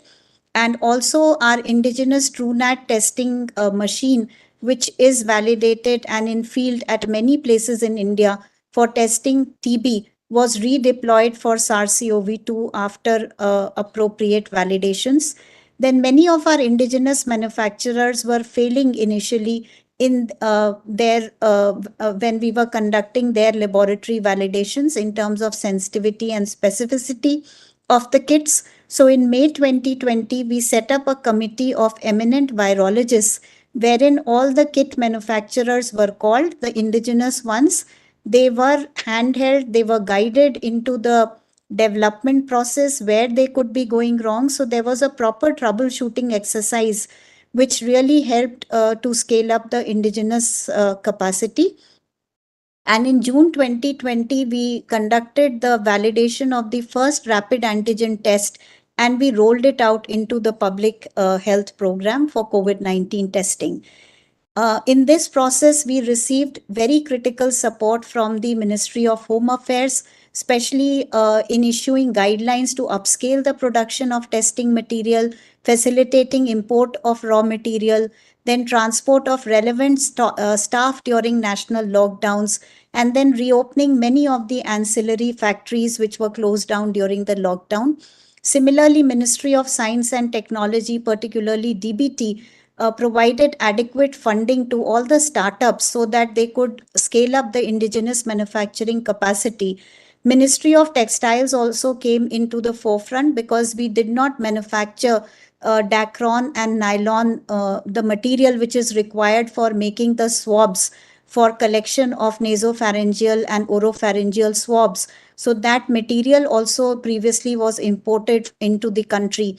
So that also started to be made in India.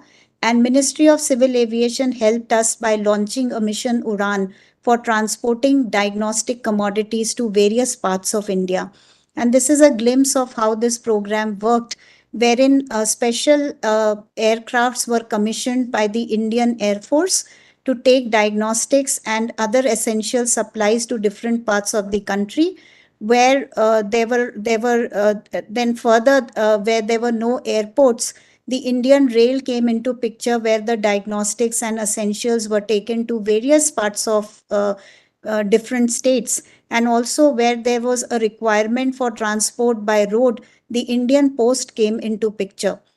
So this is a very good example of how different partners collaborated in times of a public health emergency and made things happen which seemed to be absolutely impossible at that point in time. And with all the efforts of all the stakeholders, we could scale up different diagnostic commodities depending upon the scale and the requirement of testing.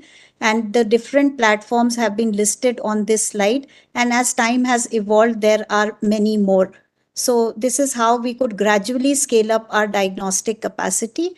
And once in this phased expansion, first of all, we started with RT-PCR testing, which was used mainly in large cities and urban areas, which is the gold standard for testing for SARS-CoV-2. But this could not be taken up to the district level or the field level. So there was a need to think more on how to take testing downstream. So at district level, we deployed the TrueNat, CBNat, and Abbott machines, which were there already in the district hospitals for testing of tuberculosis and HIV. Then there was a challenge to take testing to the field level or rural areas, which actually, once the rapid antigen tests were introduced, this also was made possible. So this is how India, based on the availability of diagnostics, could scale up testing in different parts of the states. And this is a glimpse of the first ELISA, which was developed at a time. This was developed by NIV Pune and in partnership with Zydus Cadila. This is COVID Kavach ELISA. This was developed at a time point when there were no IgG testing kits available for SARS-CoV-2. Globally, there was a shortfall, and definitely in India, there was nothing. And we had to do a sero survey to understand what is the sero prevalence of SARS-CoV-2 in our population to take considered decisions about relaxing the lockdowns. So this was developed very quickly by NIV. Cadila upscaled the production, and we used it in our first sero survey, which was conducted in April-May 2020. So with all these concerted efforts of various partners, you can see that initially the cost of RT-PCR testing commodities, which you can see on the right-hand side of this slide, used to come to 1582 rupees in terms of only the raw materials, that is RT-PCR kit, VTM, as well as the swab. But after concerted efforts, this price is now even less than 55 rupees for all three testing commodities together, the kits, the RNA extraction kits, and the VTMs. So this is how the availability improved and the cost decreased. And we soon, by the early 2021, we were in a condition to even export kits outside the country, because many of our manufacturers started making in India. And even on the GEM, which is the e-marketplace of the government, you can see that there is a lot of availability of different types of testing commodities, which has increased over time. And as the testing diagnostics became available, we also kept on calibrating our COVID-19 testing strategy. In this slide, you can see that how we kept on adding more and more to the indications for testing between February to September 2020, where in September 2020, we became absolutely comfortable with the availability of testing commodities. And that was the point when we introduced testing on demand. Before, while earlier to that, we were only prioritizing certain groups for testing, which can be seen in this slide, that how we were able to calibrate the COVID-19 testing in India with the availability of the diagnostic commodities. And also, as our diagnostic availability kept on increasing, the number of testing labs for COVID-19 were also increased simultaneously. Like in January 2020, we started with only one lab, and by the end of January, 10 labs. And then eventually now we have more than 3,300 labs which are capable of testing for COVID-19 in India. And while we were doing this laboratory expansion and diagnostic expansion, we also put in place an inter-laboratory quality control program and EQA, the External Quality Assurance Program. Our ILQC was run by us through a network of 38 labs, whereas the WHO was kind enough to give us proficiency testing panels. 1,500 panels were given to us, which were distributed to all the molecular testing labs in India in a phased way. And I'm really happy to say that 96% of our labs were able to pass phase 1, while in phase 2, 56% of the labs could qualify. Now, when I talk, then leveraging on this particular platform, there is now need to develop our diagnostic capacity for early detection of future epidemics and pandemics. And ICMR also has a landscape plan on how we will scale up cost-effective diagnostic tests for combating epidemics and pandemics in future. And this is just a glimpse of the National One Health Mission, which has been launched under the leadership of the Principal Scientific Advisor to the Honorable Prime Minister of India, wherein all the different departments which could have a role in the One Health Mission have been brought together, be it health, be it science and technology, be it defense, as well as the animal husbandry, Ministry of Environment and Forest, state governments, disaster management authority. Everyone has come together under one umbrella, because if we really want to prevent future epidemics and pandemics, then we really need to think about integrated surveillance for health, which envisages both human, environment, vector, as well as animal health. So all these departments have now come together to work on an integrated One Health approach. And under this mission, there has been a National Institute of One Health, which has been inaugurated by the Honorable Prime Minister of India in Nagpur, Maharashtra, wherein all these departments will work together. Now, coming on ICMR's role on this One Health initiative, besides managing the One Health Institute, ICMR is also in the process of setting up surveillance at the animal-human interface, both in organized as well as unorganized sector. When I say unorganized sector, it is a sector where we know the clear population or the workers that are interacting with animals, that is in zoos, wildlife sanctuaries, national parks, abattoirs, as well as farms. Whereas unorganized sector would involve something like livestock in human dwellings, wet markets. So we are in the process of setting up surveillance at all these niche areas. And these, whenever we will see a sick individual or a sick worker at any of these interfaces, we will ascertain the clinical signs and symptoms according to the disease presentation and subject these individuals to the laboratory testing. So the reason I gave you a background is that when we are talking about diagnostics for new infections or potential pathogens for epidemics and pandemics, it is very important to first of all set up a surveillance which is guided by the clinical signs and symptoms, and then the samples are appropriately collected and subjected to diagnostics. So what we have done under this One Health umbrella, first of all, we have mapped priority pathogens. Now, when we talk of mapping, it involves pathogens which cause outbreaks regularly, be it zoonotic or non-zoonotic. We know these outbreaks will happen regularly, like dengue, influenza, etc. Then there are certain category of zoonotic pathogens which have been infrequently documented to spill over to the human side. So it is also very important to map these pathogens and then try to develop diagnostics for all these pathogens. So we have done this priority setting exercise, mapped the second category of rare pathogens also through various kinds of documents and published papers that are available in various parts of the world. Then our second step has been that now once the pathogens are mapped, we are updating our syndromic surveillance algorithms. So whenever a sick individual comes to us, we identify that individual as acute fever, acute respiratory illness. We can't straight away label an individual to have dengue, influenza. So instead of pathogen specific labeling, we have moved into a syndrome specific labeling, wherein we have identified 7 specific syndromes like fever, respiratory illness, encephalitis, jaundice, diarrhea, conjunctivitis, and myocarditis. So depending upon the clinical features that the patient presents with, he or she will be labeled into any of these 7 syndromes.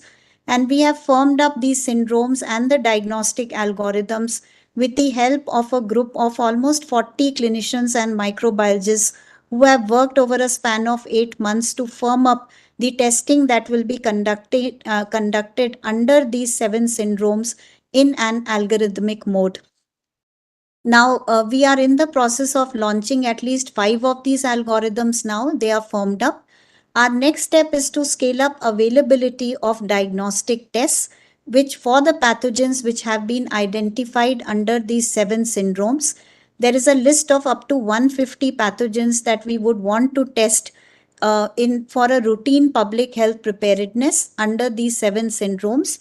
And once we invite the indigenous manufacturers to develop kits, it will be through an expression of interest, collaboration, or technology transfer. And both academia and innovators would be invited to develop diagnostic assays for the pathogens that we have identified under our 7 syndromes. Then the next step that we have identified to be very critical for the country is that once these tests are developed by the manufacturers, they need to be validated on real life samples or clinical samples. So when we try to map in our country that which are the labs which would be able to do these kind of validations, we found that the availability of reference labs for our pathogens of choice is hardly 10%. So there is yet work to be done for another 90%, where we want reference labs and we want to test pathogens of routine public health importance, but we do not have labs. So that is a parallel track on which we are working, and these reference labs would be enabled. There will be at least 10 reference labs depending upon the group of pathogens that we want to empower them to validate kits for, and also undertake quality checks of labs which are involved in testing these pathogens.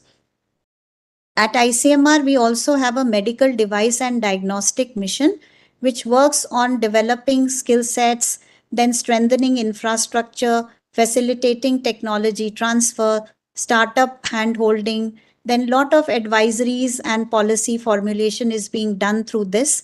And lot of funding has gone to IITs as well as AMTZ by ZAC for developing capacities for diagnostics and devices. So we will also use this platform to help us scale up the diagnostic capacity.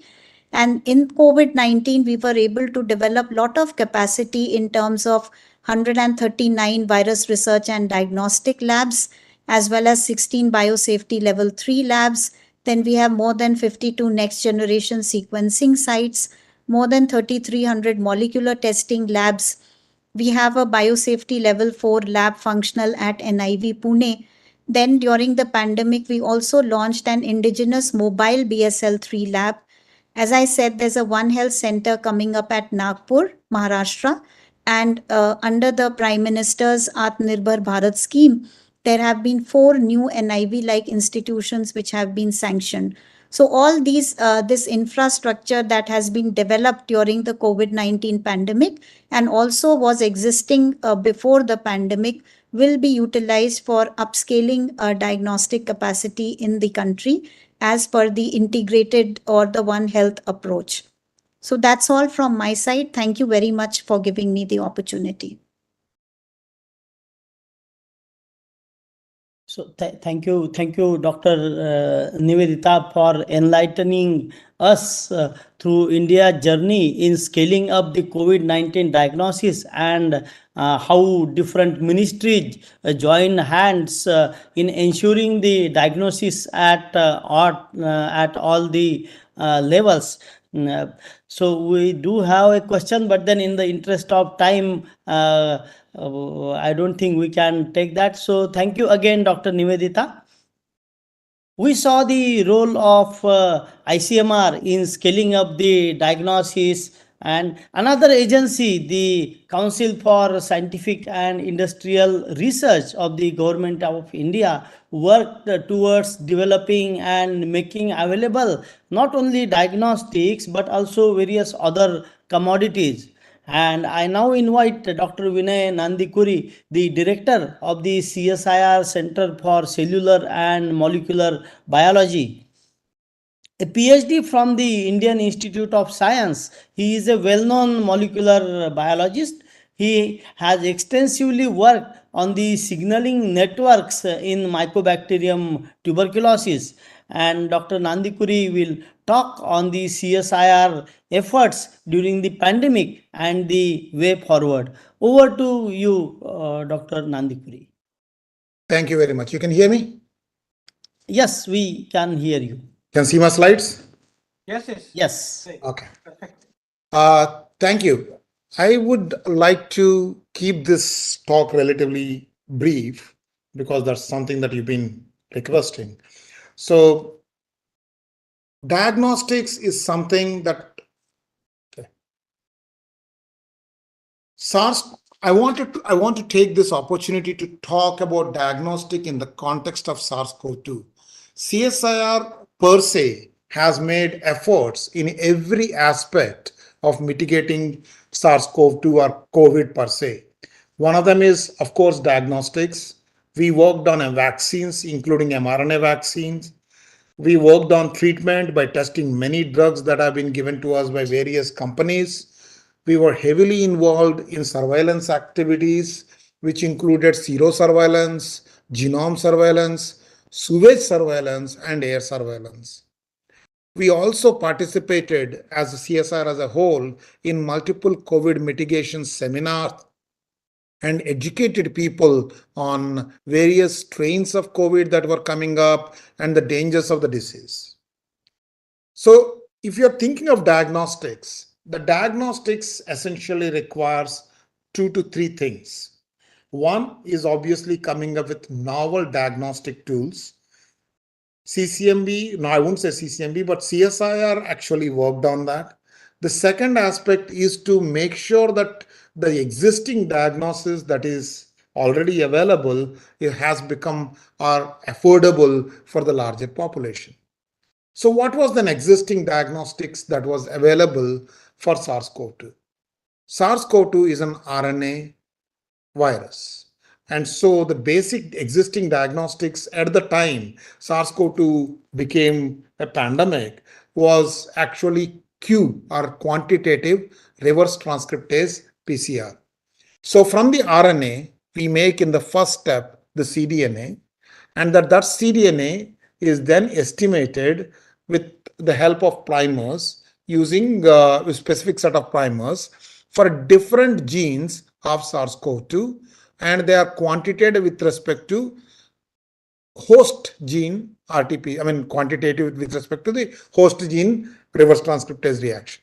So first thing is, when the SARS-CoV-2 came calling, the cost of each test was approximately 2,000 to 3,000 rupees, and every aspect was imported at that time. Every reagent was imported.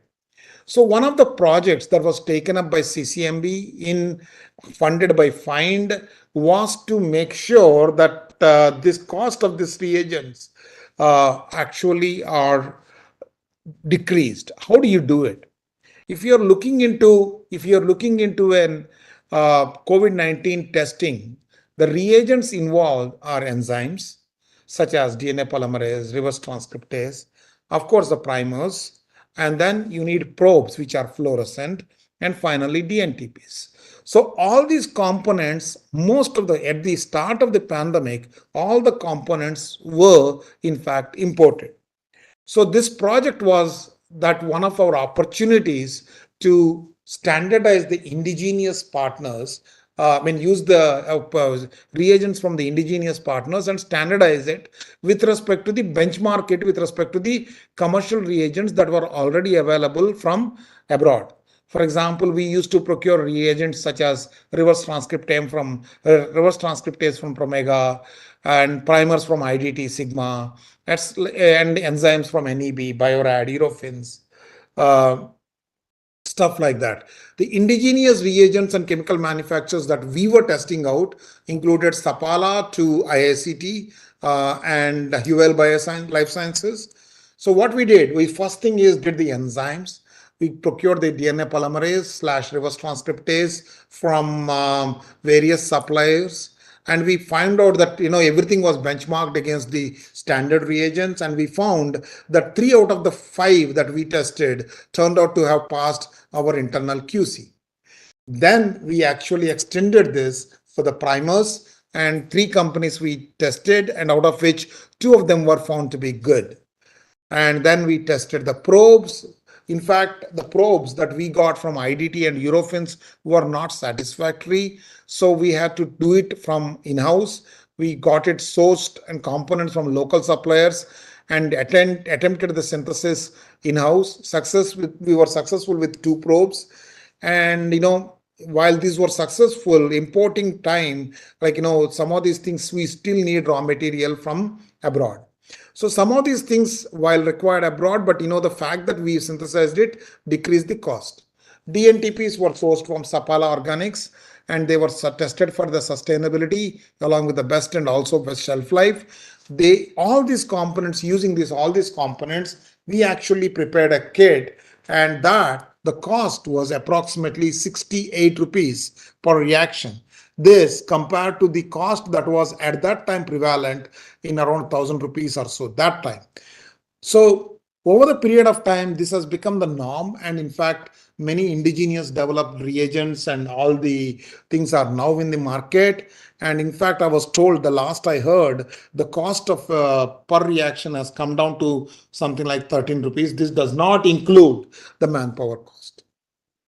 So the other way to diagnose COVID was something that we were around that time was using artificial intelligence, because when you look into it, it has a certain symptoms which are chest X-ray will give you certain kind of CXR images, will give you certain kind of whether you have a COVID or not. Based on this, using artificial intelligence, COVID-19 pneumonia predictions were done, and in many cases the data was reasonably successful. However, I would have to say at that time, COVID was the main pandemic. Now you have other chest infections too. It would have to be validated in that context. The novel methodology that we were developing is actually, one of them was a dry swab method for RT-PCR based COVID-19 diagnostics. So what is the difference? When people were taking nasal swabs, they were put in something called transport media, viral transport media, And then, the whole process is done using elution of RNA, using various things. What we were doing on the other hand is, instead of eluting RNA and all, we would basically make a dry swab and directly put it in a buffer that has protease, and then straight away go for PCR, qRT-PCR. So we eliminated number of steps along the way. For example, standard RT-PCR versus the PCR, the new novel method, you will see many things have been eliminated. One of the major advantage with the dry swab methodology is the transport issues. If you are actually picking up a nasal swab in remote areas, we could actually make sure that is reaches us without much of a downtime. Number one, without much of worrying about infection to others, because it's not in the media. But this was quite successfully done at CCMB. The conceptualization of the VTM-free transport for swabs, and by 2021 we filed an Indian patent, and the know-how was licensed.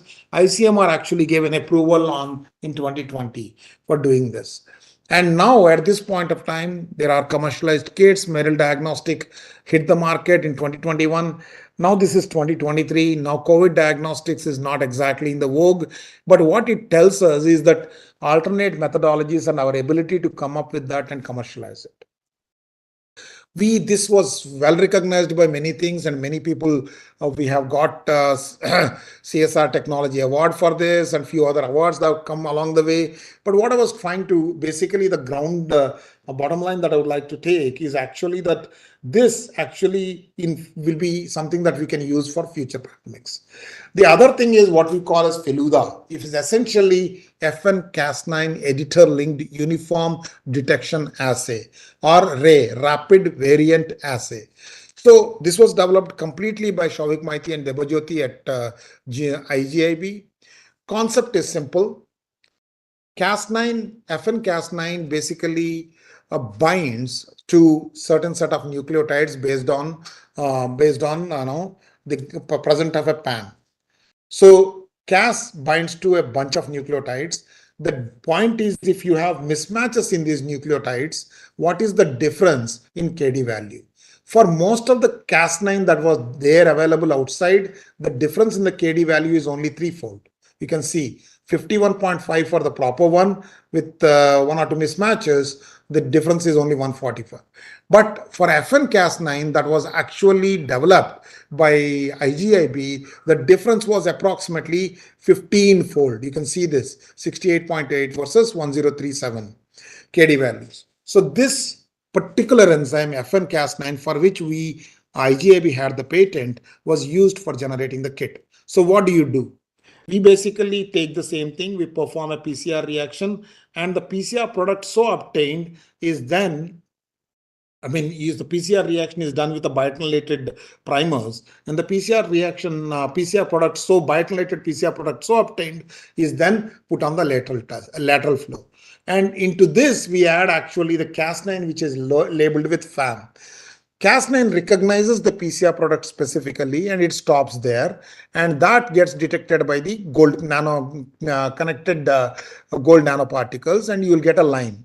But in case there is PCR is negative, it will go to the control, and there you get detected. So you will get control band whether you are positive or negative, and you will get additional band at the test band whenever you are positive for COVID-19. This turned out to be very sensitive, except that over a period of time, it became, it is not as cheap as the regular test. So it is not actually very heavily used at this point of time, because the strip still comes from Germany, right? And this was, however, very heavily used across.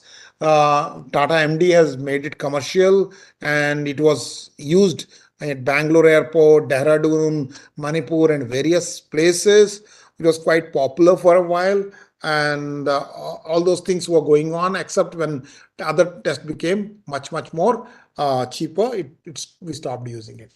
But as a matter of principle, what's the variant of a COVID? A COVID variant is one with certain mutations in spike gene. The point was, it was later adapted for detection of mutations in this spike gene.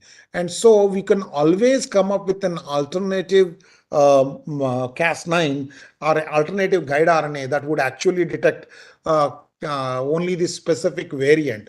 So first you figure out whether you are positive for SARS-CoV-2 or not, and then in the next one, independent lateral flow assay, we figure out what variant you have based on the kind of guide RNA that we use. So these are the possibilities that were exploited and explored. So this was quite successful in determining, identifying the major variants from variant patients of concern. And this was actually possible, allows us to tell out, like, whenever we have multiple variants. At that time, it was Delta and Omicron. It was very important. Now, most of it is Omicron, but I know the other variants of Omicron that are going around. So can they be used for other things? That is the basic concept. And in fact, it can be used for sickle cell anemia. It can be used for COVID variant detection. Now, over a period of time, CSIR has come up, IGIB has come up with better engineered FN Cas9, which has much higher specificity. It even differentiates one base, and it is supposed to be with broader targeting ability. So with this, we are actually used it for even sickle cell anemia, where the difference between wild type and mutant is only one base. This is our patent. And with this patent, we used it for sickle cell anemia, where the difference between a wild type mutant is one base, and we can detect the patient is homozygous or not, heterozygous or not, by using two different guide RNAs, one for the wild type, one for the mutant. If you are positive for wild type as well as the mutant, then you are then you are heterozygous. If you are only positive for the mutant or the wild type alone, then you are either healthy or a completely homozygous affected individual. So what does it tell you is that that we actually have looked into diagnosis of COVID multiple ways, and some of these diagnosis methodologies are the methods that we have kind of worked on, such, for example, indigenizing all the components.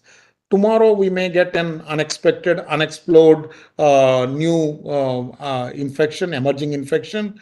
We should be able to get to work and come up with these things way faster than what we have done last time around.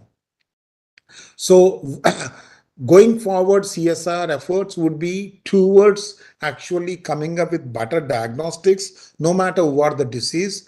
And according to us, modifying the existing technologies that are available with us will allow us to do that in a shorter period of time rather than the last pandemic. With this, I would like to stop and thank you for your attention.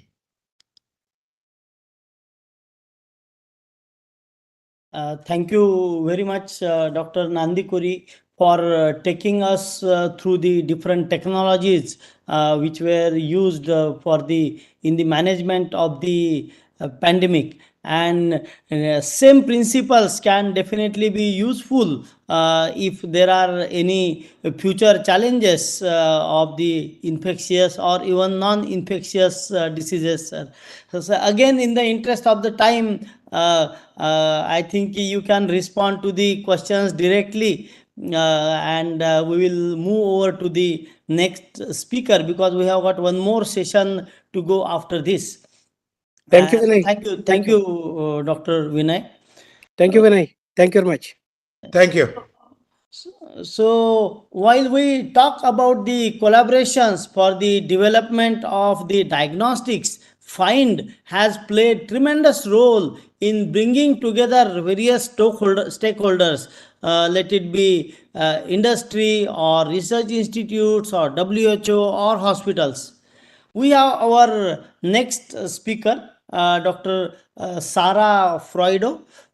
She is the Senior Technology Officer from FIND. Thanks, Aparna. She holds a PhD in biochemistry and molecular biology, and she has tremendous experience in innovation and development of diagnostics. She specifically works towards strengthening the collaborations for development of diagnostics. She will be talking on the promotion of equitable access to the diagnostics worldwide, through the decentralized model of diagnostic R&D and manufacturing. Over to you, Dr. Sara. Thank you so much. So a quick technical check in terms of, can you hear me? Can you see the slides properly? Yeah. Perfect. So thank you for having me. I think that it was very interesting to listen to the two previous talks, because I think we're very aligned on a lot of things about how to, what is needed in terms of diagnostics.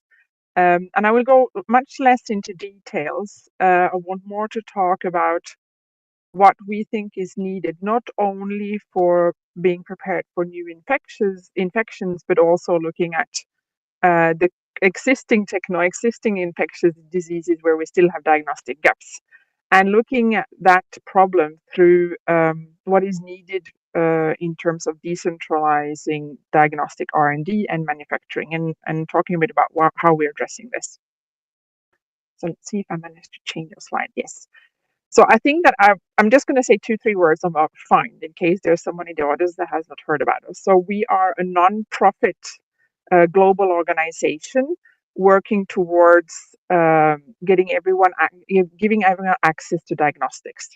So we were established in 2003. We are a WHO collaborating center for laboratory strengthening and diagnostic test evaluation.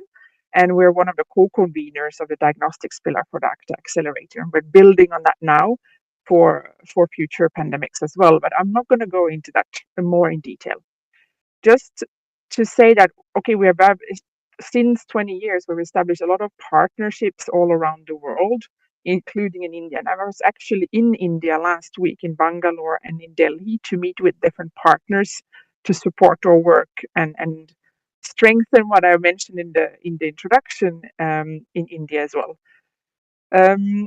So although you can see that there were programs, so we have a lot of different disease programs where we're active, and the pandemic threats is part of this. So we are also thinking about how to build on what we've learned with the COVID pandemic and be prepared for other infectious diseases as well. So it goes beyond what I'm going to talk about in terms of R&D strengthening and local manufacturing capacities. It goes beyond that as well, but that's what I want to focus on today. I know that I'm talking to an audience that is convinced about the importance of diagnostics. So I'm going to go very quickly through these first slides, but just to recall that the reason we focus on diagnostics is that it's really the bedrock of a sustainable and resilient health system. So if having access to diagnostics allows people to receive the care that they need without delay, but it also guides effective public health action and protect communities. And it rapidly allows to detect disease outbreaks so they can be contained. Despite that, there are major diagnostics gaps, especially in low and middle income countries, and especially at primary care level. So as you can see on the left-hand side, when you look at the world population, the LMICs, they are more than 45% of the population, whilst the diagnostic test administered during the pandemic went mainly to the high-income countries.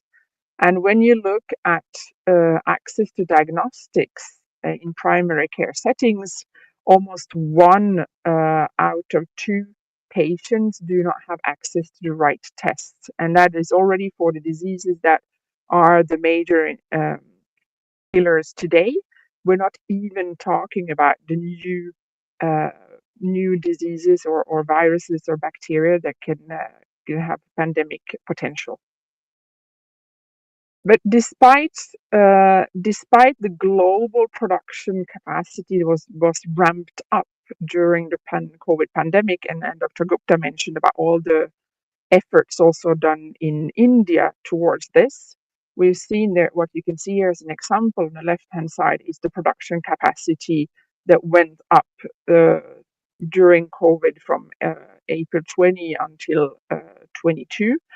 But it remained largely limited to a few countries, and it didn't address the needs of LMICs adequately. And based on this statement, at FIND at the moment, we're spending a lot and we're increasing our efforts towards not only strengthening R&D capacities in LMICs, local R&D capacities, but also the manufacturing capacities. And that was actually the reason why I was in India. There has been a lot of efforts, of course, in India, and some of you attended some of the meetings were hosted by FIND last week. But that's also the reason I was in India last week to meet. Not only we had a workshop with C-Camp on the INDX 2.0, but also met with ICMR, BIRAC, and the PSA on how to put in place the right collaborations, have the right reach out so that we identify the Indian manufacturers, innovators that have something of interest, and how can we help them access and scale up, not only for India, for the local and regional markets, but also for the global health, public health needs. However, when we saw that there was the ramp up, there were still challenges that have been identified as the main drivers that inhibit the availability and equitable access to the supply of diagnostics. Meaning we saw there was a ramp up, but there's still challenges of making this switch from the high income countries and giving access to those that really need these. Here are some of those that we have identified throughout the discussions with manufacturers and different stakeholders over the last years. It's related to the competition from high-income country buyers, the fact that there's still a preference to test in high-income countries that are not suitable or not necessarily affordable to LMICs. The question of access delays due to slow regulatory approvals and lack of transparency. The fact also that although you have a test and you could make it available, it's fragmented and the supply chain is fragmented and expensive. The fact that there's lack of limited availability of well-performing tests for many priority diseases in LMICs. It means that we can't only take the tests that are available for high-income countries, we really need to develop specific tests and well-performing tests for diseases that are more prevalent in LMICs. And last but not least, that we need to work on expanding on manufacturing capacity to not be limited to only a small set of manufacturers and maybe mainly located in high-income countries. So that's why, based on this statement, as I said, we're looking strongly in two parts today. First, on R&D. So how can we support fit-for-purpose tests adapted to the use cases and how healthcare is actually delivered in LMICs? And I think it was Dr. Gupta that mentioned also about the different healthcare settings that we need to take into consideration. So meaning the community and at-home testing where we need real self-tests or rapid diagnostic tests, that they have their specificities, and we need to ensure that if you're talking about TB, if you're talking about detecting new potential pandemic pathogens or fever and malaria, we are adapting these technologies to this need. But we still need also primary care and level 1 adapted technology. So it can be RDTs, but it can also be true point of care. So it can require a small instrument with some technical skills to run these. And finally, of course, we still need to pursue development of more fit for purpose technologies for district hospital and ensure that that the new technologies are also adapted to these settings.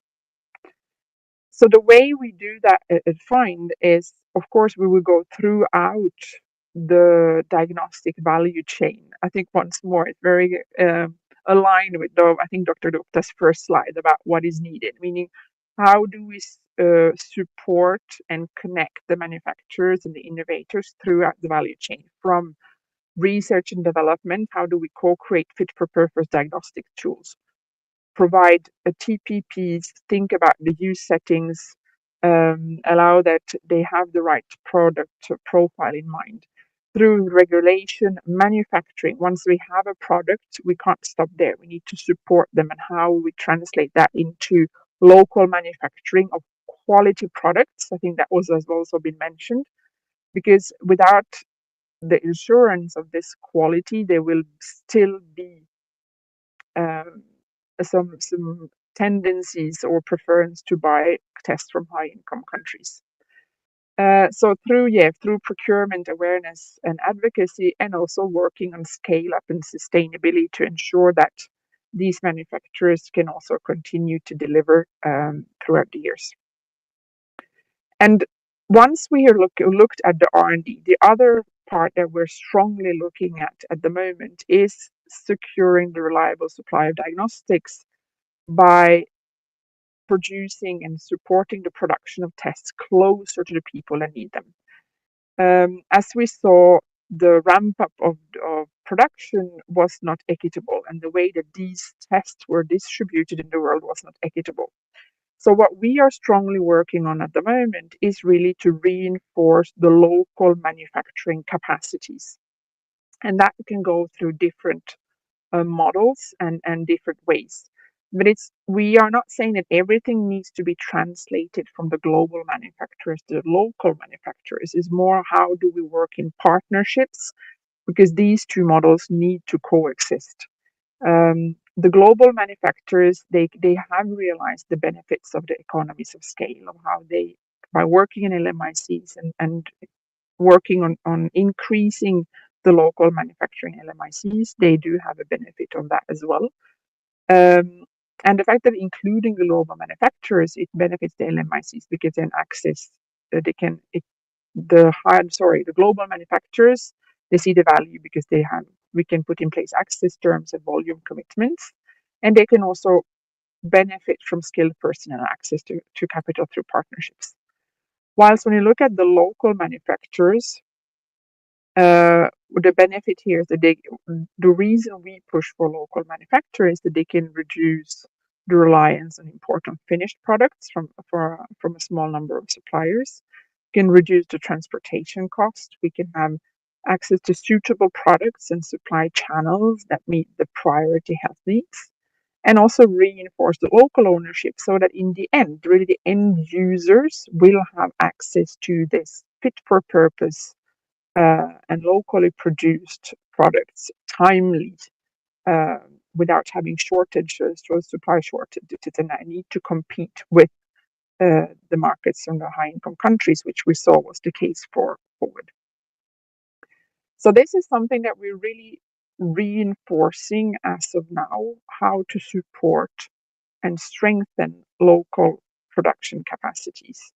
And having that in mind, there was another meeting that took place just last week in India. I mean, I went to India, met with CCAMP and ICMR, BioRec and PSA more for technology development, more for R&D purposes, and how do we get these R&Ds to be of quality, get them with the validation.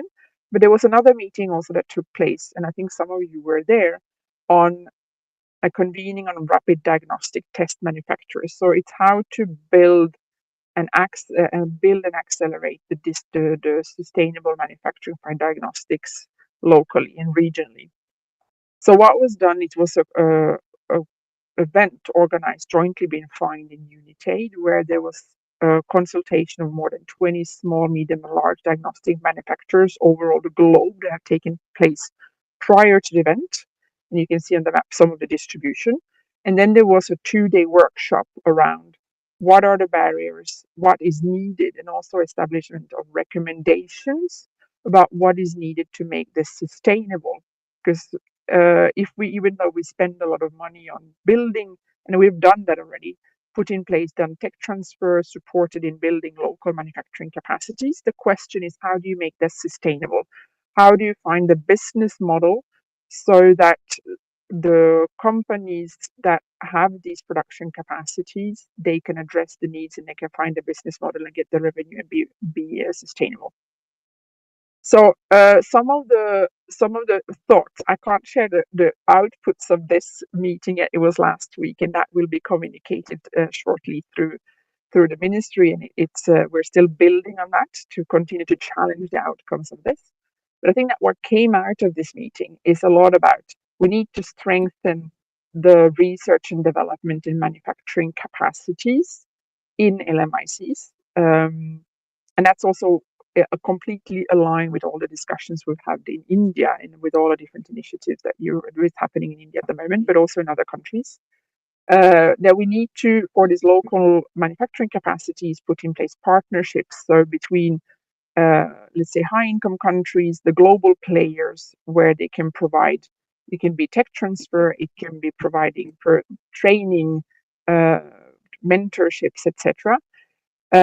Another question came up a lot around regulation, about how to streamline and communicate more clearly about how the local regulatory requirements align with the global ones, and how that once a company has established a good product with manufacturing capacity locally, can serve not only the local market but also the global market.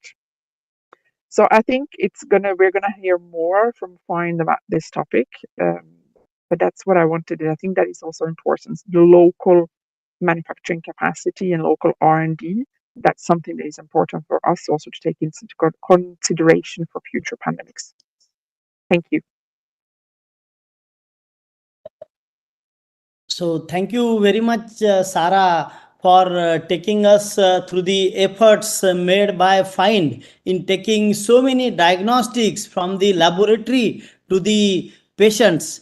And again, in the interest of time, Miss, we cannot take any question because already we are running 50 minutes late, and even I am not asking any question. So thank you again, Sarah. And we are eager to participate in the fireside chat. So while so much has been done already, there is a long way to go when we talk about becoming future ready. And the platform S20 has brought us together. We should use this opportunity and use each other's strengths in moving forward. So, example, if a diagnostic is discovered in Indonesia, it can be developed by South Africa, and Japan could be doing the quality control testing of this diagnostic. Thus, collaboration is the key to tackle the new infections. So thank you again. I thank all the speakers and also all the participants for this informative session, and hope that this will create new avenues for collaboration. Over to you, sir. Thank you, Dr. Anup, for readily accepting and chairing this session and moderating the wonderfully. And thank you once again on behalf of Secretary DOP and INSA President, Ashutosh Sharma. Thank you, Anup. Thank you very much. Thank you very much, sir. With this, we conclude the 3 scientific sessions on therapeutics, vaccines, and diagnostics. Louder. Thanks to all the moderators and the speakers. Now, I profoundly welcome Professor Narendra Kumar Mehra, Vice President, International Affairs, Indian National Science Academy. Professor Narendra Kumar Mehra pioneered the specialty of transplant immunology and clinical immunogenetics, and earned international acclaim for his original contributions to the immunogenetic aspects of mycobacterial, autoimmune, and rheumatological diseases. In recognition of his contributions, he was elected as a president of the Indian Immunology Society, president of the Australasian Southeast Asian Tissue Typing Association, and council member of the International Union of Immunological Societies 3 times. In 2002, he was elected as a council member of the International Histocompatibility Advisory Council, the only Indian to be in this council. Professor Mehra is a recipient of SS Bhatnagar Award in 1992, Ranbaxy Science Foundation Award in 1996, O.P. Basin Science Foundation Award in 2000, Chief of the Army Staff Award in 2003, and several other awards from ICMR and other science organizations in India and abroad. Sir, with this brief note, now I would like to request you to moderate the session on fireside chat discussion. Over to you. Over to you, sir. Thank you very much. We are nearly 1 hour late. And I do hope that Dr. Murthy and the organizers team would give this session the similar amount of 1 hour time. And we have to also apologize from our participants who are joining from eastern part of the world, because for them it will be really very late in the night. I think what we have heard in the last 3 or 4 hours has been really remarkable. A lot of science, a lot of wisdom, and it has been a very educative seminar, making it very clear that science is the key driver for economic growth and human development. The challenge now for us is to harness the scientific and technological developments and promote academic collaboration among countries, regions, and societies to address the issues of global concern and build sound international partnerships, as has been said. Since new developments in science are becoming the epicenter of greater international understanding, it is important to initiate dialogue and bring transformational changes in global science collaboration. The COVID pandemic has highlighted the need for strengthening existing health architecture and thus be a better prepared for responding to recurring outbreaks and future pandemics. Recently, the G20, and I think this was during the presidency of Indonesia last year, where I had the opportunity to be there in Jakarta, and I'm very happy to see my friend Dr. Satrayo there right on the screen. The G20 took a positive step towards expanding manufacturing in the developing countries by setting up of WHO's mRNA vaccine technology transfer hub. This was discussed, as I said, last year. However, there is still a significant gap in promoting R&D of new technologies and products that are critical for fighting new pandemics. There is a need for the countries, international organizations, academia, industry, and research institutes worldwide to work together and collectively and find solutions that are both desirable and feasible in resource limited situations. One of the priorities under the Indian presidency of G20 is to strengthen global collaboration network on research and development in medical countermeasures like vaccine, therapeutics, and diagnostics for pandemic preparedness and response. This fireside chat has been designed to raise critical issues like health infrastructure equity, capacity development, education and training, fostering industry academia linkages in prioritized areas, and building transnational partnerships. I have with me a very highly eminent and distinguished panel of international experts. Each speaker will have about 12 minutes to highlight a specific issue or maybe two specific issues in relation to the main theme of the webinar and the way forwards. Let me at the outset commence by giving a very brief overview of the main theme of the Science 20 this year during the G20 Chair of India and flag a very special issue of the much needed health infrastructure equity at the global level. I will share my slide. I have only a very few slides to show you due to the lack of time. I hope you are able to see my screen. Yes, sir. Please continue, sir. Thank you so much. Thank you. So I'm going to very briefly talk to you about this Science 20 at 2023. India's vision to promote a dialogue in the G20 meetings is a universal one. And therefore, we have chosen this theme of what is called One Earth, One Family, One Future. This is from our often said Sanskrit word, Vasudeva Kutumbakam. It is this broad and all-encompassing guidance from the ancient Sanskrit text of Upanishad that has inspired the vision of Science 20 this year. The future of our civilization, of course, is dependent on its interaction with science and the disruptions that it comes with. Therefore, the major theme of this year's Science 20 has been kept as disruptive science for sustainable development. And here we have selected three focal points within the overall theme. Our first point has been on clean energy for a greener future, where the discussion has been on three areas: hydrogen energy, energy from the ocean, and of course, the new generation energy storage. Our second sub-track is on universal holistic health, and the members of the S20 countries and the academies are going to meet on May 1 and 2 in Lakshadweep, and where we're going to talk on three tracks, like the physical and physiological health, social, psychological, and emotional health, indigenous approach to health and well-being. And our last theme would be on connecting science to society and culture. I think it has become very evident during the pandemic. People at large have started to understand and appreciate the role of science in fighting the pandemic. So I think there is a need for connecting science to society and culture. Here again, therefore, we have three sub-tracks: communication and popularization, education, law, governance, and of course, more importantly, heritage and technological transitions. And we have, in the Science 25 meetings have been kept in various parts of India. 2 have already been done, and 3rd is going to be in Lakshadweep on May 1 and 2. Our 4th one will be in the central part of India, where we'll be talking primarily on connecting science to society and culture. And then the last one, the summit meeting, will be in Coimbatore, which will be a final one on synthesis and making all of the recommendations there.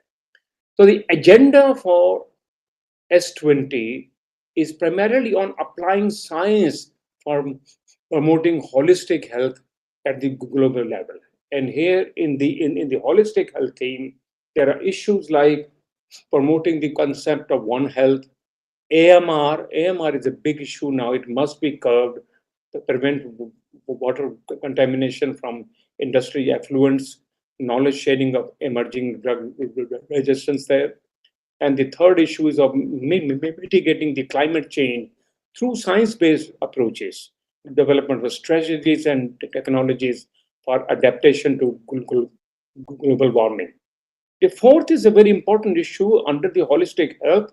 That is the rising threat of NCDs, the non-communicable diseases, and the overweight, obesity globally. And here we to talk about the role of traditional versus the modern diets, develop environmentally sustainable agriculture and food systems there. And the last but not the least, the artificial intelligence, the AI, the role of AI for big data analysis. And the other 2 tracks that I talked about, the mental health and the well-being, special attention for the adolescent health, traditional systems of healing and health promotion, they have to be also brought into there, since human health is linked to soil health, plant health, and animal health. A holistic approach is required to understand health and disease. And here our focus is going to be the G20 consider launching of a program of international collaboration and knowledge sharing. But more importantly, develop complementarity with other stakeholders to improve health equity. And the issue that I'm going to raise today in this fire chat is the issue of equity in healthcare. And this became very evident during the pandemic time. According to the Center for Disease Control in the US, the definition of equity in healthcare is equity in healthcare is achieved when every individual has the opportunity to attain his or her full health potential, and no one is disadvantaged from achieving this because of social position and or other socially determined circumstances. And we need to look into the frontier and the disruptive technologies such as artificial intelligence, Internet of Things, blockchain and robotics, 3D printing, gene editing, and virtual reality. These are some of the revolutionizing technology the healthcare industry can use globally due to their potential for improved accuracy of diagnosis as well as for the better quality of life. However, the moot issue is the question of equitable access to all. Now, in this growing world of digital tools and platforms, we have to look at the advances in healthcare technology. Number one is that these tools, the digital tools, have helped us in improving the communication there, and particularly the AR, VR, the devices, the teleconferencing, and the real-time platforms there. The second is of electronic medical and health records. And we know that these give better insights into patient health and more accurate diagnosis and better care. The digital record sharing among specialists can bring better coordination there. And here we need, therefore, the role of these digital tools for the electronic records. Big data in short time. Cloud storage ensures secure and cost-effective solutions. Similarly, the important role of these technologies in information and communication there. WhatsApp is now everywhere. Second opinions have been made easy. There is a boost to medical tourism, remote communication, such as video conferencing there. The other is the role in improved patient care.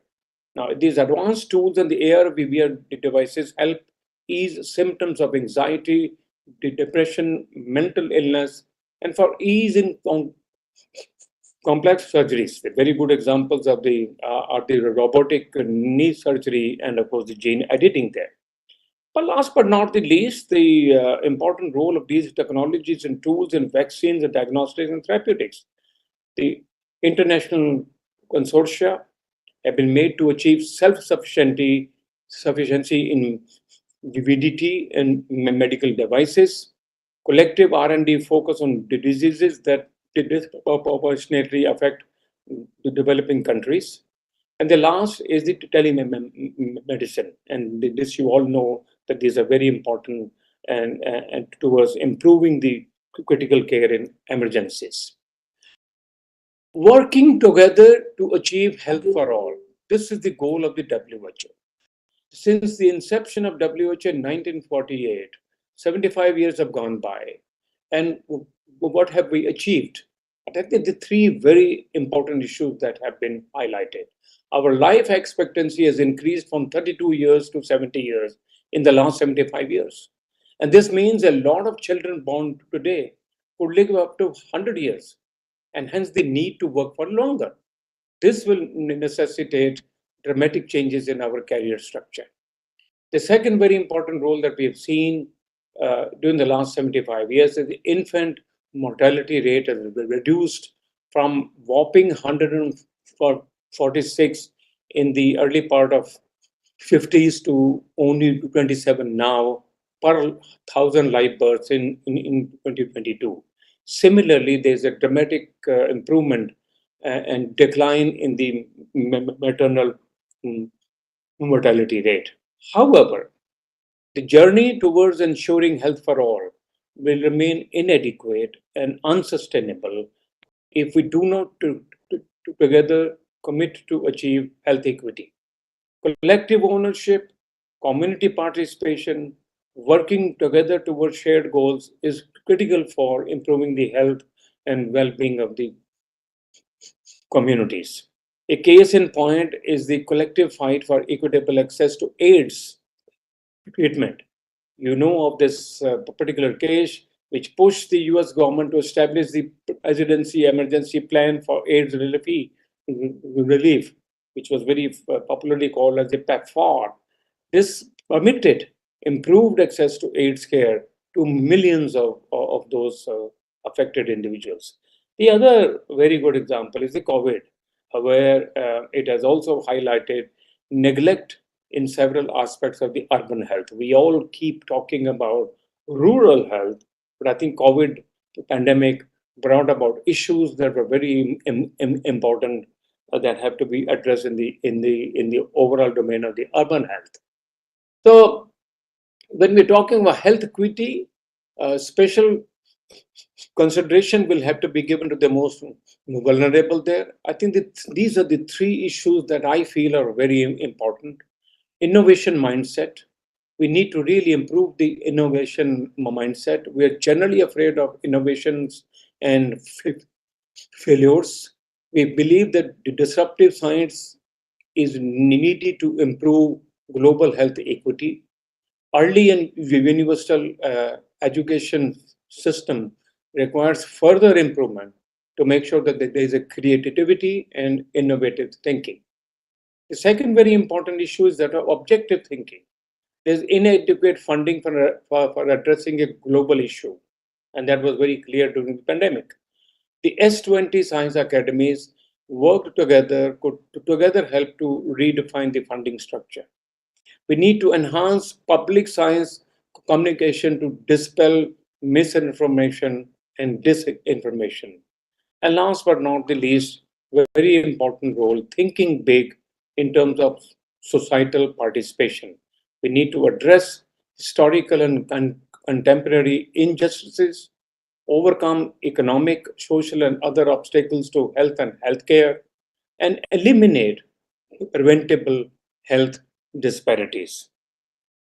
We are all discussing the future and how it holds for our future generation. Thank you so much. I just wanted to highlight one of these issues, and so nice of you to hear me on that. Now, I go to the next speaker in this session. We have three more speakers here. 1 minute. Let me open up my fireside chat. Our next speaker is Professor Nicola Mulder from the University of Cape Town, South Africa. She heads the... Professor, Yes? Professor Narendraji, you can call Anil Gulate or other speaker. Anil Gulati first? No, Anil Gulate or another speaker is also there. Shatrio, anyone. No, I was going with the list you gave me. Because Nicholas has left, that is. Oh, she has left. Okay. So let me call then Dr. Satrayo. He is already there. He is the chairman of the IP, Indonesian Academy of Sciences, Indonesia. We know him all very well. He was the chair of the Science 20 last year when Indonesia was the chair of G20. He is an emeritus professor in mechanical engineering, Bandung Institute of Technology, Indonesia. He has a long and distinguished academic and public service career.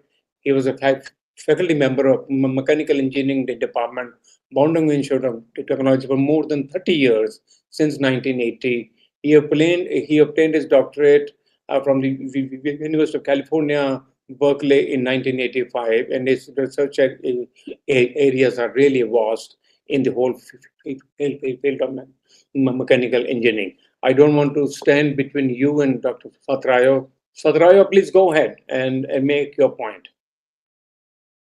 Thank you, Professor Mehra. Nice to meet you again. Thank you very much. Okay, the Honorable Co-Chair, S20 India President, Indian National Science Academy, Honorable Secretary, Department of Pharmaceutical, Government of India, Honorable Moderator, Vice President, International Affairs, Indian National Science Academy, distinguished speakers, panelists, ladies and gentlemen. The COVID-19 pandemic has highlighted the importance of early and continued investment in medical countermeasure product research and development and manufacturing ecosystem to close the gaps contributing inequitable access to countermeasure, particularly during pandemics. And it is not just COVID-19. The number of new emerging infectious diseases is on the rise. COVID-19 pandemic illustrate that current global health systems are inadequately prepared for preventing zoonotic emerging infectious disease, or EID, as threats. WHO has listed several priority diseases with epidemic potential for which no or insufficient medical countermeasures exist. WHO has included the pathogen X in the list of these priority pathogens with the potential to threaten global health security. In response, experts have created a preparedness plan for disease X. Disease X is caused by pathogen X, an infectious agent not currently known to cause human disease, but an etiologic agent of a future outbreak with epidemic or pandemic potential. For example, viruses, bacteria, fungi, parasites, or prions. In preparedness for disease X, the Coalition for Epidemic Preparedness Innovation, or CEPI, has embraced studying so-called prototype pathogens as a critical element of preparedness. By developing vaccines on rapid response platform against exemplars of a given viral genus or family, researchers can address scientific challenges characteristic of that family in advance, providing a significant head start on developing vaccines against related threats. Such prototype vaccines will need to be tested at a minimum for clinical safety and immunogenicity. Accordingly, we need tools and innovation that enable rapid research and development (R&D) and manufacturing responses, including optimizing clinical trials. We need master protocols, enabling faster data sharing, balanced research participation between high-income and low-income and lower to middle-income countries, and innovation in clinical trial design and execution to compress timelines for delivering trial outcomes. We need to be better prepared for the disease X. We need to invest in platform technologies that can respond quickly to the emergence of a pathogen with epidemic potential. High impact, pathogen agnostic, and low-risk opportunities should be prioritized for near-term initiative. Pathogen agnostic and high-risk opportunities should be regarded as the priorities for the medium term. In any case, investment must be made now to accelerate availability of medical countermeasures during a pandemic. Under the 2022 presidency, Indonesia called G20 member countries and international organizations to consider a global initiative on expanding vaccines, therapeutics, and diagnostic (PTD) manufacturing hubs and collaborative research hubs to achieve equitable PTDs access and develop the capacity of research-driven PTDs manufacturing in G20 countries, especially in low-middle income countries. The 2022 G20 Health Ministers meeting in Indonesia highlighted the need for strengthening sustainable global and regional research and development networks as a critical part for pandemic preparedness efforts across G20 countries, including strategies for sharing technology, knowledge, and data on a voluntary and mutually agreed terms to facilitate better access to affordable PTDs globally, especially in developing countries for future pandemics. The G20 Health Ministers committed to nurturing an ecosystem of manufacturing, research, and development under WHO coordination, which encourage strong collaboration between academia, government, research institutions, civil society, philanthropic foundation, international organizations, and private entities. The health ministers also highlighted the importance of building on existing and emerging research and manufacturing networks, as well as existing organizations contributing to safe and effective PTDs to avoid unnecessary duplication and fragmentation while identifying capacity gaps and exploring new collaborative models. Acknowledging the importance of swiftly reacting to pandemics, Ministers support science to shorten the cycle of developing, manufacturing, and distributing safe and effective PTDs, with the ambition to develop PTDs from 300 to 100 days in the long term, following the identification of such threats. Communique Science 20 highlighted the recommendation of the importance of building a resilient health system, focusing in tackling the climate change, pandemics and emerging pandemics, and improving preparedness by producing a suitable strategy which could include a pandemic alert system that provides all research institutions and authorities with immediate access to relevant information, following strict data sharing policy and ethics. Facilities for the production of vaccines and drugs on all continents that can be rapidly brought into production in the event of a pandemic.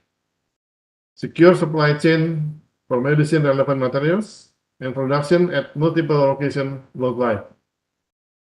A well-trained medical workforce, a global education program curriculum for health units, and measures for burnout of the medical workforce in response to a pandemic, expansion of public health monitoring network, and utilization of information and ICT to overcome the limitation of epidemiologic investigation. The ministers thus welcome India's presidency of the G20 and look forward to progressing substantive discussion on strengthening health emergency prevention, preparedness and response, cooperation with the pharmaceutical sector, and quality and affordable medical countermeasures. G20 India Health Working Group issue notes have been highlighted the need for continuing with the current priority.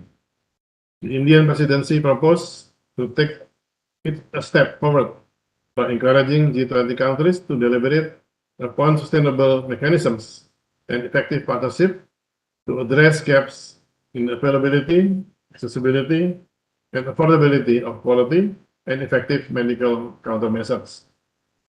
Stated expected outcomes included establishing a G20 Center for Collaborative Pharmaceutical Research for enhanced research and development of medical countermeasures, establishing an institutional platform for global end-to-end medical countermeasures with diverse stakeholders and sustainable financing mechanisms, and working towards the creation of regional research and manufacturing hubs for medical countermeasures. The Indonesian Academy of Sciences welcomed the Indian presidency proposed initiative and outcomes. Thus, we praise and fully support S20 India's initiative to create awareness among various stakeholders about disease-agnostic platforms for new drug development and developing cost-effective therapeutics for priority pathogens.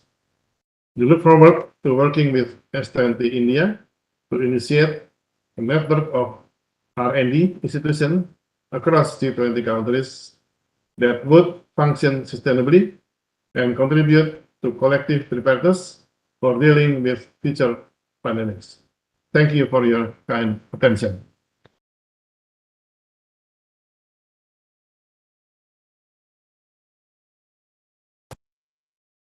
Sir, you are muted, sir.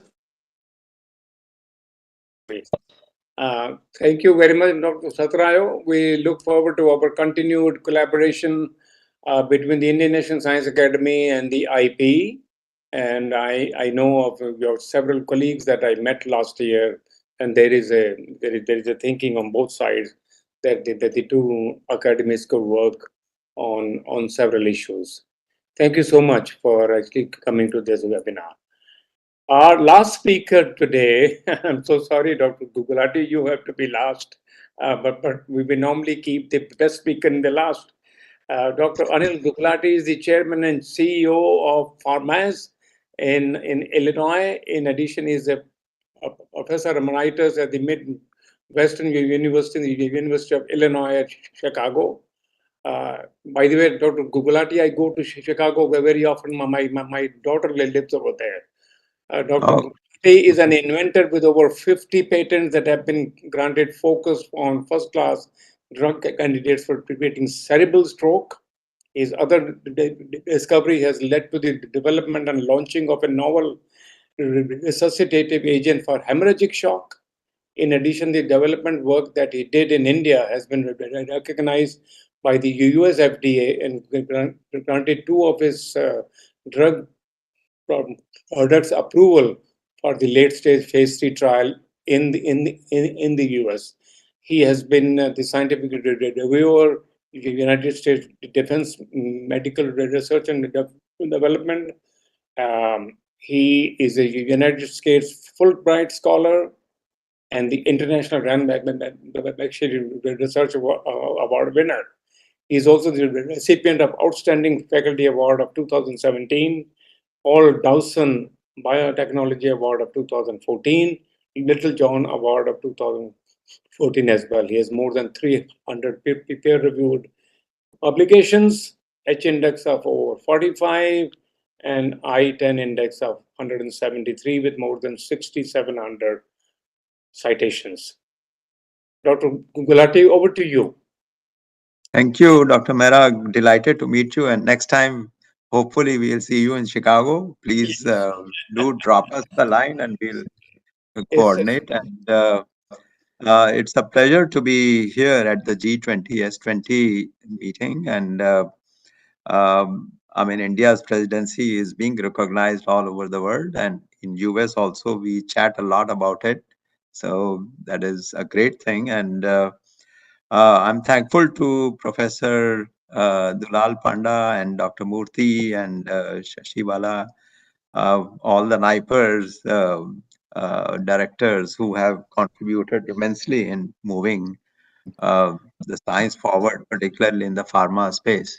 So I will focus more on industry-academic relationship because I've been an academician. I was, for 20 years, I was professor at University of Illinois and then moved as the dean and professor at Midwestern University.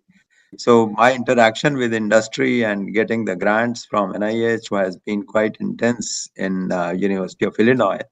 And later on, I learned how to basically as a medical person and as a pharmacologist, how to make use of the science to innovate and have some new ideas which can be better therapeutic agents. So the first one, which I worked very extensively with United States Army on artificial blood, which was a hemoglobin-based blood substitute. So with Baxter and US Army, we took it all the way to phase 3 clinical trial, and then it failed. So that was a big setback. And after that, I decided that I will not use hemoglobin-based products and try to design something else. So Centhaquin was one molecule which was in India. When I was at CDR, I graduated from KG Medical College, Lucknow. So I had worked on this compound for blood pressure control. And it did not work because rapid tolerance developed, and within the first dose, the blood pressure lowered, but the second dose, it did not. So it was abolished, and ultimately, this became a dead compound. So in 2006, I started experiments and thought that let us use this compound and see what happens to blood lactate level.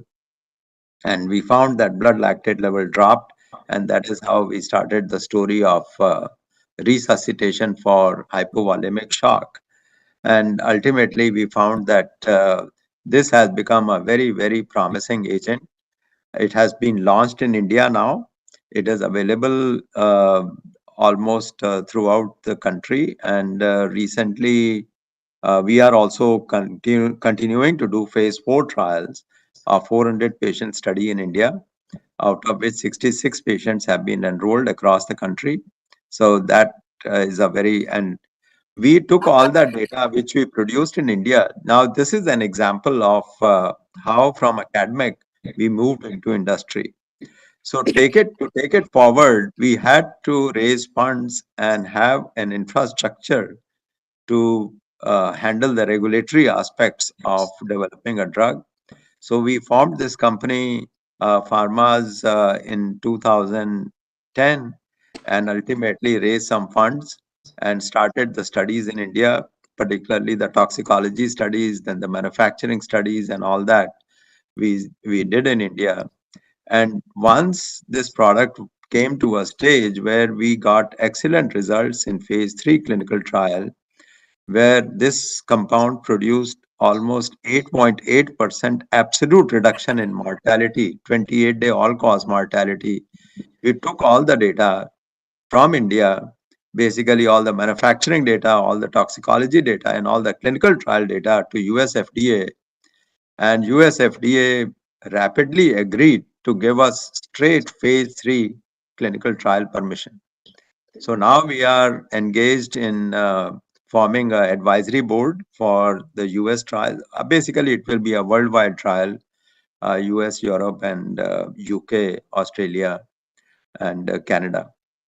So we are working on that. So this is an example of how a compound which originated from India was developed, ultimately was discovered in US as in an academic setup, and then ultimately transformed into a developmental center in India, and ultimately is leading to worldwide launching of or taking it forward towards that. So now the advantage, what is the economic advantage of this? Economic advantage of this in India particularly is because we are manufacturing in a US FDA approved facility in India. So it will be make in India as the mission of the Prime Minister is, and it will be exported to other countries. So already there are many companies, including some of the multinationals, they are interested in this. And so that is where it is moving forward to see, including launch in India is going to be taking place, although we are marketing it right now, but a much bigger company, which is one of the top 5 companies in India, will be partnering with us and marketing the product in India. The second product, which we discovered, that is more of a academic research which I've been doing, and many of the students know that I'm engaged in endothelin research right from the year it was discovered in 1988. So 89, I published the first paper on endothelin. So endothelin receptors, most of the concentration is in work is going on endothelin A receptors, which are periphery on blood pressure, pulmonary hypertension, and there are drugs which have been launched in that area. So endothelin B, which is very high concentration in brain, was completely ignored. So we researched on endothelin B right from the beginning in 89, thinking that what is the cardiovascular control of endothelin B receptors in the brain? And the reason for our focus was that there are 100-fold higher concentration of endothelin B receptors in the brain than in periphery. So there has to be some function. So we worked extensively. Cardiovascular, nothing came out. It was all negative results. Then ultimately there was one student, PhD student, Mary Leonard. I gave her the project that let us see, focus on endothelin B receptors in the brain. And that is where we discovered that these receptors are integral part of development of central nervous system. If these receptors are not there, the brain does not develop. So we found that ultimately that these receptors are helping grow the brain. So then we thought that let us target to stimulate these receptors and see if we can repair the damaged brain. And we took the first example is cerebral ischemic stroke.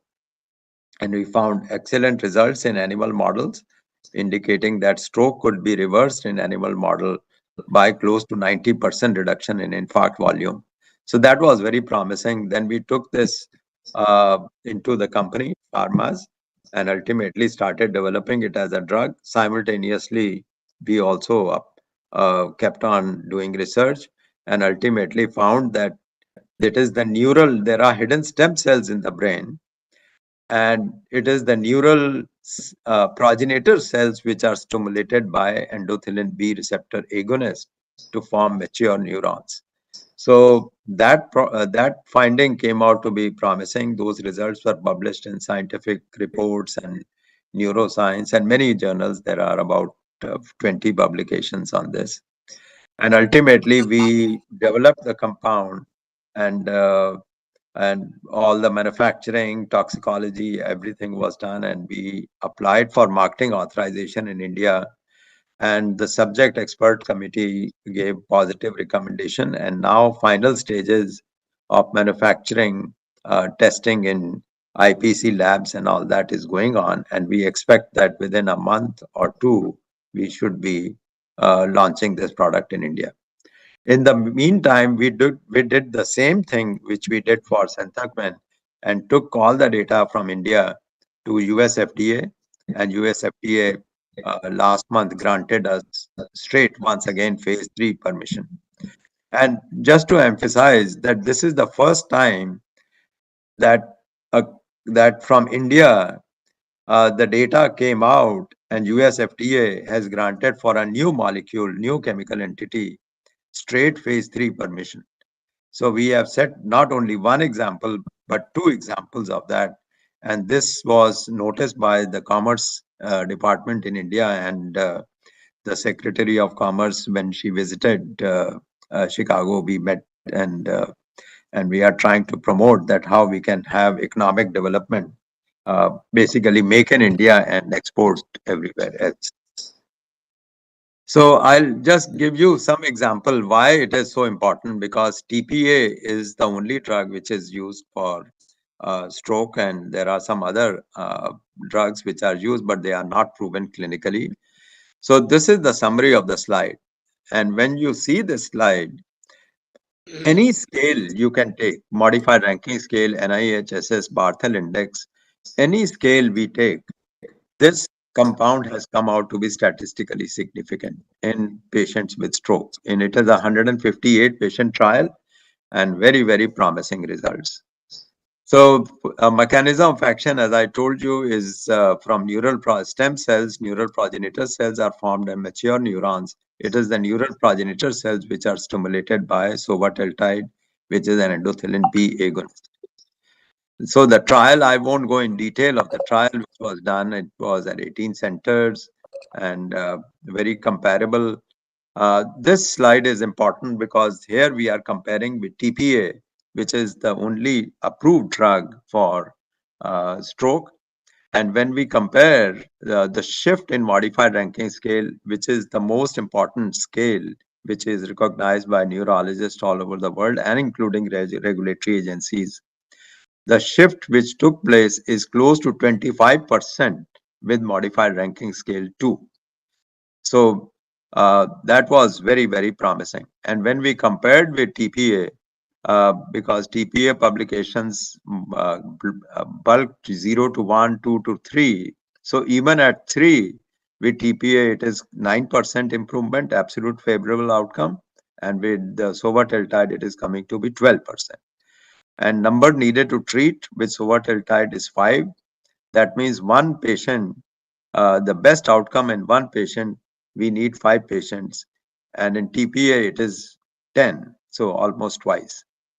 So with US FDA regulatory agency, we filed for marketing, we filed for phase 3, and the primary endpoint is modified ranking scale proportion of patients with modified ranking scale 0 to 2 at 90 days.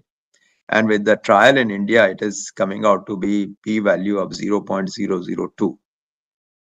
So I'm giving you this example, specific example, to see how, I mean, there are compounds which we can, there are very good toxicology centers in India which can do worldwide toxicology, which is approved worldwide, solid GLP labs.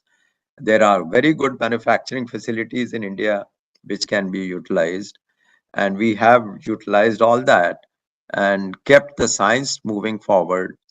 And ultimately, from academia, would take it to the industrial aspect and bring it to the patients. So I've given these two examples which we have done. So ultimately, we think that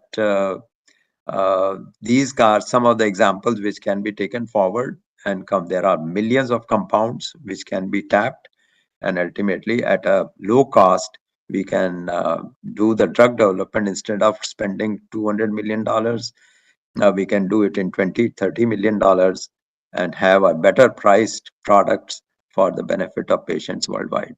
So thank you very much, and very delighted to meet you, Dr. Mehra. Thank you. Thank you very much, Dr. Gulati. That was really eye-opener, wonderful drug that you are talking about for the stroke. And I'm so very glad to see your last line, full recovery in at least 10% more individuals. So this is really a remarkable drug, and I really appreciate your your efforts in Make in India. And I think that is something that is definitely required and can definitely be done. So without wasting any time, I would certainly look for you during my next time I come over to Chicago, or you come over to India. Talk to us. There are so many common things because I spent all my life in AIMS, so there are quite a few things that we can do together, and we have a number of common friends because you are from Lucknow, and I have so many friends of your age, who are good friends of mine. Okay. Well, with this, we come to the end of the webinar. We are definitely late by 40 minutes, and we unfortunately lost one speaker. I hand it over to the organizers now for their next step. Thank you. Thank you, Anil Gulati ji. Thank you very much. Thank you. Thank you very much, sir, Mehra sir, for all your support extended for conducting S20 webinar, and also for moderating fireside chat discussion very well and with all the inputs from the external speakers. So now I would like to request Professor U.S.N. Murthy, Director NIPER Guwahati, to propose a vote of thanks. Yeah, I, Professor U.S.N. Murthy, Director of NIPER Guwahati, under the aegis of Department of Pharmaceuticals, on behalf of the organizing committee, profusely thanks all the invited speakers from G20 member countries. I think more than 8 countries our speakers are participated, namely Professor Nicola from South Africa, Dr. Vishal from United States of America, Dr. Ahmed from Canada, Dr. Saurav from UK, Dr. Nicole from Australia, Dr.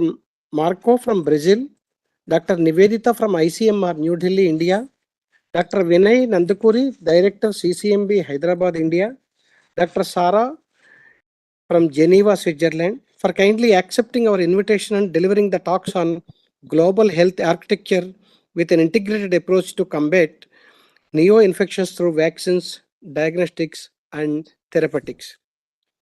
Our sincere thanks to the moderators of this event, Dr. Girish Sahani, former DG CSIR India, Dr. Pramod Garg, Executive Director of THSTA, Faridabad, India, Dr. Anup Anvikar, Director, National Institute of Biologicals, Government of India, for moderating the 3 sessions efficiently by highlighting the research work of eminent research from G20 countries and having debates and deliberations on future innovations.